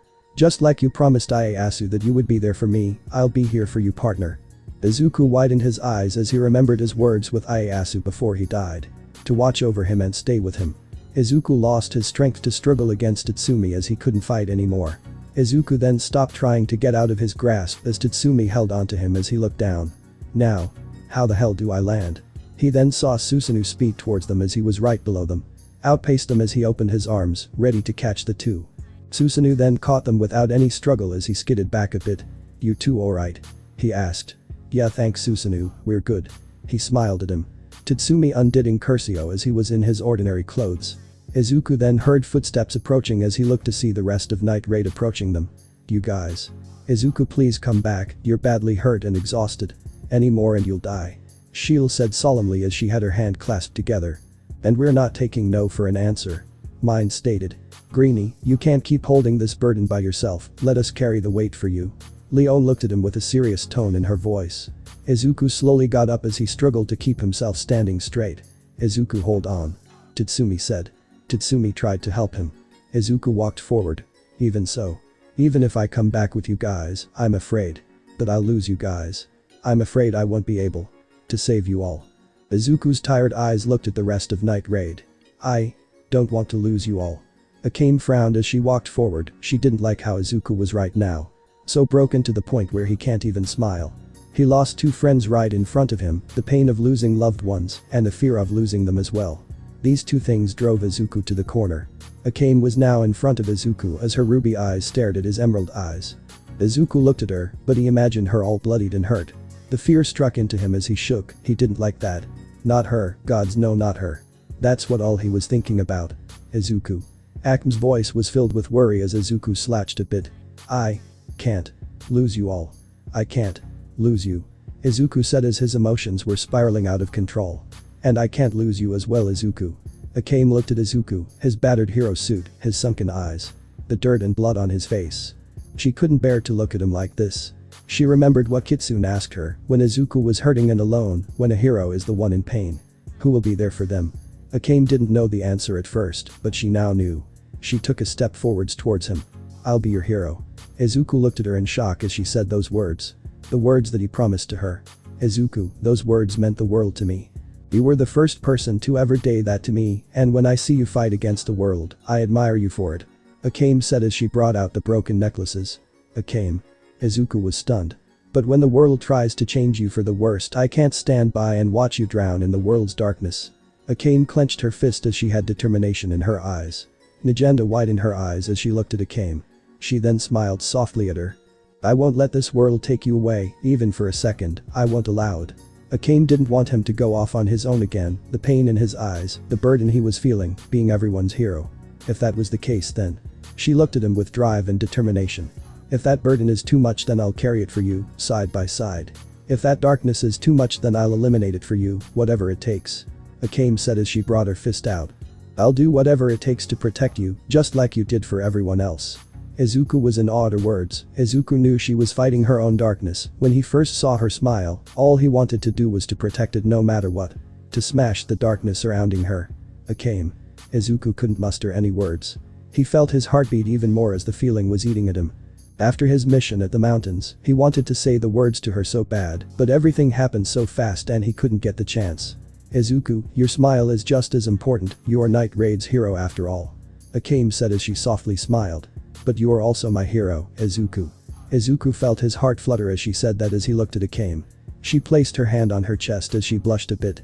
The rain stopped as the sun was piercing the clouds, shining on the two. The hero I fell in love with. Izuku widened his eyes as she said those words. He felt his whole world stop, but the only thing moving was his heart as he felt so many emotions rush through him. He took a step forward, but he didn't have enough strength as he started to fall. Akame was quick as she grabbed him before he could hit the ground. She held him close as Izuku slowly closed his eyes. Akame embraced her hero, never letting him go this time. From now on. She will be by his side from now on. Finally conveying the feeling she had for him. The hero who was her shining light in her darkest hour. Now Akame was the light in Izuku's darkest hour. Chapter 36. Recovering. Akame held him as she didn't want to let go, fearing that he would leave again as she then felt a tap on her shoulder. She turned her head as she saw Susanoo behind her. I'll carry him back to the base. She nodded as she turned around and let Susanoo carry Izuku as the boy was in a deep sleep. She looked at the hero, his baggy eyes and his expression, she didn't know if that helped him. She wanted to stay by his side until he awoke. Mission accomplished everyone, let's head back to the hideout. Nagenda said. They all nodded as Tatsumi felt someone poke him, he turned to see Mine right behind him. Nice work getting to Izuku. Tatsumi shook his head. Nah, could have done it with you distracting him that shot. Though you could have killed him right there. Tatsumi said as Mine elbowed him in the hip. I knew he would dodge that idiot. Mine scowled at him. Tatsumi chuckled. I know, because you're the best sniper in the world after all. He smiled at her. Mine blushed a bit as she pouted a bit. Well, even if we stopped him there, we would have been chasing him again if not for Akame. Tatsumi nodded as he looked at her and Izuku as she walked right by his side as Susanoo was carrying him, never letting him out of her sight. She finally got to say it though. Tatsumi smiled. Mine also smiled as she nodded. Yeah. She did. Leon then wrapped her arms around Tatsumi and Mine. But he sure did give us a run for our money. She said. Mine just groaned. Thank God he was tired and starved or else we wouldn't have caught up. Leon and Mine followed the rest of the group, but Tatsumi stood there as he remembered something. Izuku, you didn't use that power did you? He muttered as he remembered something in the past.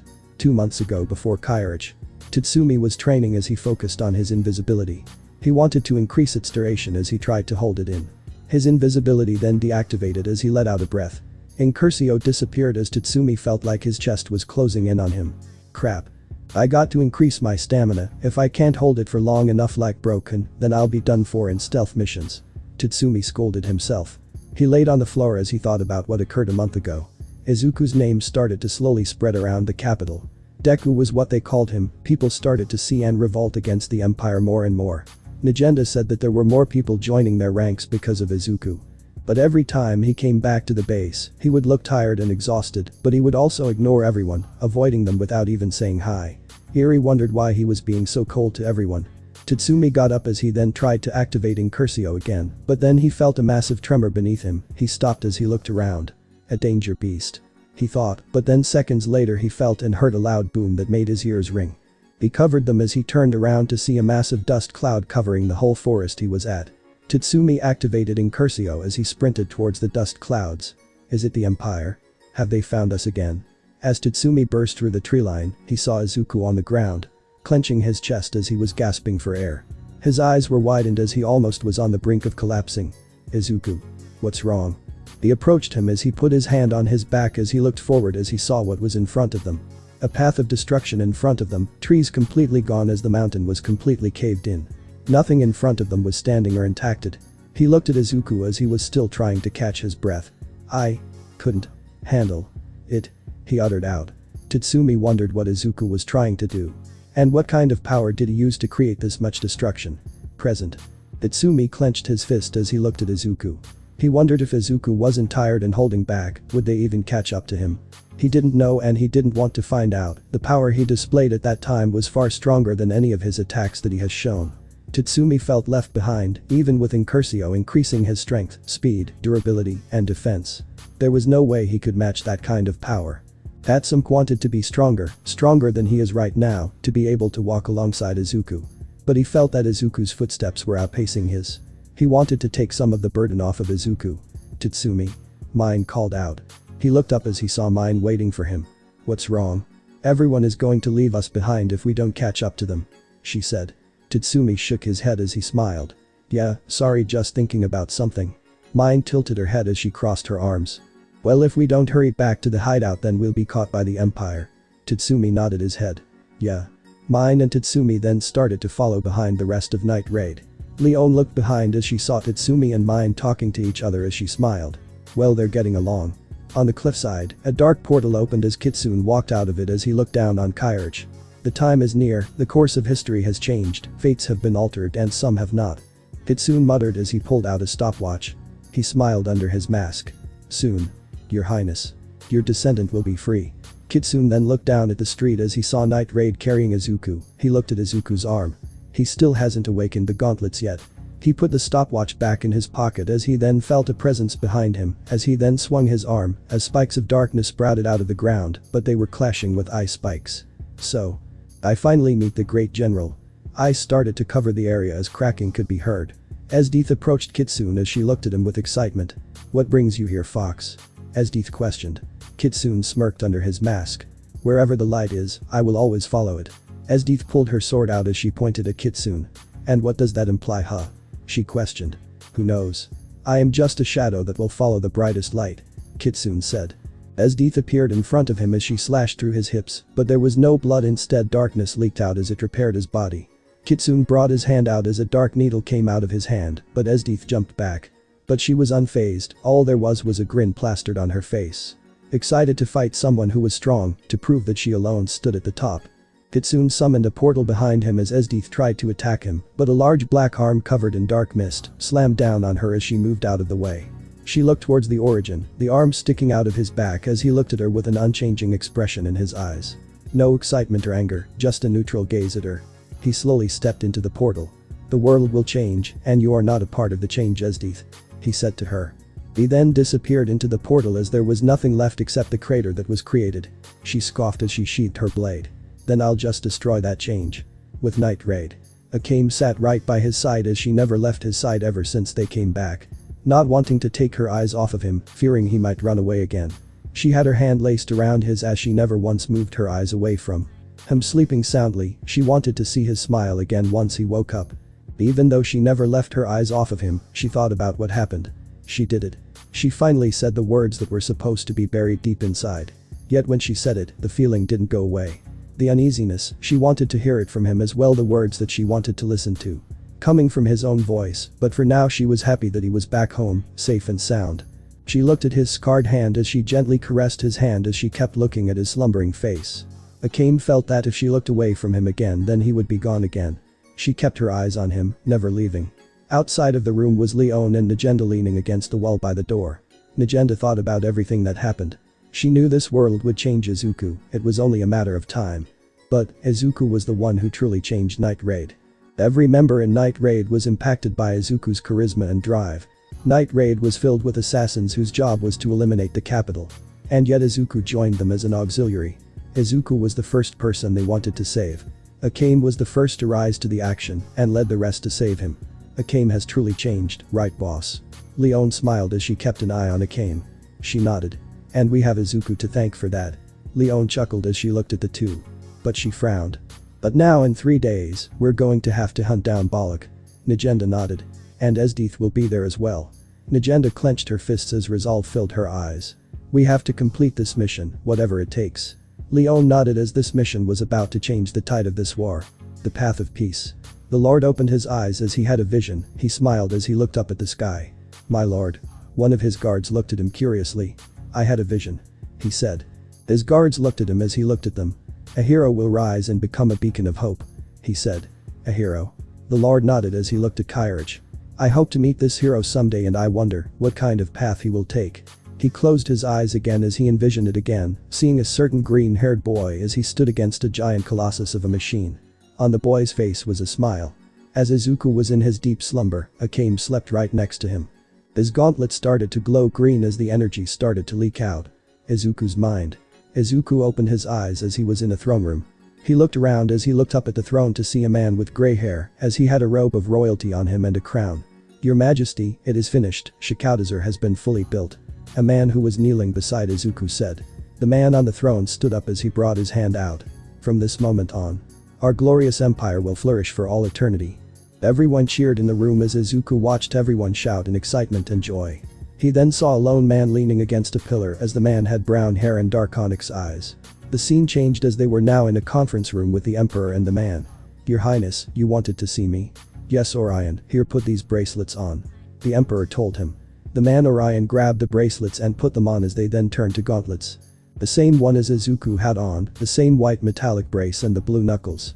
But what was different was the glowing hue was not green but black. "Your Majesty, these gauntlets were forged by a rare metal that was recently found deep in the East Mountains. These gauntlets hold more power than you could ever know, the power to shape the very darkness and make it your own weapon," the emperor explained. "The second Tegu, Darkness Shaper, Cage," the emperor said. Orion looked at his emperor. "Your Majesty, why give these to me?" "Because you are my first ever friend, who always has remained at my side, that is why you are worthy of wielding such power." The rare metal forged had stored the power of darkness for eons. It can absorb any power and amplify it, but it can also reinforce your arms and restrict exhaustion as well, the emperor explained. Orion then focused his mind as a dark orb was found in his mind as it expanded. The gauntlets were then covered in a black aura as it formed a ball of darkness in the palm of his hand. "Orion, let us preserve this beautiful empire together, with you as my right hand." Orion smiled. "I, Orion, will stay by your side, Your Highness." Izuku watched as it played out. He then saw a glowing green hue as he looked at the gauntlets. It kept flashing over and over as black whip started to surround the gauntlets. As green energy started to fuse with black whip, making the black tendrils have a green hue around them. "Ninth," a voice called out behind him. He turned his head to see Yoichi. They stood there in the void as no one spoke a word. Izuku clenched his fist as he looked at Yoichi. "First. That wasn't a memory from you?" Yoichi shook his head. "Those gauntlets have a history behind them." Izuku looked at the gauntlets as the green glow was peeking out of black whip. Izuku clenched his fist as he looked at Yoichi. "That means Tegus are stated to rival an army if one wields one." The second user appeared. Izuku looked at him as the man looked down on him. The power displayed in the memory is long gone from those gauntlets, but even so, there is still much to explore about those gauntlets. Izuku pondered on what to do with these gauntlets. They were about to break by the excessive force he's using with One for All. Izuku thought about the memory that displayed in his head. Those dark powers that Orion did were familiar. He thought about a certain fox-masked man. Izuku then saw the world inside his head start to phase out. He then realized that his body started to fade as he looked at the users of One for All. "You're starting to awake now, Ninth, be careful from now on, remember what you're fighting for," Yoichi said. "We will always be by your side." Izuku nodded as his body disappeared from the vestige world. "Kudu, do you still doubt the boy?" Yoichi asked. The second user nodded. "Even in a world where it's kill or be killed, he still tries to find a way to save people, even if it's his enemies." Yoichi closed his eyes as he looked at him. "Even then, he told you his answer." Kuda stayed silent. He thought about it. "The power to save. Huh. Mistafu Japan. You didn't have to come with me, Aizawa," Toshinori told him. "I'm his teacher as well, All Might, it's my responsibility as well," the shaggy-haired hero said. All Might nodded as he knocked on the door. "Coming." A feminine voice called out as the door opened to reveal Izuku Midoriya on the other side of the door. All Might. And Aizawa Shoda, Mr. Midoriya's homeroom teacher. She looked at them as she then felt something was off. All Might's face had guilt all over it. All Might. What happened to Izuku? She had worry all over her face as she felt panic rise within her. "It's best if we speak inside," Aizawa said. She slowly nodded as she let them in. After they were settled in, they sat at the dining table as both All Might and Aizawa sat across from Inko. She had her hands pressed together as she waited for them to talk. The silence was killing her. She needed to know what happened to her baby boy and if he was alright. "Mrs. Midoriya, I'm sorry, but during a training exercise, a villain appeared out of nowhere," Aizawa said. She widened her eyes in horror. But I thought your security was the best, why did a villain appear?" "We don't know, ma'am, that's what we're trying to figure out," Aizawa answered. Inko looked at All Might for reassurance. "Please don't tell me that he's..." She was on the verge of tears. "No, at least we hope he isn't," All Might said. "What do you mean?" she asked as her voice began to shake. She clenched her hands together so hard that her knuckles turned white. "The villain kidnapped Izuku, but we can't track him anywhere," Aizawa answered. She looked horrified as she grabbed All Might's hand as she looked at him with desperation. What? Please All Might. Please tell me that isn't true. You can find him, right? All Might's heart was washed over with guilt as he promised her that he would raise her son and protect him, and yet he let his successor get kidnapped. I'm sorry, he said. Inko fell to her chair as her eyes started to become devoid of light. Mrs. Midoriya, we are doing our best to find him, we will find him. Aizawa tried to reassure her. All Might couldn't bear to look her in the eye as she clenched his fist, feeling useless. All Might. He froze as he looked at her. The woman's eyes were not filled with hatred but betrayal. You promised. She croaked. Tears started to flow down her cheeks. Am I? Please leave. I need to be alone right now, she said. All Might wanted to talk more, to reassure that he wasn't dead, that he can still feel it. Though it is faint and barely noticeable, one for all is still there. I understand, ma'am. Both of the teachers got up as they bowed to her and left the building. Once they left the room, Inko started to sob as she cried. She closed her hands together as she leaned on them, praying for her son to be alive and well. No matter where he is right now. Izuku-kun, she croaked. All Might and Aizawa were outside the door as they both had the look of guilt. It was expected that she would react like that, All Might. Aizawa told him. I know. But even so, I made a promise I couldn't keep, he said. Aizawa looked to the side as he sighed. I failed to All Might, I was there, and yet I couldn't help him. All Might clenched his fist in frustration. We're going to find young Midoriya, no matter what. Yeah. Aizawa answered. With Izuku. Izuku slowly opened his eyes as he sat up from his bed. He looked around to see that he was in his room. He then looked at the side of the bed to see Eri sleeping beside him. He frowned as he gently rubbed her head. You had her worried. A voice said to him. He looked and widened his eyes to see Chelsea sitting on the end of the bed. Chelsea? You're okay? He said. She smiled. In the flesh, thanks to you. But you didn't save my right arm though. She joked. Izuku looked down. Sorry. Chelsea froze as she scolded herself. Ah. Sorry, I shouldn't have joked like that. Izuku shook his head as looked at the desk next hint as his gear was there, all cleaned and sewed up. Lubba spent hours trying to clean that, you know, thank him when he comes back, okay? Izuku nodded. I know. I need to thank everyone, especially Akame. Chelsea nodded. Well, you finally woke up, so that's good. Geez, you pushed yourself too much, you know that. Izuku didn't speak as he remembered what happened. What Akame said to him, the words that he never thought she would say to him. Even though he was a hopeless Deku who couldn't save the ones close to him. Chelsea noticed this as she immediately knew what he was thinking. Izuku, you have to stop trying to put the whole world on your shoulders. She said to him. I couldn't save them, Bullet. Can say. Mura. I'm afraid that I won't be able to save everyone else. He clenched his fist as their deaths flooded his mind, filling him with doubt and worry. Izuku. They chose this path because they believed that they could make a change. Chelsea told him. They still could have made a change if I wasn't so weak. So distracted. Izuku said. I dream of being a hero who could save everyone, but I failed. I couldn't save the people that mattered the most. Izuku's mind couldn't let it go, their deaths weigh on his shoulder. He knew that he couldn't erase it, while their deaths weighed on him, the fear doubled when he thought about the others.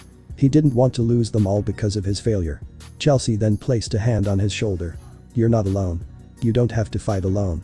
We, Night Raid, are here for you. Izuku widened his eyes as thought about Tatsumi's words. I'm right here by your side, Izuku, as your friend.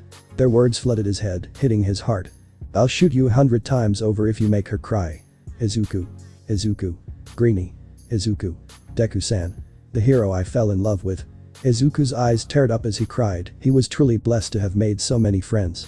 Even though he thought he didn't deserve it, the girl he loved told him the words he wanted to tell her. Izuku felt a hand on his lap as he looked at the person.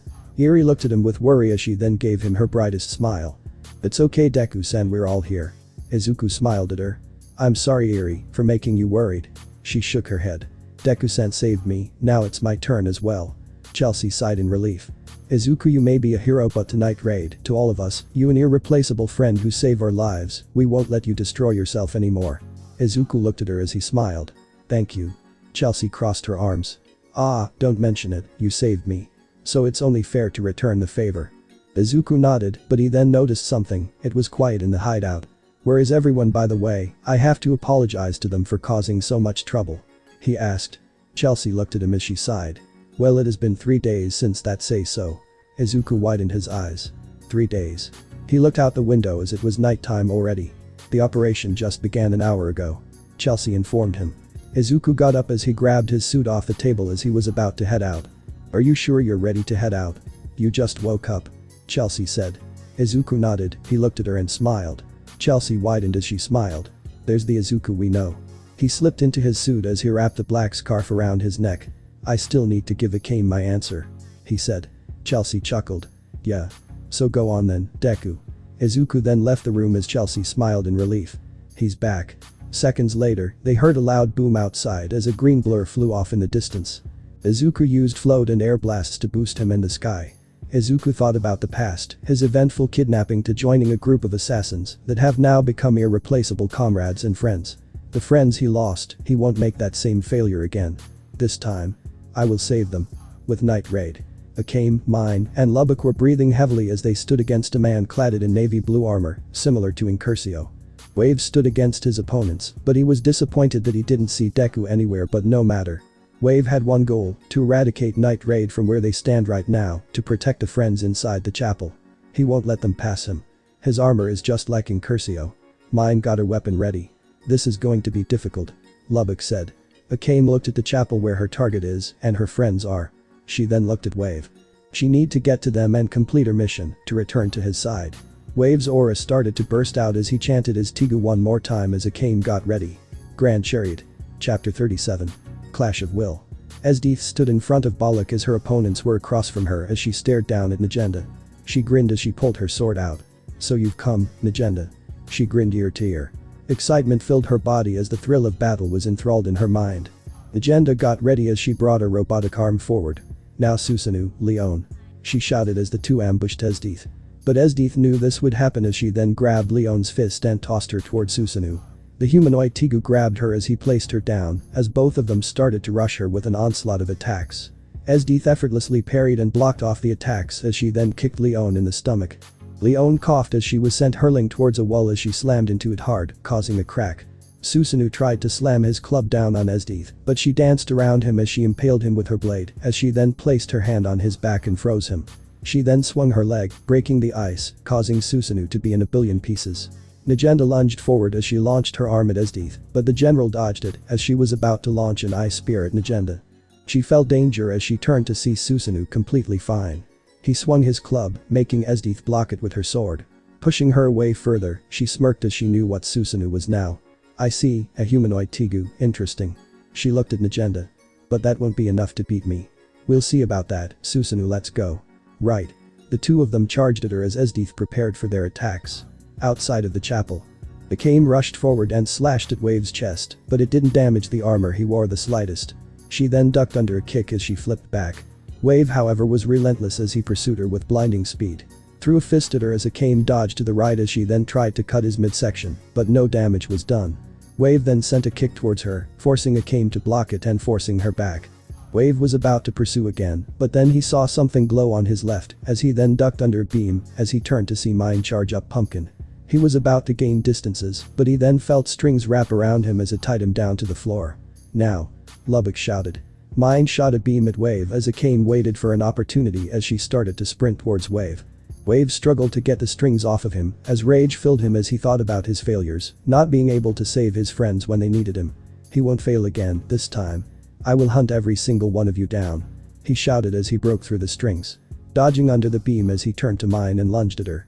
Mine was about to fire another shot, but Wave was already upon her as he delivered her a devastating suckered punch, sending her flying towards a tree. She spat out blood as she collided with the tree. Wave turned towards Akame as he sprinted towards her. Akame tried to go for his eyes instead as she tried to jab the blade into his eyes, but he ducked under the blade and threw a punch towards her abdomen, causing her to cough up blood and send her flying. Damn it. Lubbock cursed as he created a spear out of his strings as he launched it at Wave, but summoned his own spear as he deflected it. He charged at Lubbock as he delivered a devastating blow to Lubbock, causing him to black out for a second. Akame slowly stood up as well as Mine as they saw a fiery aura around Wave, as he was a completely different person than they initially thought. Run watched this from the sky as he smiled. He didn't know how strong Wave gotten, but he seemed like he could handle his own against a 3, but then he felt a boom in the distances. He felt the same wind pressure from before. Deku. He's on his way. He looked down at Wave as he was preoccupied by the 3. I'll buy you sometime, Wave, I won't let Deku pass me. Run then flew towards where he felt the wind pressure. Wave on the other hand noticed this as he wondered where Run was going. But he didn't have time to worry about him, as he then saw Akame just in time, as he blocked the slash of hers and threw a jab at her, but Akame jumped over him, as she was about to jab down her blade, but Wave caught the blade, as he then flung her. She then skidded across the field as she clenched her teeth in frustration. She thought about Izuku, she wanted to see him again. She couldn't afford to die here no matter what happens. She looked at her blade, she pondered on the thought. Activating her trump card. But she shook her head as she laid low as she sheathed her blade. She focused her sight on Wave and only him, cutting him down. She charged forwards and blinding speed, as Wave was shocked at a sudden boost of speed. She was already upon as her blade was inches away from his neck. Wave ducked but barely scratched the top of his helmet as he summoned his spear tried to jab Akame, but she jumped back. She didn't stop there as she lunged again. Wave intercepted her with his spear as they clashed, sending shockwaves around the area. Akame's swings were indeed powerful, but Wave's relentless rage boosted his swings, making them 2 times stronger than Akame's. Pushing her back every time they clashed. Forcing Akame to go on the defensive. Wave then spinned his spear as he then swung to her right side. Akame barely made it in time to block it as she was sent flying again. She stabbed Murasame on the ground to stop herself from going any further. Akame looked at her opponent as she saw a beast approaching her with unrelenting rage. Wave then saw a glint as he then swung his spear upward to his left as he cut a beam of light in half. Mine clicked her tongue as that was a more powerful shot than before, but even so, Wave managed to cut it in half. Damn it. What the hell happened to this guy? Mine cursed.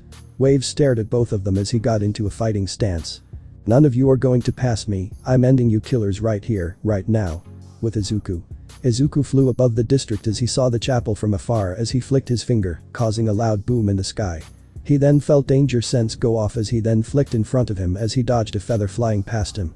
Izuku then saw multiple feathers coming at him as Izuku launched a single Delaware smash, deflecting the attack with a pressurized air blast. Izuku then sensed something above him as he looked up and blocked an axe kick. Izuku then pushed it off of him as the assailant flew back. Izuku remembered the person as the man stared at him. Izuku couldn't forget that day, the day he failed. He clenched his fist, but he slowly relaxed his hands. Get out of my way. Izuku said. I won't. You must pay for killing my comrade. Run said. Izuku didn't have time to argue as he stared at him. I didn't kill her. He responded. Run didn't believe him as he was ready to launch another barrage. Even if that's the case, I can't let you pass, for my comrades, for my friends. Run said. Izuku frowned as he knew all too well what he was feeling. He too has people to protect. No matter what, he won't fail to save the people he cares about anymore. Get out of my way. Izuku said as the green electricity started to glow more violently. Izuku charged at him, and Run intercepted him as they clashed in the air. Run sent feathers toward him as Izuku flicked below him, causing him to fly upward as he then flicked behind him as he was about to deliver a fist down Run's head. But he flew back as Izuku missed. Run sent in more feathers at him. Izuku dodged then all in midair. Damn, his Tigu is just like Hawk's quirk. As he saw Run watching him carefully. Izuku then came up with a plan as he wrapped Black Whip around his right arm as he then swung, creating a giant mass of black tendrils combined. Swatting away the feathers and trapping them inside the black mass. Izuku then swung the black mass towards Run as he released the feathers at him. Run dodged them, but one scratched his cheek as he widened his eyes. Then Izuku was already upon him and encased his whole arm with Black Whip. Run didn't have a choice but to block with his arms as he was met with a blow so heavy that it felt like he was being met with a mountain. He was sent flying back, but then he abruptly stopped as he looked at his arms. They were wrapped in the black tendrils as Izuku pulled him back. Run then used this opportunity to kick him as Izuku then blocked it with his arm. Giving Run a chance to cut the tendrils off of him using his feathers. Run flew back as he took a quick breath. He tried to come up with a plan to stall him, but he didn't get the chance as Izuku was already upon him. Izuku then delivered a Manchester smash towards him. Run tried to block with his wings, but it was no use. Izuku ripped right through the defense as he kicked straight through Run, causing the man to black out. I'm sorry. Wave. He then was falling, but Izuku caught him with Black Whip as Run fell unconscious. Izuku then carried him as he looked for a good spot to set him down. Izuku then saw a spot on a roof as he lowered himself as he set Run down. Izuku looked at the man as he had a solemn look as he stood up. I didn't kill your comrade. Izuku looked towards the chapel as he was about to head over there until he felt someone behind him as he turned to see Kitsune standing behind him. Izuku jumped back a bit as he brought his fist forward. What do you want? I don't have time for this. Izuku said. Kitsune scoffed. Calm down, my friend, you are the final puzzle piece that I have been creating for so long. Izuku didn't know what he meant by that as he was cautious around Kitsune. Izuku Midoriya, the world's salvation. My salvation. You will. Izuku was already upon him as he readied a fist, preparing to implant his fist towards his face. But Izuku's attack went through as he turned around to see Kitsune still standing there. He shook his finger. What did I say, Izuku? I am not the enemy. Then why are you here? Why do you keep appearing out of nowhere? Who are you really? Izuku had so many questions about the individual. You really shouldn't be concerned with those questions, because… Kitsune turned to him as Izuku saw the seriousness in his eyes. One of your friends is going to die. Izuku widened his eyes in horror as he thought about everyone over there at the chapel right now. Shield. Mine. Nagenda. Susanoo. Leon. Tatsumi. Akame. Izuku gritted his teeth as he was about to fly off. But I will tell you one thing, Izuku. Kitsune stopped him. Izuku turned his head as he looked at the fox-masked man. The gauntlets, they hold the answers to all your questions. Izuku looked at Kitsune as he was confused. Why was Kitsune so keen on trying to help him, but he was also very mysterious as well. Izuku shook his head as he flew off. Kitsune watched as he then looked at Run. He smiled. Were you listening? Little bird. Run opened his eyes as he looked at the man and struggled to stand up. I wouldn't get up if I were you, Izuku hit you pretty hard. Kitsune said to the man. Who are you? And who is that boy? Run looked at him. Kitsune crouched as he stared right into Run's eyes. The only person who can truly save this broken world. Kitsune responded as he placed his hand on his chest. And me? I am just the one who is following that light to truly save this empire that I promised to do. Run looked at the man in confusion as Kitsune then sank down into his shadow.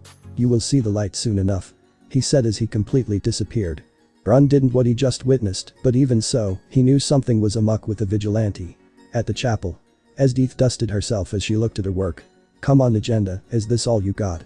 Susanoo was encased in ice as Nagenda and Leon were knocked unconscious. ESDEATH walked over to Leon as she looked at Lioness. Now, tell me where the other two are, the Incursio user and the one they call Deku. She asked. There was no response as she brought out her sword as she stabbed Leon's abdomen. Leon screamed in pain as she then abruptly woke up as she tried to grab the blade, but her arm was cut off. Arg. She cried in agony. ESDEATH smiled in glee as she then started to cut up Leon as she cut up one of Leon's breasts. She knew it was a Tegu, but she was impressed with the regeneration that the Tegu displayed. Interesting, a fascinating body you have, I wonder. How long can you last though? She was about to cut her up more until she felt a presence and a killing intent. She brought her left arm up as she blocked a blow to her face. Then a follow-up attack as a fist approached her face.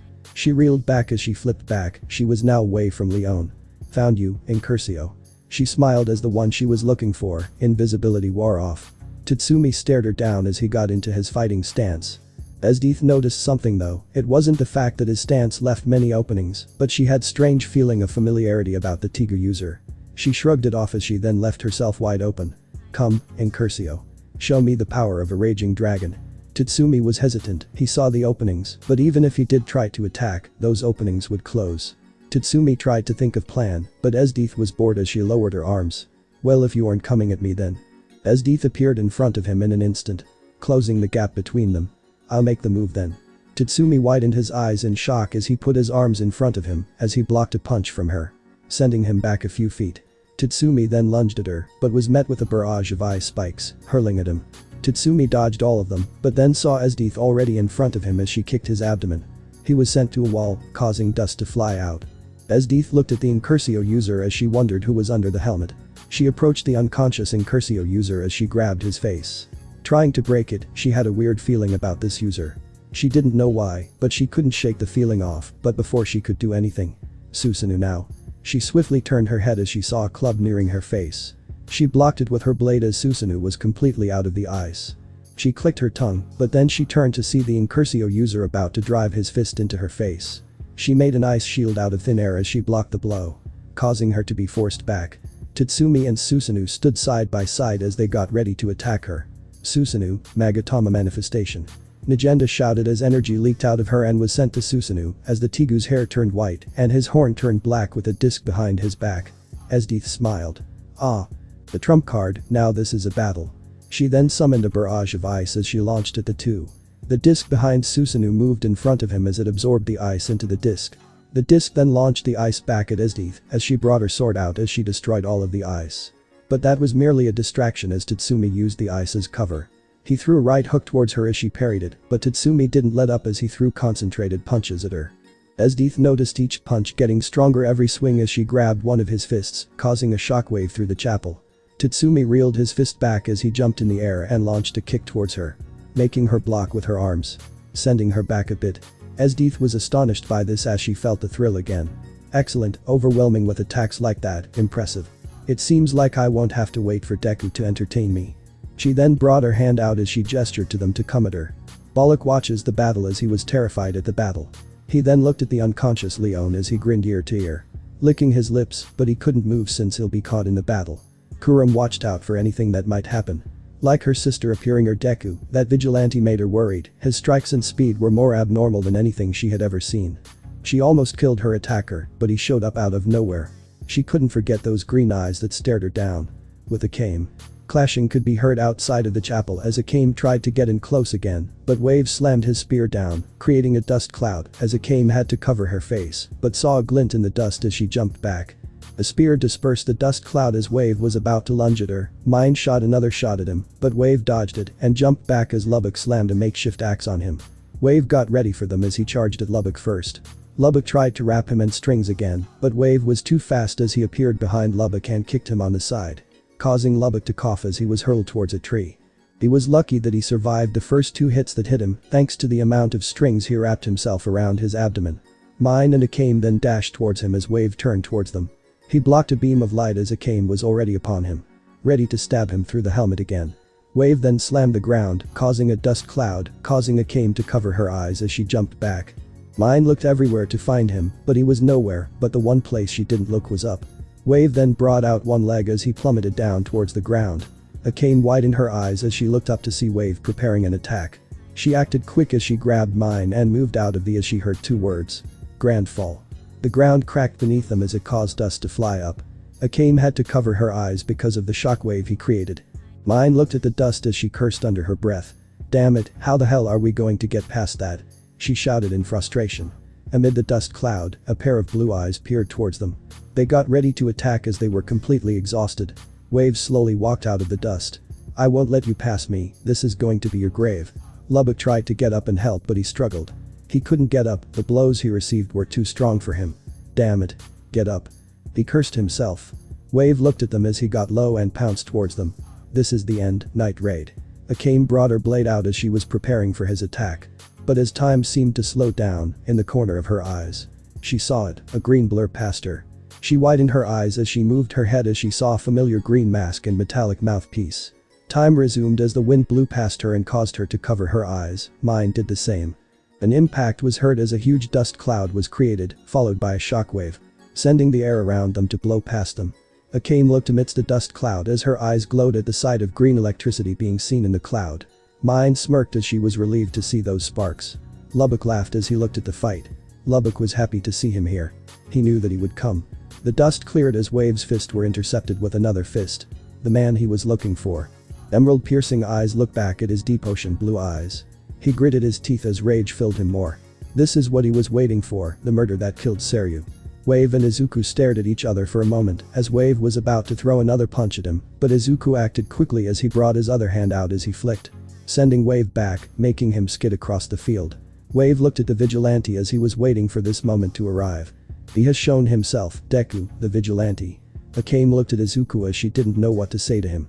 She then saw him turn his head towards her. He nodded towards her, signaling her to go. She widened her eyes as she then smiled and nodded back. Mine, let's go. Huh, what about? Akame looked at Mine as she smiled. He'll be fine. Mine tried to speak, but she sighed and smiled. Alright, let's go. They then sprinted as they moved past Izuku. Wave noticed this as he tried to intercept them, but in a matter of seconds, he was met with iron soles to the face as he kicked back, causing Wave to force himself not to go any further as he stared at the vigilante. During this whole time, Izuku has only been releasing 20% of One for All's power. Your opponent is me, Izuku said. Wave then fully stood up as he cracked his neck. He knew that, but he was worried that his friends would be ambushed, but it would be more problematic if Deku was there at the chapel too. He clenched his fist. His obstacle was standing right in front of him. He glared at the vigilante. I'm going to make you pay for murdering Seryu, Wave stated as his eyes were determined. He got into his fighting stance as he prepared himself. Izuku frowned upon hearing that name as he got into his own fighting stance, as well as the two locked eyes. I didn't kill her. Bullshit. Wave rejected his answer. Izuku knew he wasn't going to be convinced. But even so, he can't afford to die here. Not when they needed him. Wave wasn't going to let Deku pass, he was going to make his grave right here, where he stands. But it was more than that, in just taking revenge for Seryu. He wanted to protect his friends, he didn't want to lose any more of his friends again. He was done being weak. Deku is the obstacle. Izuku needed to beat Wave right here, right now. No matter what, he couldn't afford to lose any more of his friends. He couldn't stand not saving any of his friends when he has the power to. Both of their ideals, their wishes clashed. The same wills clashing against each other. Both had the same words run across their minds. This time, I will protect them. Chapter 38. Clash. Hero vs Soldier. Wave, be careful when you fight Deku, Run warned him as Wave was training. Wave stopped and looked at Run. Did you encounter him? Are you hurt? Did he do anything too? Yes Wave, I'm fine, but you need to listen to me. Wave looked at him as he never seen Run like this, he never thought the cool and collected Run could be this worried. Deku is far beyond what we've heard about, he is someone that poses a threat not only to us but the entire empire. Run warned him. Wave looked at him as he clenched his fist. Even so, I have to. For Bulls. For Seryu. Run couldn't change his mind even if he wanted to. The man sighed as he placed his hand on his shoulder. Just be careful. Present. Wave watched Izuku, waiting for him to move as Izuku then got into a low stance as green electricity started to surge out of his body, dancing around him. Then in an instant he appeared in front of Wave in a matter of seconds. Wave widened his eyes as he quickly put his arms in front of him. In that moment, Wave felt an entire mountain getting pushed onto him. Wave was shocked as Izuku drove his fist into his arms, launching Wave back, leaving a trail of destruction behind him. Wave then slammed into a rock as he coughed up blood. He felt his arms shaking as he looked up to see Izuku standing there, his eyes were determined and burning with a fire he hadn't seen in anyone. Wave stood up as he tried to shake it off. Wave. If you do fight Deku, please come back alive, okay? Don't worry Kurum. He slammed his foot on the ground as a blue glow came out of his eyes.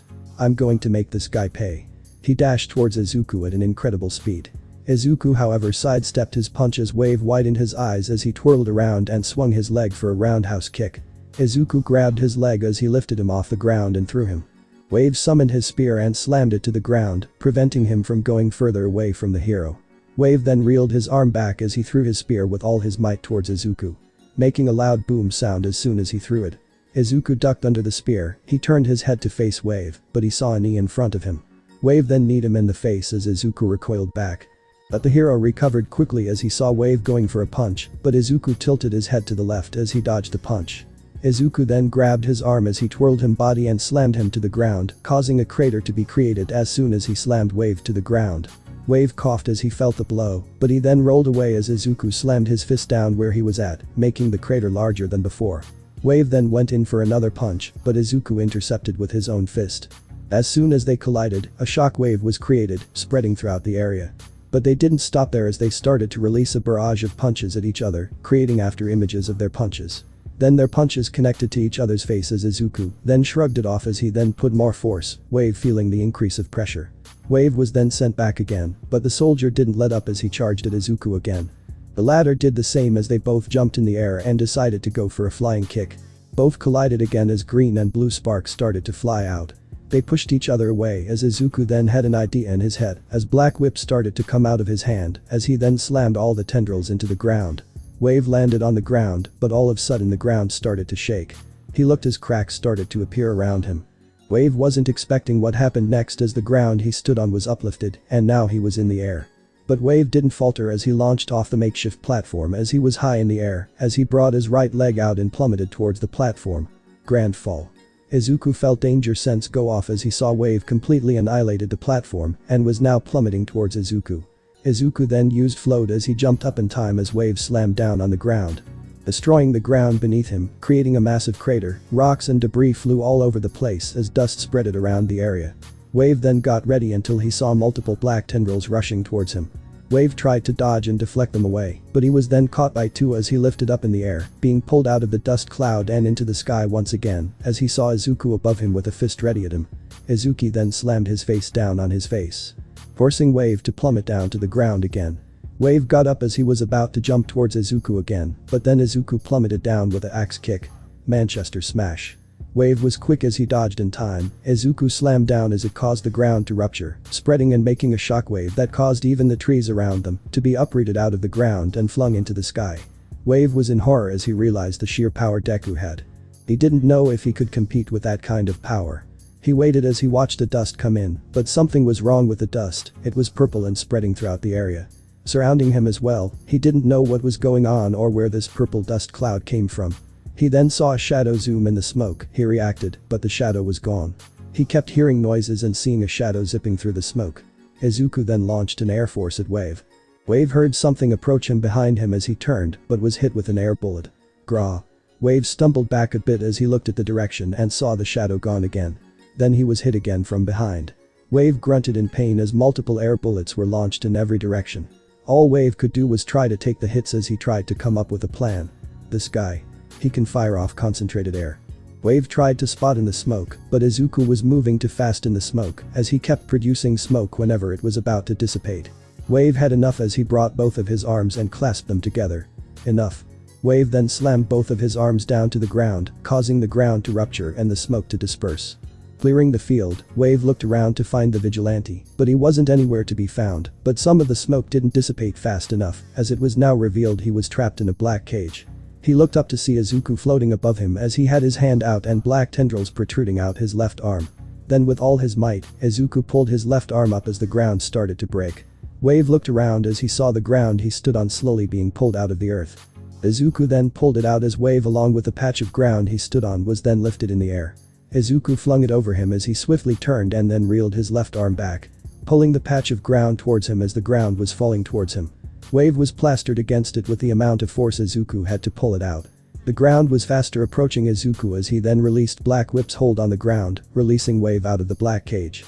The soldier saw Izuku reeling his right fist for an attack. Wave then brought his arms up as he prepared for an attack. Izuku then punched Wave as he felt the force of it, while also feeling pressure behind him because of the patch of ground that was behind him as well, which shattered in an instant as soon as Izuku punched him, making a shockwave throughout the sky. Wave was then pushed back up in the air because of the force of the punch. Izuku then flicked his finger behind him as he propelled towards Wave. The soldier rotated his body as he spinned up in the air as Izuku widened his eyes. Wave then dropped an axe kick on Izuku, forcing him to plummet to the ground, causing an explosion of dust and debris to fly out of the ground. Wave then fell down to the floor as he landed, which cracked the ground beneath. He then charged towards the dust cloud, trying not to give Izuku any breathing room at all. Wave saw green glowing eyes stare back at him as the dust cloud dispersed when a giant concentrated air bullet flew out. Wave was hit instantly as he flew back. He slammed his hand on the ground as he tried to resist the powerful concentrated air bullet. The air bullet was so strong that it left a trail of destruction, destroying the ground and trees in its way.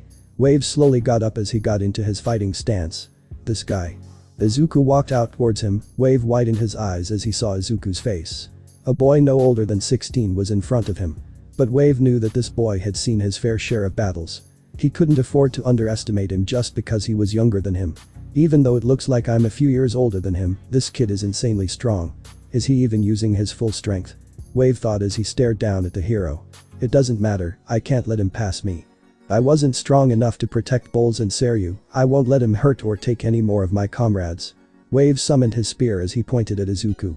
I won't let you pass me, Deku. I'm going to kill you here and now. Wave shouted. Izuku's hair covered his eyes as the electricity around him danced around him. Then in an instant, the electricity grew bigger and the wind pressure intensified. His gauntlets glowed as the hero got into his fighting stance. This whole time he was only at 20% and now has increased the output to 40%. I can't let that happen because I have to protect my friends too, Izuku stated. Wave locked eyes with him as they both prepared for each other. Then without a hold-up, they vanished from their spots as they clashed again. Lubbock was watching all of this unfold as he was shocked and stunned. Lubbock had seen him train with Leon and Susanoo without using his powers, but seeing him actually fight with it was a whole nother experience. Lubbock knew Izuku was strong, but seeing him using all of his training and experience in a battle was shocking to him. He couldn't help but smile. God damn it, Izuku, you're really the coolest, huh? Wave slammed down his spear at him, but Izuku rolled out of the way as he then launched a tendril at him, but Wave swung his spear, deflecting it. Izuku charged forward as he threw a left punch at Wave. The soldier responded by blocking it with his spear as he pushed back a bit. Wave got ready to attack as well as Izuku. Wave gritted his teeth. During this whole fight, he noticed one thing. He never felt any killing intent from Izuku, even though his punches and attacks were brutal to take. He never felt the killing intent behind them. And when he looked into his eyes, they were so full of determination and drive. He didn't understand, Wave couldn't understand why. Why does a person like him align himself with a bunch of murders? Wave wanted to know his intentions. Why did he kill Seryu? Wave vanished from his spot as he appeared right in front of Izuku. The hero felt danger sense warn him as he brought his arms up, blocking a thrust attack from Wave with his gauntlets. Pushing him back. Izuku then grabbed the spear, then lifted his right leg up and swung it. Leaving a wake of destructive power, Wave got caught up in it as he was forced back. Wave coughed as he stood up as he was now a meter away from Izuku. The soldier was now disarmed as his spear was in the grasp of the hero. Izuku jabbed the spear to the ground as he slowly approached Wave. Wave was getting frustrated but not at the fight. How Izuku had that fire in his eyes, he didn't understand it. Why would someone so righteous would side against a bunch of murders? Why? Wave said. Izuku stopped as he looked at the soldier. Why is someone like you aligning yourself with a bunch of murders? Wave shouted at the hero. Izuku looked at the man in armor as he remembered Seryu asking the same question. Why? Because they were wronged by this empire. Wave winded his eyes as gritted his teeth. Wronged by the empire? You realize they slaughter countless people. How many lives were taken away? Bulls. Had a family to come home to. Seryu. You think I don't know that?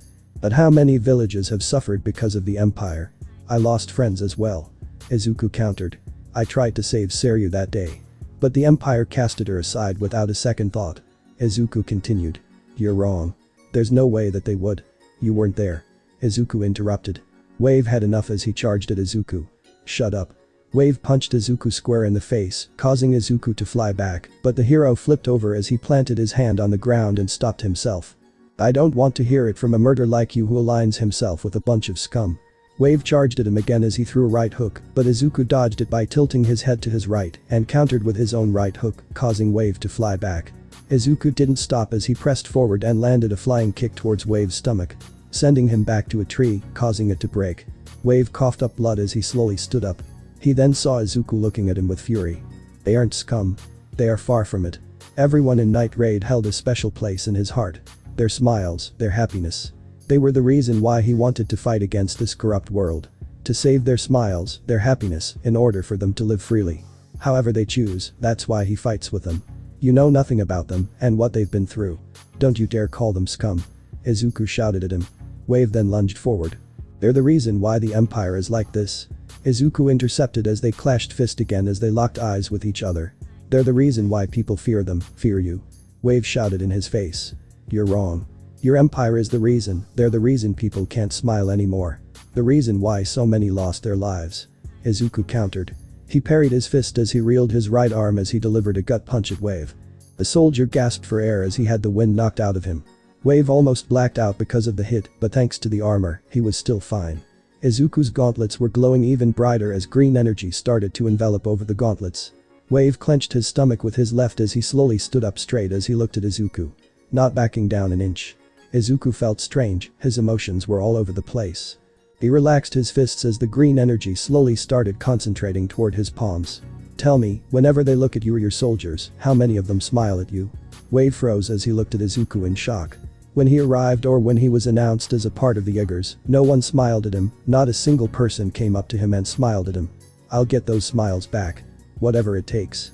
In that moment Izuku's drive and emotions mixed as it all then concentrated towards his hands. The green energy condensed and formed green daggers at the palm of his hands. Without realizing, Izuku gripped them as one for all mixed with this strange energy. Causing energy to burst out of Izuku, unconsciously increasing the output to 50%. Causing the ground to crack beneath him, Izuku held the daggers. Wave saw the swirling energy around him. He thought that Izuku must have activated his trump card, but how wrong he was.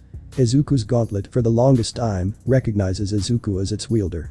Kitsune watched as he smiled in awe as he witnessed someone else awaken the full capability of the gauntlets. The second Tengu ever built in history, once known as the Darkness Shaper, Cage.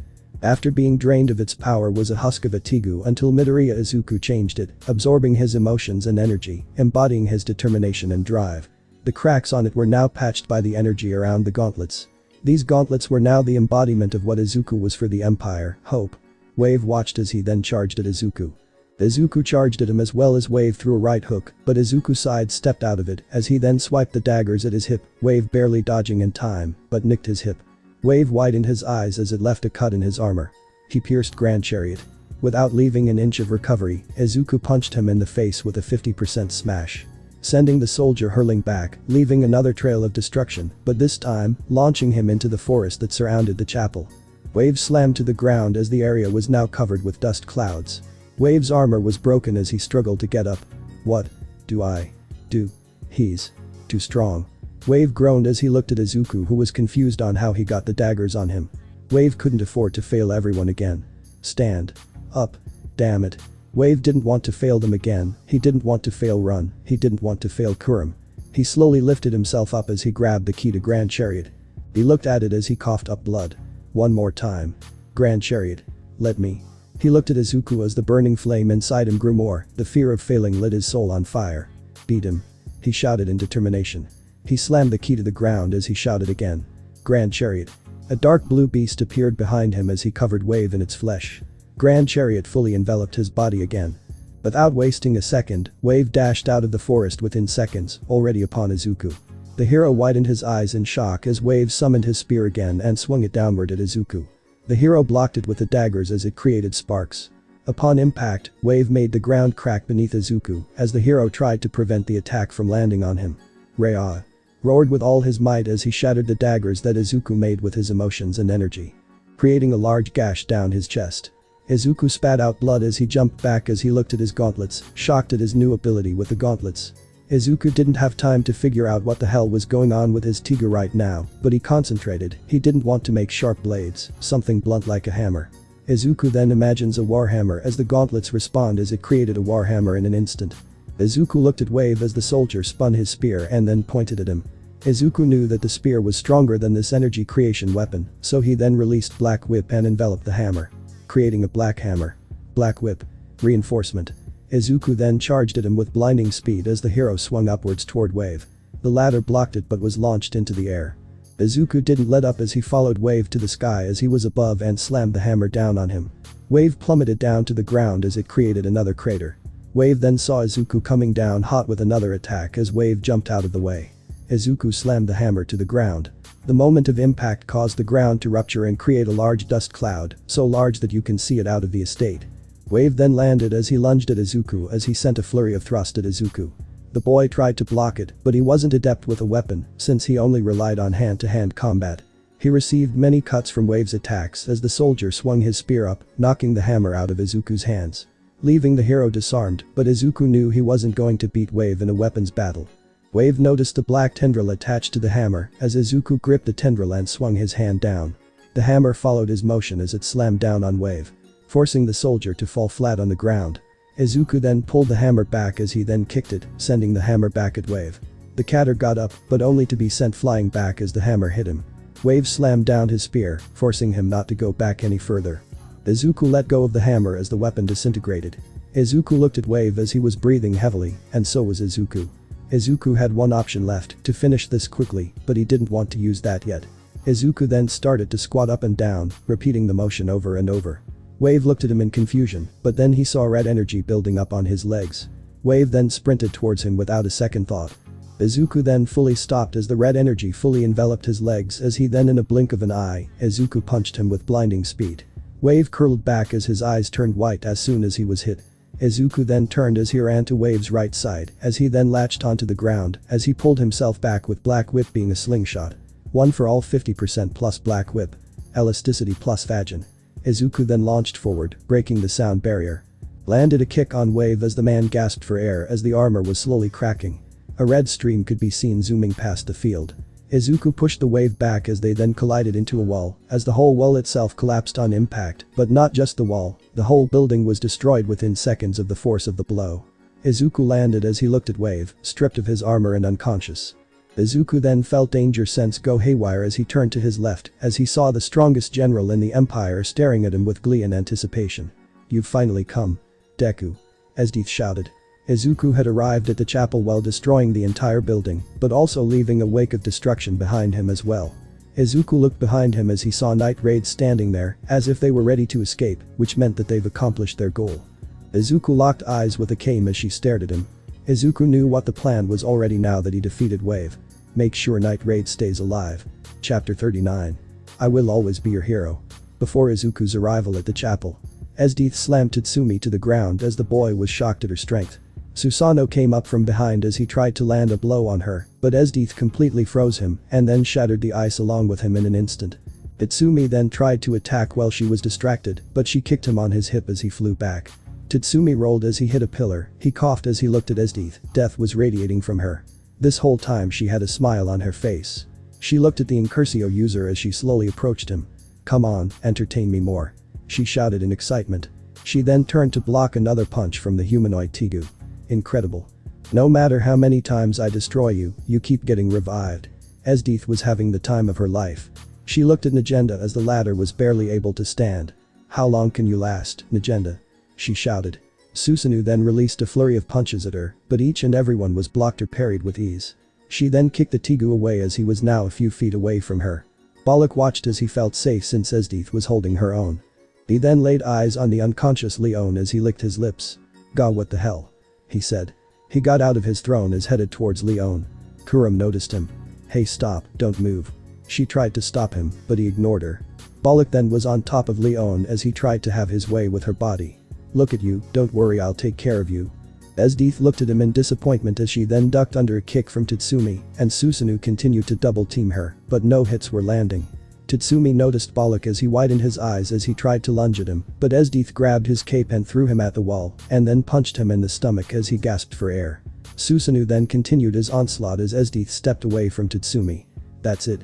More, show me more. ESDEATH excitedly shouted. Bollock was about to strip Leon, but then the glass broke from the windows high on the wall. ESDEATH turned her head as she saw Akame and mine above them. Kurum widened her eyes as she then tried to intercept. Akame saw the battle as she saw Tatsumi leaning against the wall, but she also saw Leon in a worse state. And her target right next to her as well. She knew what she had to do as she fastly approached Bollock. Kurum tried to intercept, but mine shot at her, which caused the sister to stop in her tracks. Akame was upon him as he panicked and tried to run away, but then he felt a grip on his leg as he looked down and saw Leon smirking at him. Gotcha. ESDEATH noticed this as she tried to intercept Akame, but Susanoo appeared in front of her and threw a punch which she blocked with an ice shield. Bollock saw Akame as she had Murasum ready. Eliminate. She coldly said as she sliced his throat.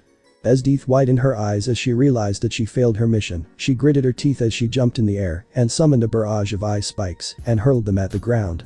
Susanoo quickly grabbed Tatsumi out of the way and Akame shielded Leon. ESDEATH landed as she then saw a huge sword coming at her on her right as she jumped over it. She then looked as Susanoo was carrying the huge sword. Murakumo. Susanoo shouted. He then lunged at ESDEATH as he swung his blade. ESDEATH put up an ice wall between the sword and her which connected. But Susanoo, with all his might, pushed the blade deeper in the ice, trying to cut her in half. ESDEATH smiled as she then placed both her hands together above her tattoo above her chest. You truly are strong, I'll give you that, which makes you worthy of my trump card. ESDEATH said sadistically. Mahabdama. Everything stopped, time froze as ESDEATH was the only one moving as she slowly approached Susanoo. You truly are a wonderful Tegu. She said as she stabbed him with an ice sword. Then time unfreezed as everyone widened their eyes as they saw ESDEATH in front of Susanoo. Tatsumi opened his eyes as he widened his eyes in horror. Negenda looked at the scene in despair. Susanoo. She shouted. Susanoo was in disbelief as he was slowly encased in ice. ESDEATH then shattered the ice again, leaving nothing to his body but just ice. Akame stood ready to fight her as well as mine did. This was the strongest in the empire. Negenda then brought her hand out. Not yet. Reviving Susanoo one more time. Susanoo opened his eyes as he launched a punch at her as ESDEATH ducked underneath it as she smiled. Yes. That's it, show me more. She shouted. Susanoo then flew by her as he stood next to Tatsumi. Tatsumi grabbed the boss and Leon. I'll grab Akame and mine.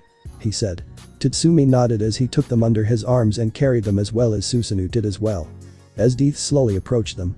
Oh no, none of you are escaping. I individually torture all of you. Her killing intent spread throughout the entire building. How are we going to escape from her? Mine questioned. Susanoo sighed as he then grabbed Tatsumi with his free arm. Susan. Boss. Everyone take care of yourselves. Susanoo. Negenda widened her eyes in horror. Thank you all for the time I spent with you. ESDEATH smiled as she summoned ice spikes as she was about to hurl a barrage at them. No Sue. Then in an instant the building shook as in a matter of seconds, the whole building shattered as a strong wind pressure pushed against all of them, destroying everything inside. Including the ice spikes that ESDEATH created. The whole building was destroyed as ESDEATH swiped her hand to clear the dust, wondering what just happened. Harem was protected by Natala. She scanned the area to see what happened, but then she widened her eyes in horror and saw Wave unconscious, leaning against the wall. Blood dripped down the side of his head. Wave. What happened? Stay with me please. ESDEATH turned as she heard Harem's cries. She saw the state Wave was in. Then she saw green electricity amidst the dust. Night Raid widened their eyes. Akame was surprised that he was here so fast. Which means that Izuku won his fight against Wave. ESDEATH smiled in glee as the dust settled, a green-haired boy standing in between her and Night Raid. She finally confided him. Her thrill of battle was the one she had been waiting for. Her main course. You've finally come, Deku. Present. ESDEATH and Izuku stared at each other for a second. The general noticed one thing about Deku was that he wasn't wearing his mask. He was just a child. No, he was the same age as Tatsumi, but that wasn't all. ESDEATH recognized him, that one day where she lost her 3 beasts. That boy was there. ESDEATH also remembered that he marked off a requirement that she had on her list. Just like Tatsumi, but she wanted to remain faithful to Tatsumi. Her heart belonged to him, but even so, she wanted to test this boy's combat prowess and skills. She grinned evilly as she snapped her finger, and within an instant ice shards appeared mid-air. She launched them at Izuku as the latter reeled his fist back as he sent a giant air blast, destroying all the ice shards within seconds. ESDEATH was impressed with the power output he displayed. Izuku didn't waste time as he vanished from his spot. Appear right behind her, ready to deliver a devastating kick. ESDEATH swiftly turned as she placed an ice wall between her, but it was shattered instantly when Izuku struck it with his kick. ESDEATH placed her hand on the ground. Izuku felt danger sense activate as he flicked his finger in front of him, propelling him back and dodging an ice pillar that erupted from the ground. ESDEATH pulled her sword out as she rushed Izuku. The hero landed as he saw ESDEATH above him, ready to slash her blade down on him. The boy brought his arms up as she swiftly brought her sword down, but it didn't connect with him at all, as a green shield appeared in front of Izuku. Izuku noticed this as he then released smokescreen out as it covered the area. ESDEATH landed on the ground as she looked around the smoke, trying to spot him in the smoke. She closed her eyes as she grinned. She was enjoying this. This is what she yearned for, the thrill of battle against someone who had the potential to best her. She swiftly turned and created a shield out of her palm, as Izuku threw a punch so strong that it dispersed the smoke within seconds on impact. She then reeled her shield back, making Izuku lean towards her as she used her other hand and grabbed Izuku's face and smashed him to the ground. Izuku felt danger sense go all over the place as she looked at ESDEATH. She was called the strongest for a reason. Is that all you've got, Deku? She looked at the boy. Come on. Show me what you have left inside you. She shouted. Izuku brought his hand towards her face as he flicked, catching her off guard with an Air Force blast. Using the split-second window, Izuku grabbed her other hand as he lifted himself off the ground and pulled her in and gave her a sucker punch, sending her flying towards a pillar. She collided with the pillar, destroying the structure all completely. Izuku looked at the dust cloud as he still felt danger sense go wild. He widened his eyes in horror as she walked out of the dust cloud, unfazed and not a single scratch on her. He noticed a patch of ice she created on her abdomen. She spread her arms out as she laughed maniacally. Yes. Deku, show me more. You may be the person I was actually looking for. Izuku got into his fighting stance as the general stared down at him. She's insane. Is she even human? Izuku asked himself. Izuku thought about using that power again, but he didn't know if he was going to hold on any longer. He was drained from the fight with Wave. Then the second appeared behind him. You're right, kid, using my meta ability is a no-go in this situation. Even if you land a hit on her, you won't be able to move for a while. The second said. Look at your comrades, they're ready to leave. He pointed out. Izuku turned to his team as they were watching him in awe, but also ready to leave at any moment, ready to grab him as well. Izuku looked at Magenta as she noticed his gaze. He nodded to her as she widened her eyes and nodded. Susanoo, get us out of here. Roger. He responded. ESDEATH turned her head. None of you are leaving here alive. She said as he was ready to summon an ice spear at them, but Izuku appeared in front of her. He brought his arm up as he then slammed it down on the ground. Wyoming smash. He created a shockwave so strong that it sent ESDEATH hurling towards a broken wall. Izuku then activated the smokescreen as it blocked her field of vision from Night Raid. She swiped the dust cloud away as she summoned a giant ice meteor above where the smoke was and slammed it on the ground, dispersing the smoke and sending another shockwave throughout the area. She looked as she watched the ice meteor, waiting for someone to break it, but nothing happened as she widened her eyes as she ran up to the ice boulder and shattered it with a swing of her kick. She swiped the dust away as she didn't see Deku anywhere. Night raid. She clicked her tongue in frustration as she looked up into the sky as the sky was slowly brightening up, indicating that the day has almost arrived, but she knew that she would have to report her failures to the Emperor. But regardless of the failure, she smiled. She had a taste of Deku's power and his facial features. She had to admit his skills were impressive, but nothing she can't handle, but his power and abilities were on a different story. She gleefully smiled. The next time, our battle will decide our fates. Deku, I can't wait. With Izuku. He was thankful that he didn't give ESDEATH a chance to chase after them, but he knew that even if he overpowered her in strength, it still didn't matter because of how fast she reacted, and her abilities were something not to underestimate. Izuku landed on the field where Wave and him fought as he looked around. He was looking for Lubbock as he wanted to make sure he was alright. But he was nowhere to be found, and so was his mask that was knocked off by Wave. He wondered if someone came by and took it. He thought of the person he fought before his arrival. Izuku then heard shouts coming his way as he needed to get out of there fast. He saw an Imperial soldier run by as the boy released smokescreen and disappeared into the sky. Izuku flew into the sky as he saw the sun slowly rising. He then looked at where he placed the winged Tigu man at, but he was nowhere to be found. Izuku looked around, he then saw a shadow moving as he sighed. Kitsune, come out. And in response, the man appeared once again. Izuku turned to him as the man started to clap. Bravo. Hero, you truly are a spectacle to watch. Kitsune complimented. Izuku looked at the gauntlets as he looked at the masked man. These gauntlets, what are they? Kitsune held out his hand, shadow particles spewed out of his hands. The Tigu that allows you to create anything that corresponds to your emotions and intentions, like how you were able to create those daggers and hammer. Kitsune explained. Izuku opened his hand as he felt the energy in the gauntlets. The Tigu itself was intertwined with One for All's energy output. Izuku could feel it, the energy he displayed with his fight. He looked at Kitsune. This Tigu was yours, wasn't it? Izuku said. Kitsune walked towards the edge of the building. Indeed, but the darkness within those gauntlets are long gone, drained by me. But. He turned towards Izuku. You gave the gauntlets new energy, it responded to your emotions and intentions, which allowed the gauntlets to be reawakening into a new, one that doesn't require the darkness, but hope. Izuku looked at the man as he was confused. This man knew a lot about him even though they were from different worlds. Kitsune then turned to Izuku. We're reaching towards the end, soon war will be inevitable. Izuku stared at him as he pointed towards him. I'm going to save them, whatever it takes. I'm sure you will, Izuku Midoriya, that is why you were chosen. Kitsune then sank down to the floor, becoming a shadow as he disappeared. Izuku looked at where he stood as he looked at the sun slowly rising. He then launched off into the distance. He flew as he tried to look for Night Raid. Soaring through the sky as he thought about Akame. Her words to him when he tried to run away from them. The hero I fell in love with. Izuku needed to find them and apologize for all the trouble he caused them. Even if they were assassins, they all were wronged by this world. Prime Minister Honest, the root of it all. Together with Night Raid, he would overthrow this corruption. He then saw a flashing light in the woods on a cliff as he saw Najenda. He then flew down towards her as he landed. He looked at her as Najenda had bandages around her head. We couldn't have escaped without your help, Izuku, thank you. She bowed her head as Izuku looked at her. That's why I'm here, Najenda, I'm your auxiliary, saving all of you is my job. He said as he softly smiled at her. She raised her head at him as she took a cigarette out. Even so, I'm still grateful that you're on our side, Izuku. Izuku nodded. Is everyone else okay? He asked. She smiled and nodded. Yes, they took a beating, but they'll be fine, Chelsea got Lubbock out of there when you sent Wave flying. She explained. She then pulled something out behind her as she handed it to him. I believe this is yours, isn't it? She said. Izuku looked at what she was holding as if it was his mask. He smiled as he grabbed it and put it on him again. Izuku looked up at her. This time, please inform me when you have other missions, that way I can be there when you guys need me. Najenda took a whiff of her cigar as she looked at him. Will you not interfere with our jobs? Izuku froze a bit as he sighed. I can't promise anything, because it doesn't matter who they are, I will save them. Najenda sighed as she smiled a bit.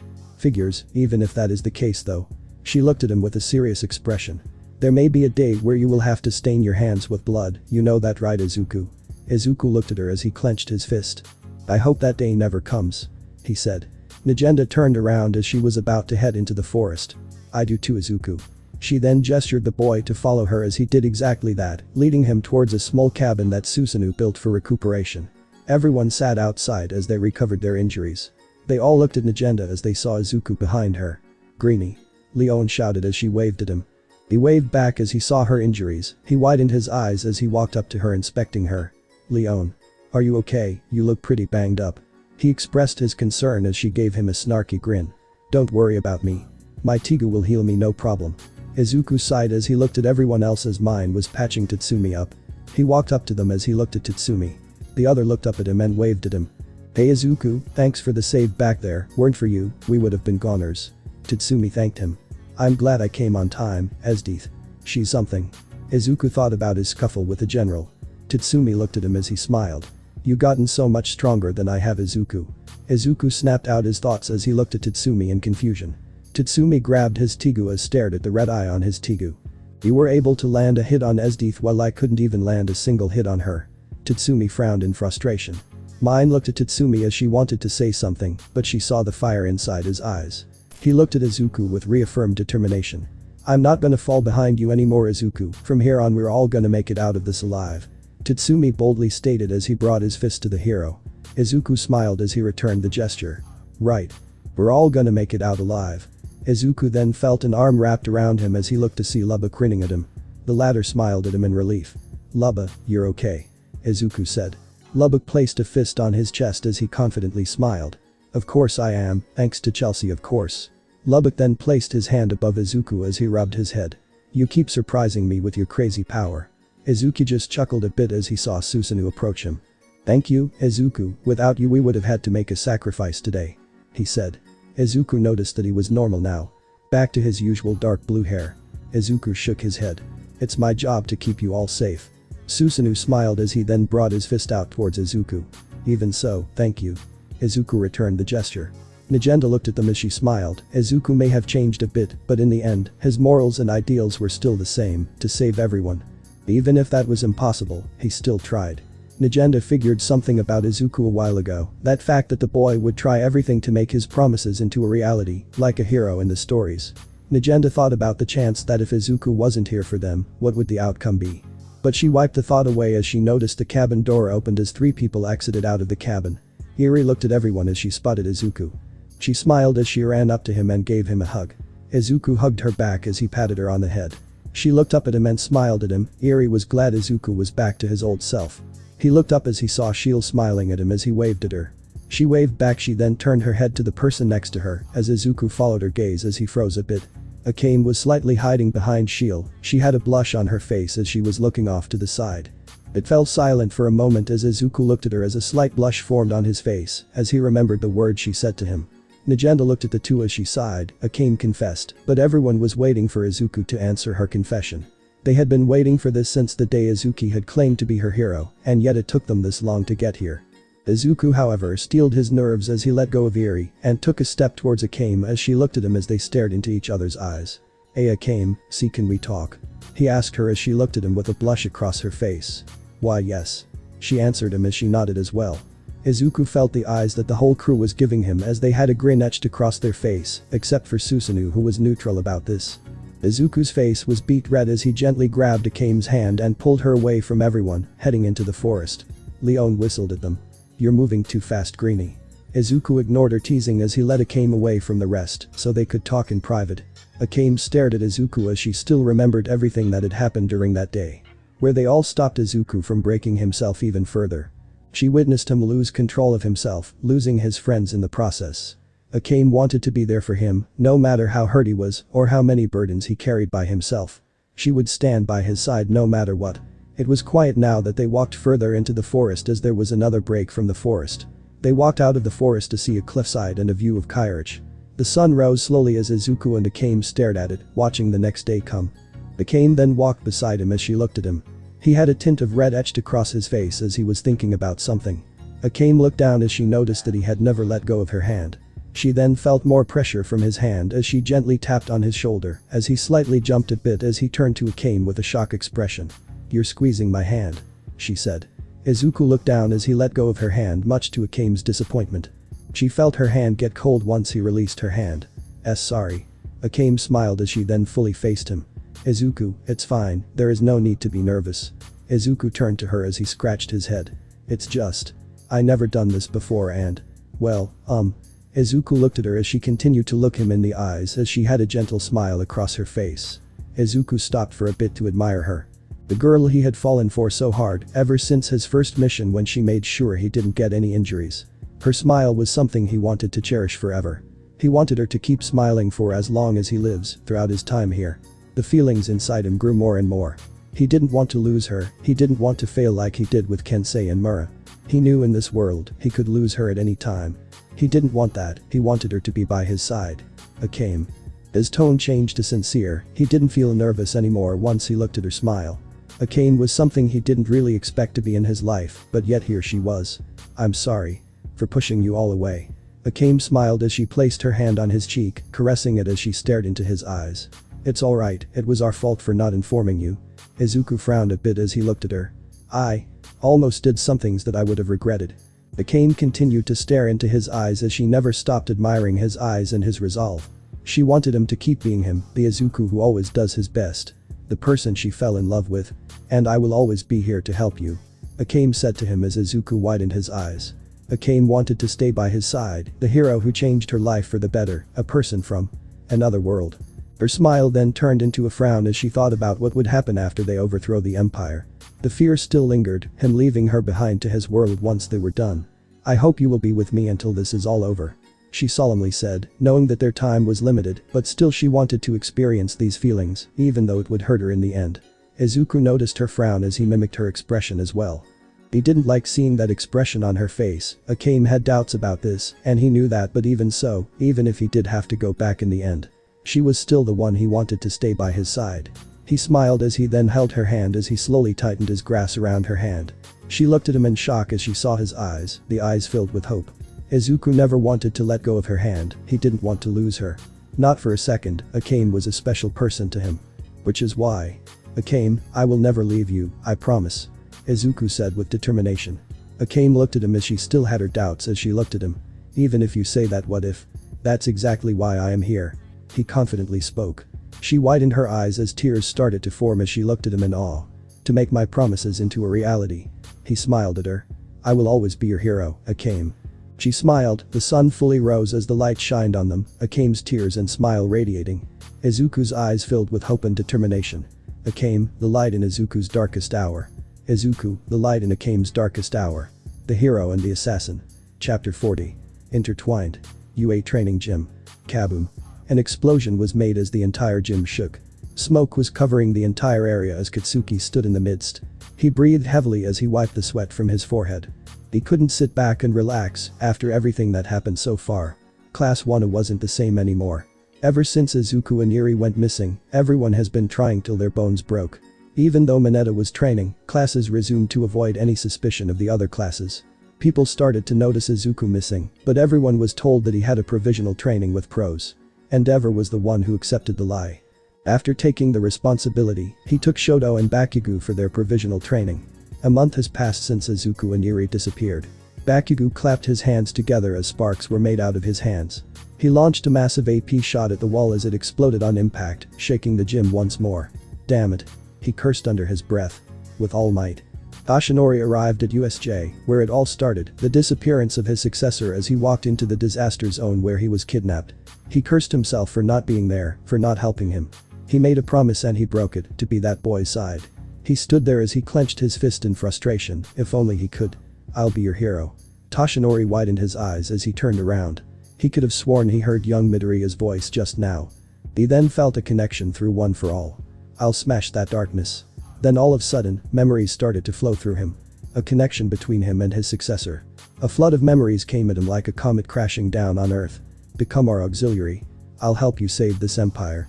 Are you ready to save everyone? Toshinori held his head as it started to be overwhelmed with the memories. He saw his successor standing at a cliff with someone, a girl, as they stood side by side. Akame, I will be your hero. So much was flowing through Toshinori right now as he witnessed everything that had happened to Izuku. He watched as Izuku took on a giant humanoid creature. Fought off against a combustion human. Dealt with a group of people. Witnessing death left and right. Toshinori turned around as he saw a purple particle aimlessly floating by, as he couldn't help but wonder what it was. What were these memories, and why did he feel a connection with One for All? With the rest of Class 1A. Achako sat on the bench outside of the dorm as she could only stare up at the sky, as she couldn't help but think about Izuku. Where has he gone? Is he alright? What is he doing right now? So many questions and worries that were left in her mind. Uraraka. She turned as she saw Iida. She noticed that his eyes were baggy, as he clearly didn't have any sleep. Iida. Are you okay? Looks like you didn't get any sleep. Iida sighed as he looked at the gravity girl. You as well. Achako touched under her eye as she did feel her eyes being heavy occasionally. She placed her hand in her lap as she clenched her pants. It's been a month since then and they still haven't found him yet, I can't help but worry. Iida sat next to her as he looked at the sky with her. I do too. He's our friend, I feel so useless, even after everything he's done. I still couldn't offer a hand for him. Achako nodded as she truly wondered what he was doing at the moment. Kirishima. Todoroki. Wait. They heard Yayoi Rozu cry out.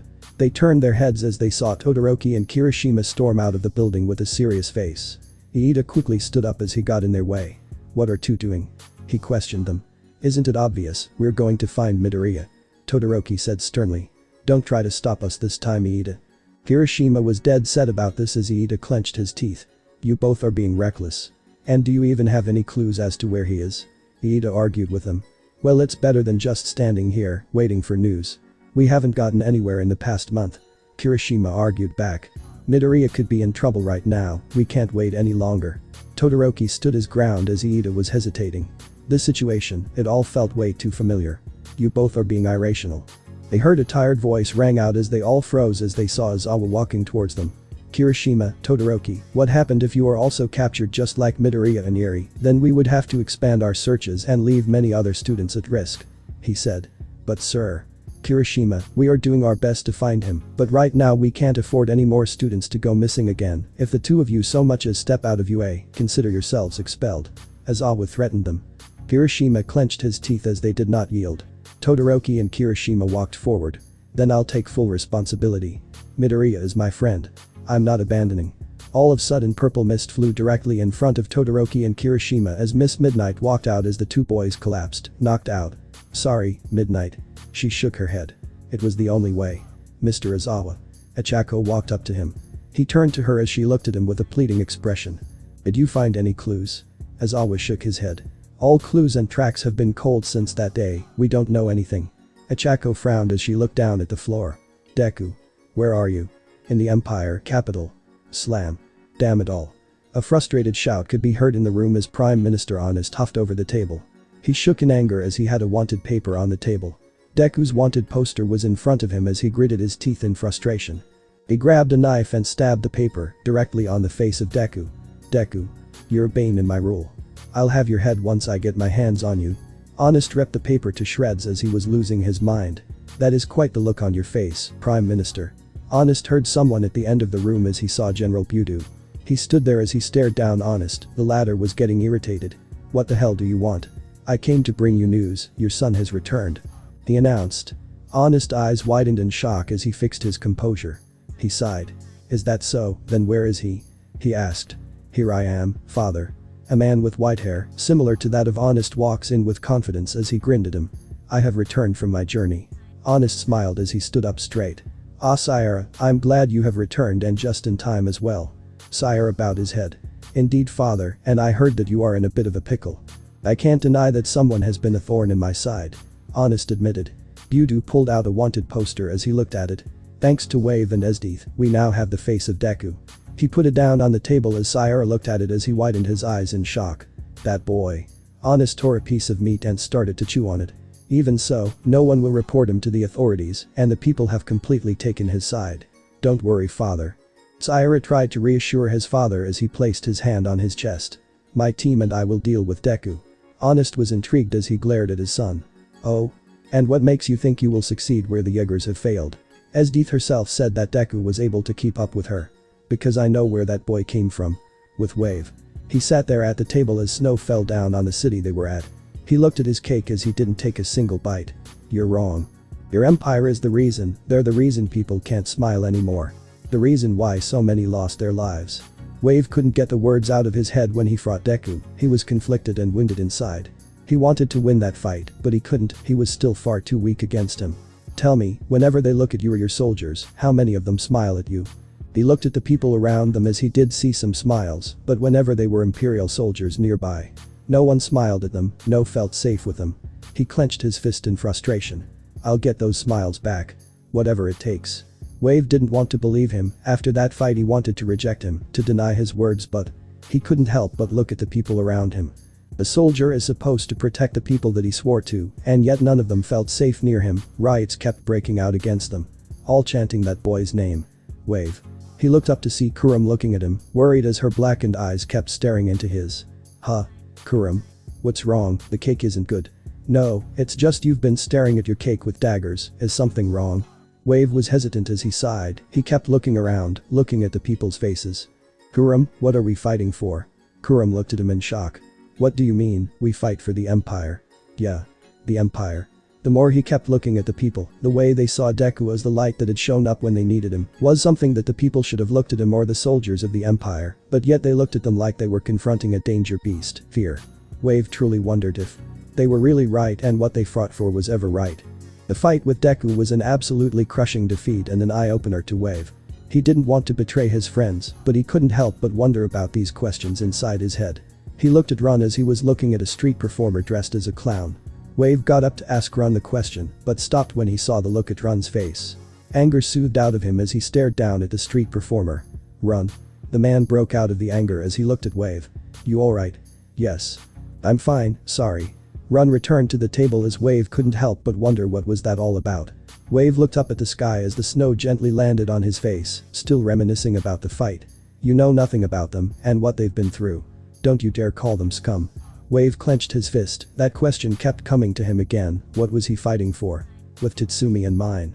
Tatsumi cut down a bear as it fell down to the ground as he stood on top of it as Mine kept staring at him.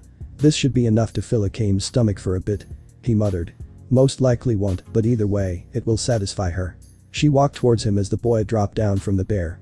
Tatsumi kneeled down to inspect the bear as Mine, on the other hand, couldn't keep her gaze off of him. She had a slight blush, remembering that day when Izuku and Akame came back from their chat and they were interlocking their fingers together. Blushing like crazy as well. She imagined herself like that with Tatsumi, but she didn't say anything about it. Alright. We should get going now, the rest of the team are waiting for us. He turned as he saw Mine's eyes staring at him. He tilted his head. Mine, you alright? She snapped out of it as she shook her head. I'm fine, anywhere let's go. She stuttered a bit. Tatsumi was confused by her action as he then turned to the bear and started to wrap it with a rope and dragged it with him. He walked beside her as he couldn't help but stare at her. To Tatsumi, Mine was acting strange and wasn't herself like before. Hey Mine, are you really alright? He asked. Yep, definitely. She didn't look at him as she kept walking. Tatsumi raised an eyebrow as he sighed. The snow was picking up. Mine was thinking about what she was feeling inside. She wanted to express this feeling, the same way that Akame did, but she then looked at Tatsumi as both of them were looking at each other. She noticed his gaze as she blushed a bit. Why are you looking at me like that? She jumped back a bit. Well, you were acting a bit strange. Is something wrong? He asked. Mine was about to speak as she wanted to deny it, but she stayed quiet as she had a soft pout on her. Tatsumi didn't understand this behavior about her. Usually she would insult him and mock him a bit, but now it's like she was more reserved. Hey Tatsumi, I have something to tell you something. She said as Tatsumi looked at her as she had a soft blushing slowly appearing on her face as she looked at him. She looking into his eyes as Tatsumi looked at hers. For some reason his heart was pacing as he was curious to what she was going to say. She then frowned as she turned her head. It's nothing. She kept walking towards the campsite they set up as Tatsumi couldn't help but wonder what she was going to say. He continued to follow behind her, wondering what she was going to say. As they approached the campsite, they saw Susanoo, Lubbock and Shield at the campfire, keeping the flame alive. They looked at the two. You two are back and you brought food with you. Susanoo smiled at them. Yeah. Mine headed inside of one of tents as everyone present looked at her then at Tatsumi, wondering what happened. Tatsumi noticed their gazes at him as he shrugged, not knowing what was going on with her as well. I'm as confused as all of you. He said as he looked around. Where's everyone else? He asked. Boss and Leon are in the tent, talking about what is the next move. Chelsea returned back to HQ, and Izuku and Akame. Lubbock informed him. Tatsumi tilted his head. What are they doing? Akame is training Izuku how to use a sword. Tatsumi blinked in shock. Well, that's a surprise. Lubbock nodded. Izuku also asked me to help him visualize specific items as well. Lubbock stood up and stretched as he looked in the far distance as there were two silhouettes standing face to face. Tatsumi looked over as he noticed the two of them. And Yuri? Is she in the tents? She's with them, she insisted that she wanted to watch. Lubbock answered. With Izuku and Akame. The clash of wooden bokkens could be heard as Izuku slid back as he breathed heavily. Akame stood there as she watched Izuku. Your form is getting slightly better, but it still needs work. Izuku nodded as he charged at her as he was about to do a downward slash. Akame sidestepped the attack as she twirled and swung her bokken at his hip.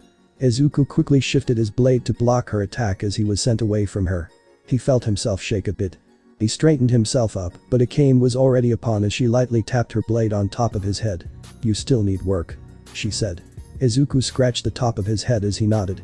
I still have so much to learn. He looked at the wooden blade as she smiled a bit. You'll get used to it, don't worry. Izuku smiled as he nodded. Eri sat on a log as she watched the two interact. She wondered what happened between the two when she saw Izuku and Akame come back to the cabin, standing very close together and holding each other's hand. She wondered why they were like that until she realized and remembered what Mirio told her. When a boy and girl hang out with each other and like each other really much, then they are dating. Eri got off the log as she ran up to them.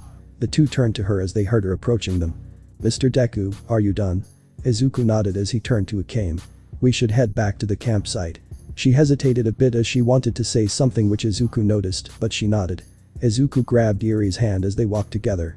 Akame, on the other hand, walked behind them. It seemed like she was thinking about something. Izuku wondered what happened, but also realized that they were together. As in boyfriend and girlfriend. Izuku blushed a bit, saying that in his head was still kind of embarrassing to him. He never really experienced this before, especially in another world. Izuku had seen a lot of romance scenes from TV shows, but he never had any real-life experience. He was clueless on what to do, and also he was dealing with being hunted by the Empire. They've seen his face now, and he can't just aimlessly roam around in the city anymore. Mr. Deku. He heard Eri whisper to him. He looked down at her as she gestured him to lower his head so she could whisper in his ears. He leaned down as Eri cupped her hands together and whispered into his ears. Are you and Akame dating? Izuku widened his eyes as he knew Eri was curious about their relationship. He looked at her in shock, then back at Akame, who looked at them as she tilted her head in confusion. He sighed as he nodded towards Eri. The little girl's eyes sparkled a bit as she looked at Akame with a bright smile which confused her even more. Eri then jumped up and down. Does that mean Akame is going to come home with us? Izuku smiled at the excitement of the girl as he patted her head. I don't know, we'll see once we find a way home. Eri nodded. Akame approached right on her left as she looked at the two. What are you talking about, you two? She asked. Eri just smiled at her. Nothing. She giggled. Akame was confused as she looked at Izuku for an answer, which he gestured that he'll tell her later. The three approached the camp as Lubbock spotted them as he waved at them. There you guys are. Enjoying your family outing, you lovebirds. He teased. Izuku sweat dropped at Lubbock, who was smirking at them, raising his eyebrows. Eri ran towards the campsite as she started to talk to Lubbock about the two of them. Izuku was about to join them, but Akame stopped him as she grabbed his hand. Halting the hero as he turned to her. Akame? What's wrong? Akame was hesitant at first as she looked him in the eye. There's still time before lunch, can we talk? Izuku was shocked as he nodded. Okay, where do you want to go? She gestured to him to follow her as she headed away from the campsite. Izuku followed right behind her, and the others noticed this as they wondered where they were going. Lubbock questioned it as he noticed Eri was about to follow them, but then he realized something. If they were going alone without notifying Eri, then. Lubbock widened his eyes as he grabbed Eri on the shoulders. It's best not to follow them, besides I think it's best if you let them have their chat. Lubbock awkwardly smiled as Eri tilted her head in confusion. Lubbock looked at the two of them as he said this in his head. Good luck, Izuku. Meanwhile, with Izuku and Akame. The both of them walked into the forest as the snow gently fell on them. Izuku was wondering where they were going and also wondering what did Akame want to talk about. Then he widened his eyes as he realized that they haven't done anything that couples do. So then he thought. Does she want to end it? Izuku put his hand on his chin. If that's so, then maybe it's the fact that we only have been dating for 4 days and we haven't been on a date yet either. Does she want to end because it'll affect the missions? Maybe that's it. Then what do I do? Should I accept that feeling or? Izuku scratched his head as he was contemplating on what to do. He had no experience in this, and now he was going to experience a breakup. We're here. Akame announced as the hero looked up as they were by a lake. The water wasn't frozen, but the sun wasn't out, so it barely glistened. Akame sat on a log as she tapped right next to her, gesturing for Izuku to sit next to her. He gulped as he sat next to her. The both of them were silent as they watched the snowfall on the lake as it disappeared into the water. Izuku was tense as he didn't know what was going to happen. Izuku. Izuku jumped a bit as he turned to Akame as she was looking him in the eye. She had a solemn look, and Izuku was preparing himself. Ready to hear the words come out of her mouth. How do we go about this? Huh? Izuku stared at her dumbfounded as Akame had a blush on her face. I never been in this kind of relationship before, so I wanted to talk about how we go about this. Izuku looked at her shocked, he was stunned. A girl as beautiful as her has never had a relationship like this before. He scratched his head. Well. I don't know myself since I haven't really experienced this as well. Akame looked at him as she softly smiled at him. I guess we both don't have experience in this sort of relationship. Izuku blushed a bit as well as he scratched his head. I guess we just have to wing it, right? Akame giggled a bit. I guess we do. Izuku then had an idea. How about this, we talk about our past, that way we can get to know each other more. Akame looked at him as she had a hesitant look which Izuku noticed. He then also remembered that Akame had a very tragic past and that she rarely talked about it. Izuku then looked at her. If you don't want to talk about it, that's fine, I know that your past was. Akame shook her head as she placed her hand on his. It's fine. It's just something that it isn't easy to talk about. Izuku nodded. Yeah. I understand, but it's good to let out all of your frustrations, bottle them up won't do you good, my friend. Bottled things up, and then he tried to blame himself for a thing that didn't happen. Akame looked at him. Your friend. Oh yeah, Kaken, he's a bit aggressive and very loud, but he is confident and strong. Akame looked at him as she tilted. He sounds very pompous. Izuku chuckled a bit. Yeah, he was, but ever since he opened up, we became rivals and we're striving who's going to become the greatest. Akame sat there as she listened to him. At first he bullied me though because I didn't have my quirk at the time. Akame frowned as she didn't like that Izuku was bullied by him. Izuku noticed her look. It's all good, he is still trying to become a better person, slowly, but he's getting there. He tried to reassure him. What about your other classmates? She asked. Izuku looked at her as he widened his eyes as she only had her gaze at him. Not looking anywhere else but just him. He smiled as he went on. There is Iida who is our class representative and he tries to keep the class in order, but everyone does their own thing. Uraraka was my very first friend, she helped me a lot throughout my school year, she even helped me when I was trying to get into the school in the first place. Oh, also there is Todoroki, he started off cold and mysterious at first, but he later warmed up to everyone. Then there's Kirishima, he's kinda like Bulid, except he wasn't attracted to men, but they both had a chivalrous heart. Izuku went on and on about his classmates, telling them about their quirks and their personalities. Akame never left her gaze off of him as she listened to him. His muttering and rambling were irrelevant to her. She was focused on his face, remembering every feature on it. She couldn't avert her gaze anywhere, seeing him smile and glow so bright. Even if the clouds were gray and the snow felt cold, she still felt warm in his presence. Like a radiant sun who shone in the dark. The day where he confessed and the day where she confessed were special moments for her. When they were walking back to the camp, she heard Yuri about how they wanted to bring her to their world once this was all over.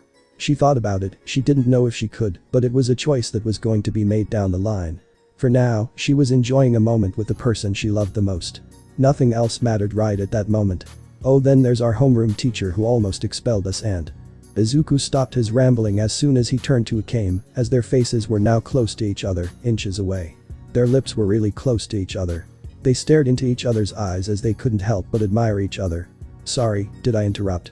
Akame asked. Izuku shook his head. No. You didn't. Akame then leaned closer as she was closing the little distance they had.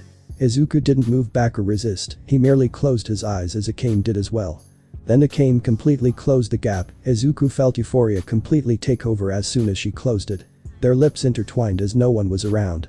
Just them, the snow and the lake. Enjoying each other's embrace. Meanwhile at the campfire, Nagenda wondered where the two were at since lunch was about to start soon. Nagenda then figured they wanted alone time with each other as she chuckled a bit. Susanoo noticed. Boss. Nothing Sue, nothing. She stared off into the distance. Chapter 41. Honoring the dead. Wave stood there, looking at Bull's grave as his wife and daughter were kneeling in front of it. They wore a black gown to honor the death of Bulls. Run stood next to him as he looked at Wave. How are they holding up?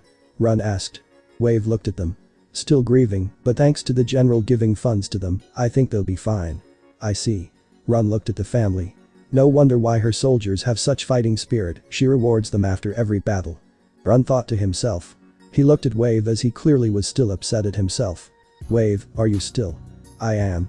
No matter what I do I can't get it out of my head. Wave answered. Run nodded as he too remembered his brief confrontation with Deku.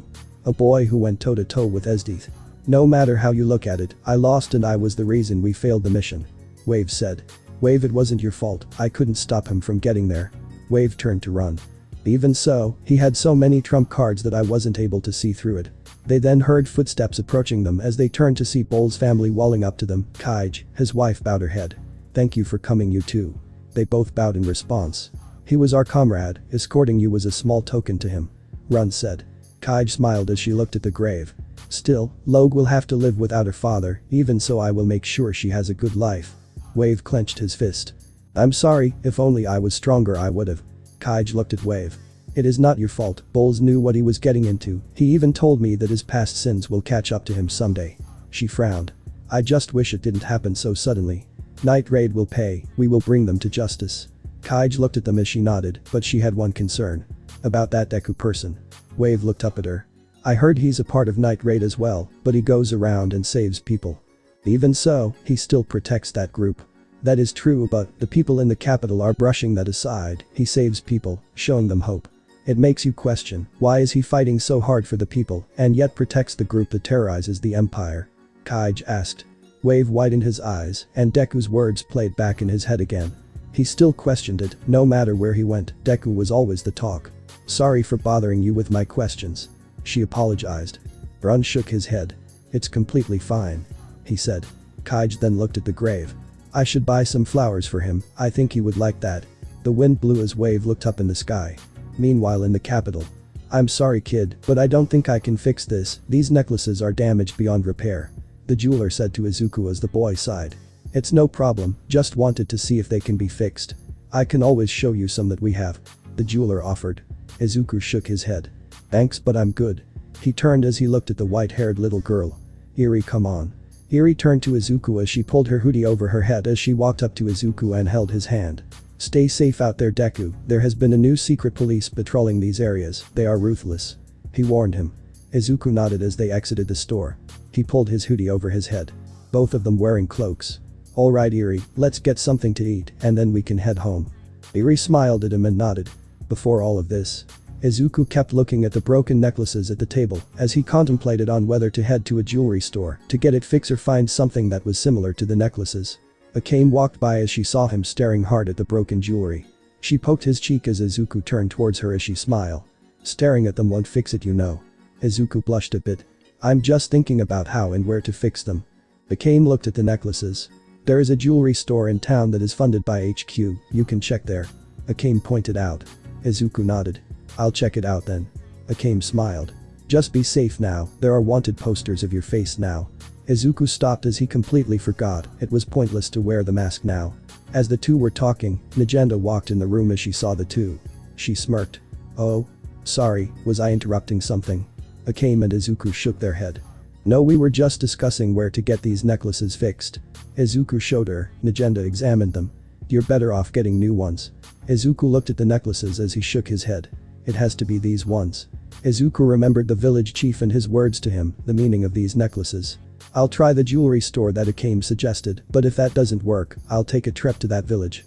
Izuku said. Nagenda sighed as she crossed her arms. If you're going to the city then I suggest you take Eri with you. Izuku and Akame swiftly turned their heads at her. What? They both raised their voices as Nagenda raised her brow. I mean, she hasn't really seen how the city is and she's been cooped up at the base for too long, I think it would be a nice change of pace. But the capital is dangerous, even now. There's a secret police force that has been on watch, we don't know what would happen. Akame stated her worries. Izuku was in agreement with her. It'll be fine, besides, I wouldn't offer this idea if it weren't for Izuku. Nagenda reassured them. Me? Izuku tilted his head in confusion. I mean, if anything, people will see you and not one of them will bat an eye toward you or report you to the authorities. Nagenda explained. Why is that? Izuku kept asking. Their influence has spread across the empire and the imperial forces are being overwhelmed with the revolutionary army and riots breaking out across the nation. Nagenda said. Izuku, you truly have inspired others to see the true colors of the empire, people are bound to see you more as a celebrity than a criminal. Nagenda said. Izuku gulped as he imagined a crowd of people surrounding him just like All Might endured. He shook his head. Either way, I can't let any imperial forces see me in public. Akame looked at him as she patted him on the back. Just make sure you keep Eri safe. Izuku nodded. I will, I promise. Present. Izuku sat at a table at a cafe as he watched Eri eat her sandwich that he bought for her. Izuku looked around as the cafe was bustling with people. Tables were completely filled as people enjoyed their drinks and meals. He looked at the necklaces again as he thought about the village he saved. He wanted to make sure if he could get it fixed. But getting a pair of new ones would be much more sufficient, yet Izuku wanted to make sure he got the exact same one. "Excuse me?" A voice rang out as he turned his head to see a woman and a child. They both wore a black gown as they stood behind him. "Would you mind if we sit here with you? It's quite busy today and there is no other space." The woman asked. "Oh yeah, sure." Izuku without hesitation let the two sit down at the table with them. The woman bowed as well as the girl did as well. Eri looked at the two as she scooted closer to Izuku since she wasn't familiar with these people. Izuku didn't mind as he was still trying to figure out how to deal with the necklaces, get a new one or go back to the village and see if they could fix it. The woman noticed the necklaces he was holding as she looked at Izuku. She couldn't see his face since he was wearing a hoodie. "What happened to those necklaces?" she asked. Izuku looked at her in shock as he wasn't expecting her to start a conversation. "If you don't mind me asking, sir," Shesifly said. "No, it's fine, I accidentally had a fallout with someone, but we made up and now I'm here trying to see if I can fix the necklaces," Izuku explained. "Oh, it's good that you two made up, is she your lover I presume?" she asked. Izuku blushed a bit. Yes. She is." The woman giggled a bit at his flustered expression. "You must love if you want to fix a necklace that seems unrepairable." Izuku looked away to try and hide his blush.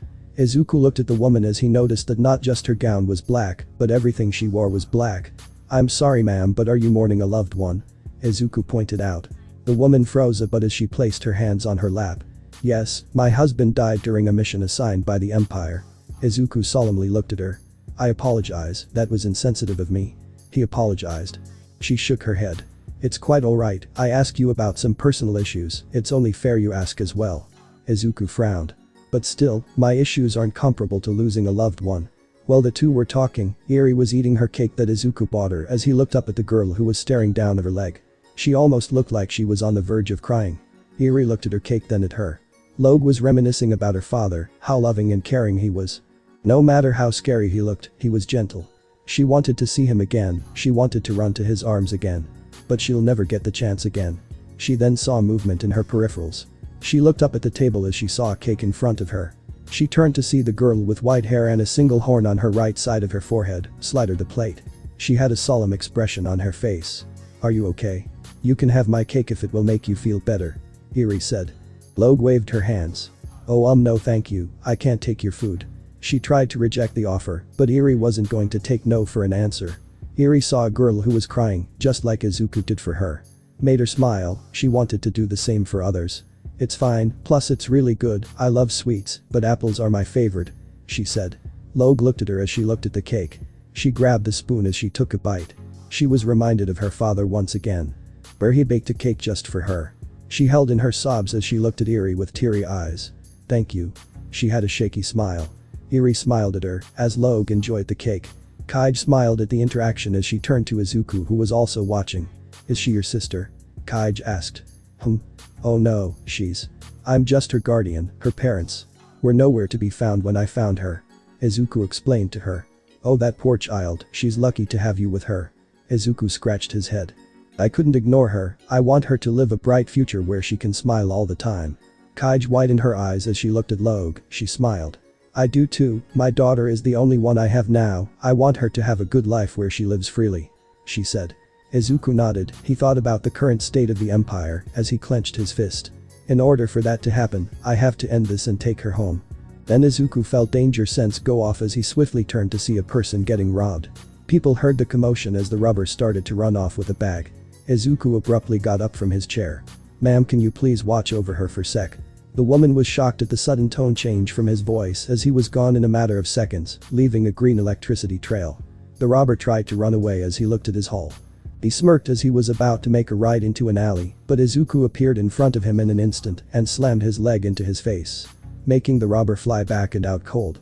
Kaiji was astonished by that incredible speed, but she noticed something as well. Right when he kicked the robber, his hoodie slightly lifted away from his head, revealing his face a bit. She recognized him instantly. Izuku walked back to the table. "I'm sorry about that, I'll have to take my leave now." "Wait a minute." The woman stopped him. Izuku looked at her in confusion. "You're Deku, aren't you?" she softly said, not wanting any unwanted attention. Izuku widened his eyes as he didn't realize he was that recognizable. Was it because of the attack he just did now? He scolded himself about how careless he was. The woman stared at him. Deku, my husband name is Bowls, a part of the Yeagers. Izuku widened his eyes as he looked at her. The man they were mourning was the man that Night Raid had killed. Izuku didn't know much about Bowls. He was unaware of the battle that happened that day until he overheard about it. Kaiji was about to say something, but then she saw Imperial forces approaching to see what the commotion was about. Please come with me. Kaiji asked. She turned to Logue as she gestured to her to come with me. Logue was confused as well as eerie as the latter looked at Izuku. The boy sighed. Alright. He didn't want the Imperial force knowing he was here. That would cause a lot of havoc that he didn't want. He had no choice but to follow her, but he could have just grabbed Eri and flew out of there, but he needed to know more about the Yeagers, and this was a good opportunity. With Wave. Wave sat on his bed. It still plagued him. His weakness and the looming failure that hung over his shoulders. He needed some fresh air. The Yeagers were on standby since they failed their mission at Kaiarch. He walked out of his room as he turned to see Kurum leaning against a wall as she was a coughing mess. He widened his eyes. Kurum. He sprinted towards her to make sure she was okay. The girl turned to see Wave approaching her. She smiled. Oh Wave, what brings you out of your room? She tried to fight off the pain. I should be asking you. You look horrible. Wave looked at her and he was worried for her. I'm fine Wave, I just need to take my medicine. Kurum said. Wave was doubting her. Ever since the attack, her medicines haven't been working and she had been getting much worse over the time. Wave looked at the worse state that Kurum was in. I'll be on my way now Wave, don't worry about me, just go on about your day Wave. Kurum tried to walk away from him, but then she felt her felt get lifted off the ground as Wave was now carrying her like a princess. She blushed a bit. Wave. I can't leave my comrade like this, not ever again. He said. Kurum widened her eyes as she stared at Wave. Wave carried her in the direction of her room. Wave. What is it Kurum? Is this your way of making up for your loss? She asked. Wave didn't say a word, but Kurum knew. She saw how it was eating him up. Wave, it isn't your fault. Even so, I can't ignore it any longer. I'm weak compared to him. Wave said in frustration. And because I couldn't win, ESDEATH had to take the blame, and you and Run got hurt because I couldn't stop. He felt a hand on his cheek. Wave. No one blames you, we all failed, but the next time, we'll get them. So please stop blaming yourself. Wave's face was filled with guilt and anger. He carried the burden of failure on his shoulders. Failing to stop the enemy from taking his comrades. Even if they don't blame him. He blames himself for not being strong enough. He will always hold himself accountable until he's strong enough to protect his comrades. He will never stop blaming himself. Kurum knew that as well. She saw it in his face. She failed too. She couldn't stop her sister from killing their target. And what makes matters worse is that Deku was able to keep up with ESDEATH and even landed a hit on her. Just like Wave, she blames herself for not being strong enough as well. Whatever it takes, she will make her sister into a puppet. But even so, even if that is the inevitable future. She felt warm right now. Being this close to Wave was something she did expect today. With Izuku. They walked as Izuku was following the woman, preparing if she would do anything like report him. Danger sense was on standby, but he hasn't felt any danger so far, and there hasn't been any malicious intent ever since he started to follow her. He kept Eri close just to make sure that he could carry her away, just in case danger really did happen. Logue was occasionally looking back as she looked at her mother in confusion. Ige was debating whether to call the authorities, but in her heart, she wanted answers. She needed to know something that had been bugging her ever since her husband's death. A hero that is aligned with a group of assassins. Deku, who is defending her husband's murderers, but yet, she doesn't feel anguish. She was just curious. She wanted to know what made the hero defend them. Why is he fighting for them? She had so many questions that it constantly plagued her mind. She wanted to know more about this person, this hero that everyone is praising. Izuku wondered where this woman was taking him. It didn't seem like she wanted to report him to the authorities, but staying here with her could be dangerous for Eri. My husband. Izuku looked at the woman as she kept walking. He was a good man, he may have had a past, but that didn't stop me from loving him. She said. Izuku solemnly looked at her. Kaiji kept walking as they approached a forest. Izuku was getting skeptical of the situation, but a part of him told him to keep following her. He wanted to see what she wanted to show him. A lover of an enemy that Night Raid had slain. They kept walking and walking until they entered a clearing and Izuku saw a cemetery at the end of the forest. Many gravestones were in plain sight as he looked around. Kaiji and Logue walked up to a grave and kneeled down and mourned. Izuku approached as he saw the engravings of the stone. Here lies a loving father and husband, Bowls. Izuku didn't say a word to give the two some space, but then. Deku, can I ask you something? Izuku looked at Kaiji as she never had resentment towards him but just curiosity. Why do you fight for them? Why do you fight for people who have killed? She asked. Izuku stayed silent as he looked at her. She wasn't the first to ask this question, Wave asked this to him as well. Because they were wronged by this empire, but I'm not justifying their actions as well. What they do is wrong and they know that, but the empire left them no choice but to resort to that. Izuku remembered their smiles, their happiness. He knew what he had to do. He gave Kaiji a determined look. Their smiles are worth fighting for, but I can't ignore the people who fight for the empire as well. Kaiji looked at the boy astonished. So if you met my husband, would you have tried to save him? Yes, even if he has done wrong, I want to at least try to look for the good in others. Izuku stated. Kaiji's eyes welled up as she then smiled. I see, thank you Deku, would you sit with me to honor his death then? Izuku nodded as he kneeled down and looked at the grave. He slightly bowed his head as Eri mimicked his actions. They sat there in silence, respecting the deceased Jaeger. Izuku was not only honoring Bolds but Seryu as well. He was close to opening her eyes, but he failed her, so in return he wanted to honor her, right next to Bolds. In the city. The streets were empty as no one was out on the streets. That's because they were afraid. The secret police unit was now patrolling the streets. Watching every building, confidently striding through the city.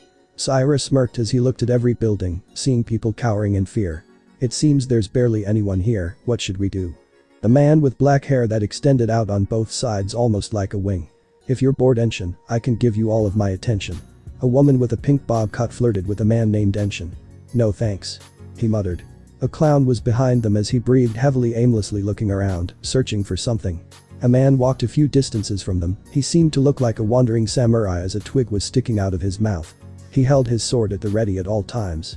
We need to find something to feed Kasetsu, he said. His eyes remained closed at all times. A petite blonde girl yawned as she stretched. Aw man, are people really that scared of us? She whined. Ah patience Dorothea, Izu, you'll get your chance. Sire reassured. He turned as he saw two imperial soldiers holding a man in custody as he smirked in curiosity.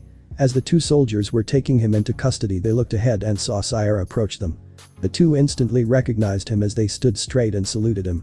Sir Sire, we didn't expect you to be here sir. One of the soldiers responded. Never mind that, what's with this guy anyways? He questioned them. He was caught steal a civilian's bag but was stopped by someone. He reported.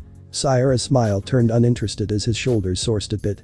Is that so? Alright then that's lame. But he heard some eyewitness say that the person who stopped him was the vigilante Deku. The other soldier informed him. Sire widened his eyes as he turned to the soldiers as he smiled. Deku huh? Thank you both of you. Sire walked forward as his crew followed behind. Wild Hunt, we have our priority target here. Their expressions remained the same, but they were confident as they were all filled with excitement except for the clown. It's time for our little reunion, Deku. With Prime Minister honest. The man sat at the table as he ate a piece of steak. He thought about what his son told him. Deku is from another world huh? His nose crinkled as his smile was filled with malice. If Sire captures him then we can see what this world is about and conquer not just a country but a world. I'm sure with ESDEATH we can conquer it and claim it as our own. Honest maniacally giggled as his eyes were crazed. Fate seemed to shine upon me. In a battle in the west. Ice covered the battlefield as bodies were impaled and dismembered body parts laid waste throughout the battle. ESDEATH was filled with joy, but she couldn't help but feel empty. The battle with Deku was something she yearned for. Though she wanted to find Tatsumi, her battle with Deku ignited a lust for battle. Deku. Our battle was splendid, I cannot wait for our rematch. ESDEATH shouted as she rushed into battle. With Wave. He was out in the city again as he walked down the streets. This time with Run. I wonder if they're still at the grave again. Wave asked. I'm sure they are, they've been going every single day. Run answered. Wave nodded as he looked around. He noticed something. I wonder where did all the other people go? Last time it was bustling, but now it's like a ghost town. Run questioned as they kept heading towards the direction of the cemetery. Then they spotted two soldiers as they kept looking at the direction they were heading. I hope there aren't any people at the cemetery. Wild Hunt are a bunch of crazy folks. Let's just head over there to make sure nothing crazy happens. The other soldier looked at him like he was crazy. Are you crazy? You got a death wish. Step out of line and you're dead if you cross her sire. The soldier scolded him. Let's just wait until they come back, yeah. The soldier suggested. Wave and Run widened their eyes in horror as they sprinted, rushing to the cemetery. Wave had a look of panic. No. No, no, no. Not this time. Cemetery. Izuku had been there for a while, but he didn't leave because Eri was also paying respects to him. Kaiji and Logue were grateful to the two for paying their respects. Izuku was reminded of Kensei and Mura, he visited their graves every night. He couldn't forget them, not being able to save them hurt him inside. Their voidless eyes still haunted him to this day, but knowing the two, especially Kensei, would have told him to keep fighting the good fight in their name. So he did just that, he kept saving people. Honoring them in return, keeping them in his heart. Just like Kage and Logue were doing, honoring their loving father and husband.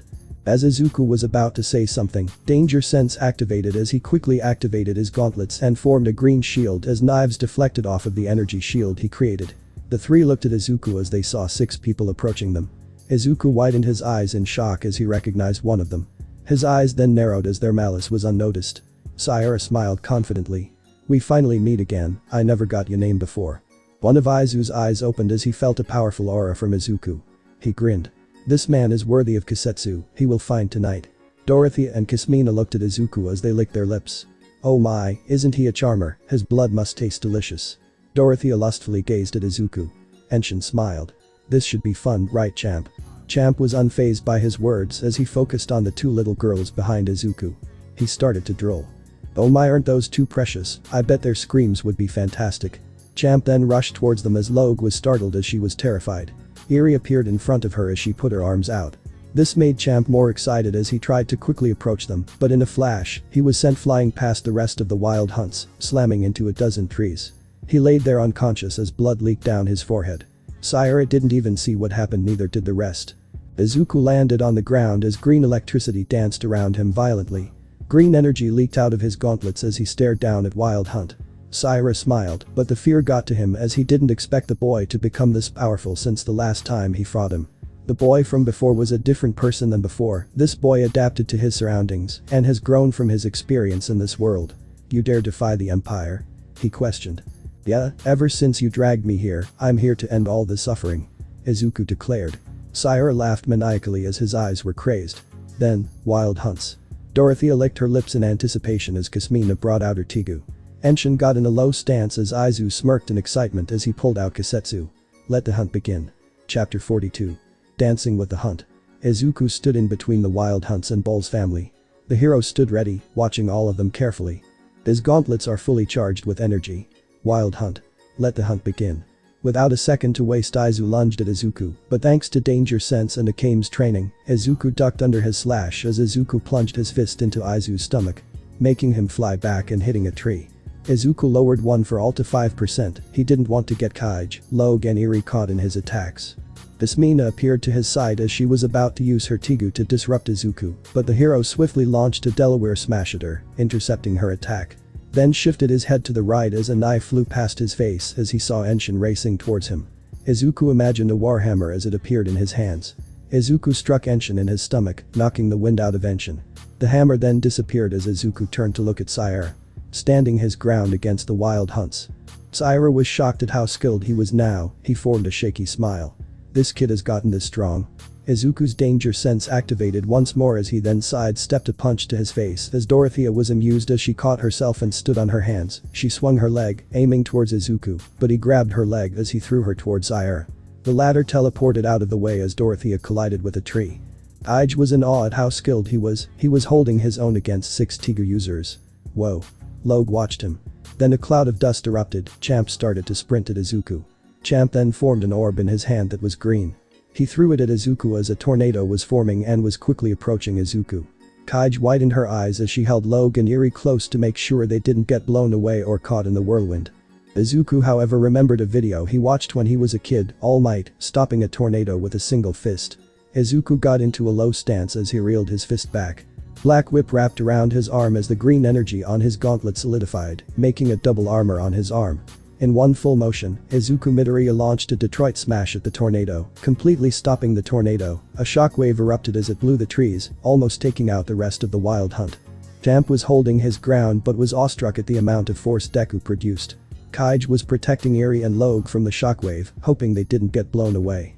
As it died down, Kage looked up, widened her eyes. Right in front of her was a trail of destruction that Izuku made. Champ was on the ground, still shocked at what just happened. The rest of Wild Hunt couldn't move because of what they witnessed. Izu was about to make his move until he felt a droplet land on his head. He froze and looked up, the clouds forming, completely covering the sky. Rain started to fall, the clouds covered the city. Wave looked up at the sky, he widened his eyes, gritting his teeth. Rushing towards Kaij and Logue, praying that they were alright. Sayara's fists were shaking, the boy was just a fledgling fighter back when he first met him, and now, the boy is a threat to the Empire. Sayara calmed himself, he could no longer take this kid for granted now. No one move. Sayara commanded. With all due respect my lord, but what can you do? Dorothea asked. Shut up, I'm the one who started this, so I'm gonna end it. He snarled at her. Sayara wasn't smiling as he got low, ready to lunge at Izuku. The latter noticed this as he got ready with his own stance. Then, in an instant he vanished, leaving purple particles behind. Izuku reacted as he swiftly turned around with a roundhouse kick straight to Sayara's hip. He was shocked at how fast he reacted. Sayara flew but recovered himself as he skidded on the ground and lunged at Izuku. Throwing a quick jab to his face, but Izuku put his left arm up, blocking it as he ducked under a kick. Izuku punched him in the abdomen, Sayara coughed, but he endured it as he grabbed his arm and twirled his body, wrapping his legs around Izuku's neck. The boy felt the hold on his neck being tightened, but he was still standing. With one swift motion, Izuku grabbed his leg with his other arm and forced his way out. Sayara was shocked as he felt his whole body ragdoll.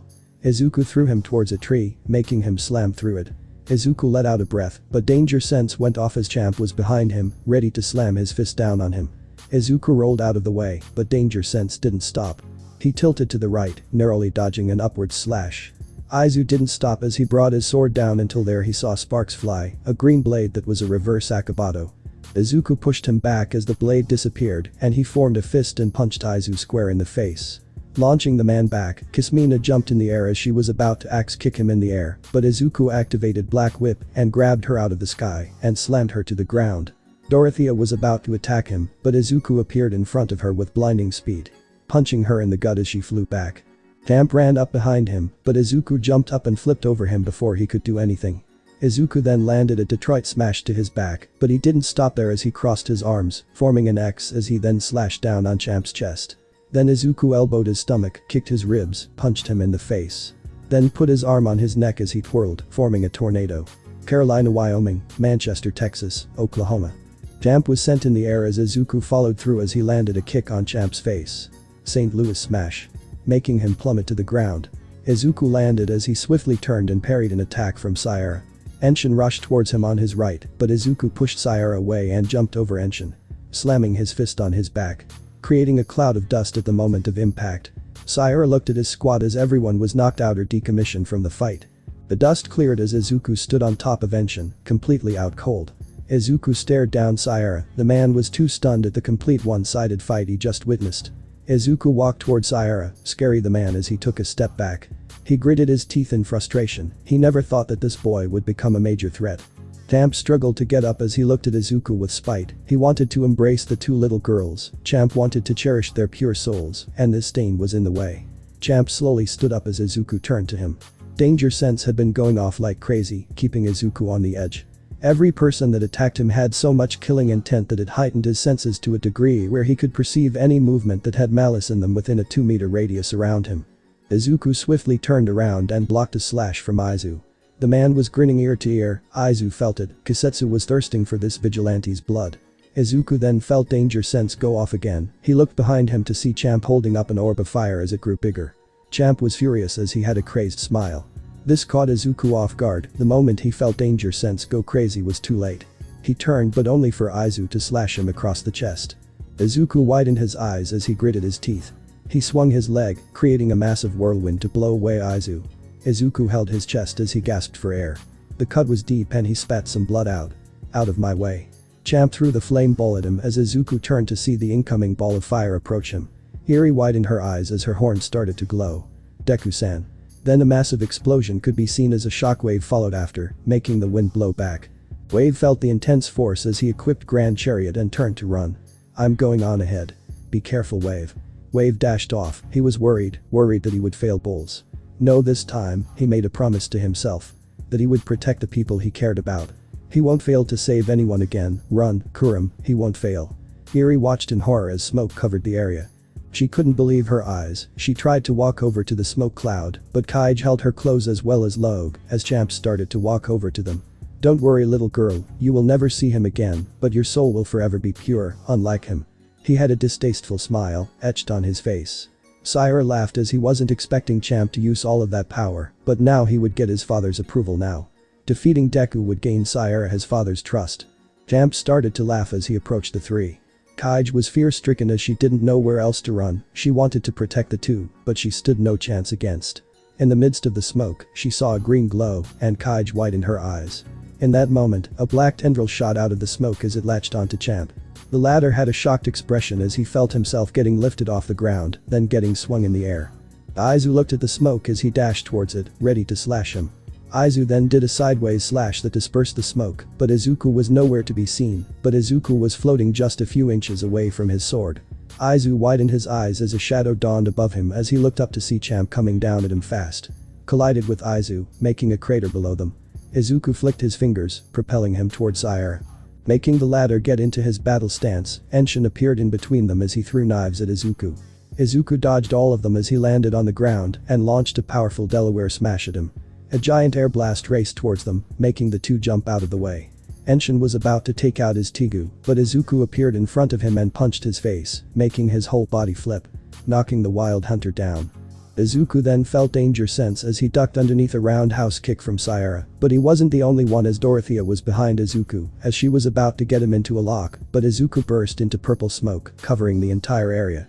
Izuku pushed Sire away and jumped over Dorothea as he used Black Whip to grab her waist and pulled her up in the air. Dorothea was caught off guard by this as she was hurled towards Sire. The man ducked under as Dorothea smashed into a tree. Sire charged at Izuku. He wasn't smiling, his eyes were aimed to kill Izuku, and the latter felt his killing intent. Izuku and Sire started to trade blows, flurries of punches were thrown. Izuku threw another, but Sire jumped over it and grabbed his arm as he twirled his body, swinging his leg towards Izuku's face. Izuku brought up his left arm, blocking the attack. He then pushed his leg away and brought his hand to Sire's face, firing off a Delaware smash at 20%. He dodged by flipping his body back, touching the ground with his hands as he swung his legs again, making Izuku jump back. Sire got right back up as he looked at Izuku. "You were about to take my head off." Izuku stayed silent as he sensed danger again. He turned as a screeching voice disoriented him, making him cover his ears. Kasmina used her Tigu to keep him from moving.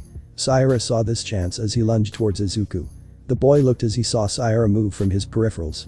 Izuku charged up 30% on his leg as he stomped on the ground, erupting the ground, making a stone wall in front of him, blocking the screeching voice.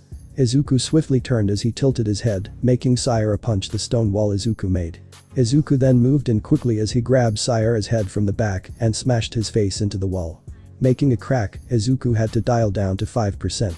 Sire fell flat on the ground, unconscious as Izuku then scaled over the wall, as Kasmina looked up to see he had his hand in a flicking position. And fired off a 15% Delaware, knocking her out. Izuku landed as he turned to see Kaiji and Logue were shocked. Kaiji couldn't believe her eyes. She heard about the new police force carrying Tigus, but she just watched Deku single-handedly take down 6 people at once. Izuku walked over to Kaiji as he was about to ask them if they were okay, but then he heard something rushing at them as Izuku swiftly turned and activated full gauntlets and created a shield, only to be shattered in an instant. Grand Chariot. Izuku skidded back a few feet, only to see Wave standing before him again. He looked at the woman. "Kaiji. Are you alright?" "Wave. Wait." Izuku then looked up to see feathers coming down at him with incredible speed. Izuku dodged every single one of them with finesse as he landed back. Izuku looked up to see Ron looking down on him. "Deku, you are here."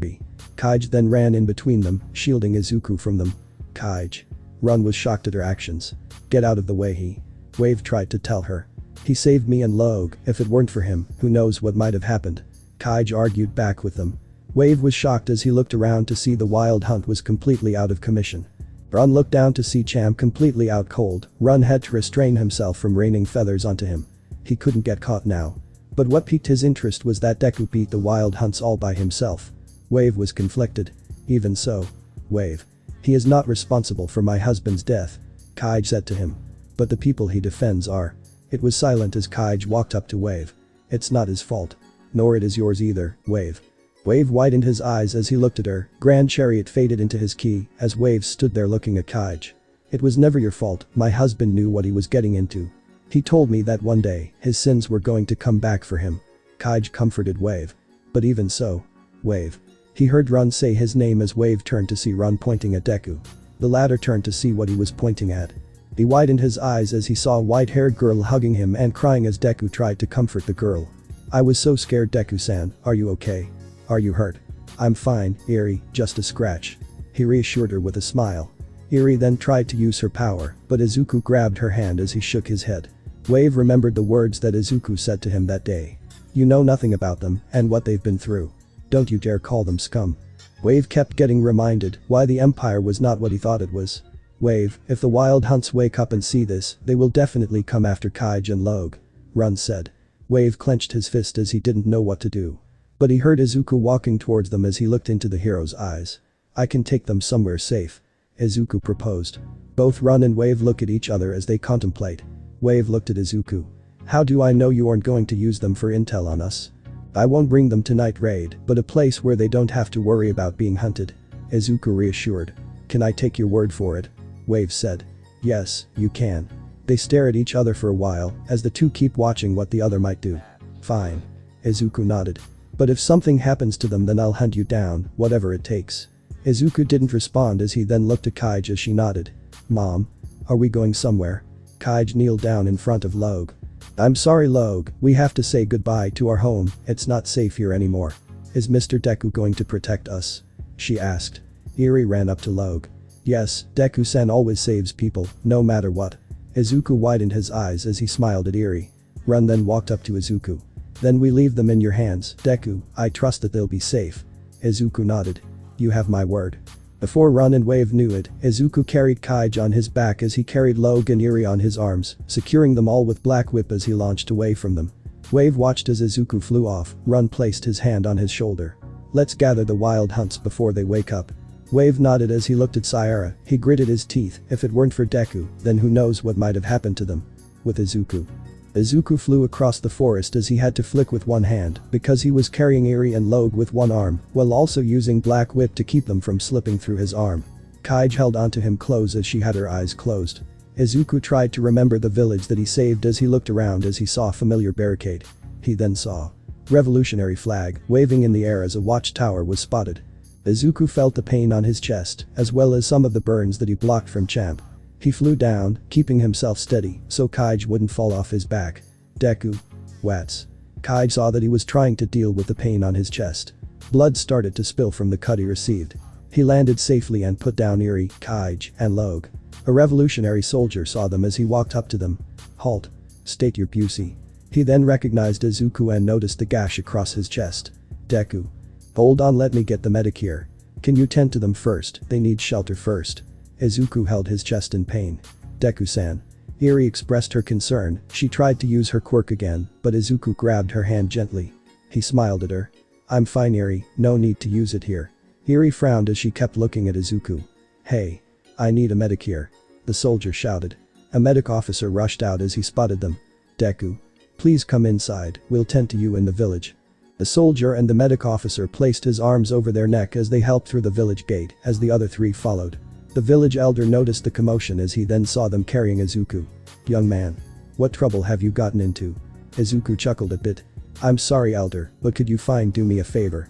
I'll hear your favor once you are healed, young man, bring him over there. The elder pointed. The soldier and the medic officer nodded, bringing him to a medic tent. Izuku looked around as the villagers and some revolutionary soldiers were setting some tents up and had supplies and other stuff as well, but he couldn't make it out. The medic officer looked at the soldier. Inform Agenda that Deku is here. The soldier nodded. Yes, sir. The soldier gently let go of Izuku's arm and sprinted off. Now let's get you healed up. After some time. Izuku was lying on a bed as he had wrapped bandages around his gash and his arm was wrapped too. He lay there as the doctor finished up. The cut was deep, but thankfully it won't scar, we stitched it up, but I suggest you don't move for the entire day. Izuku nodded as he laid there, Kaij, Logue, and Eri walked in. Deku-san, are you okay? Logue asked him. I'm fine, just have to rest for a bit. Izuku reassured him. Kaij then bowed her head again. Thank you again, Deku. Izuku shook his head. I'm just glad all of you are alright. Kaij looked at him. But still, the elder was kind enough for us to stay with him, thanks to you, Logue can still have a future. She said. Izuku looked at her as he smiled. It's the least I can do, those guys won't stop until they've hunted you, so the best place was to have them never find you guys. Kaij frowned, she was indebted to him, he risked his life to save them, even though they were strangers and yet he. Kaij-san. She looked at Izuku as she widened her eyes. He smiled at her. It's my job to make my promises into a reality. There, Kaiji knew that this boy was nothing like any boy she had seen. A boy no older than 17, risking his life for the sake of others. She understood why people rallied behind him now. Mister, you have so many powers, how do you do it? Logue asked him. Well, it's kind of complicated. He answered. Kaiji smiled, she didn't know why this boy was risking his life to make a change in this world, but with him, a bright future was upon them. At the palace.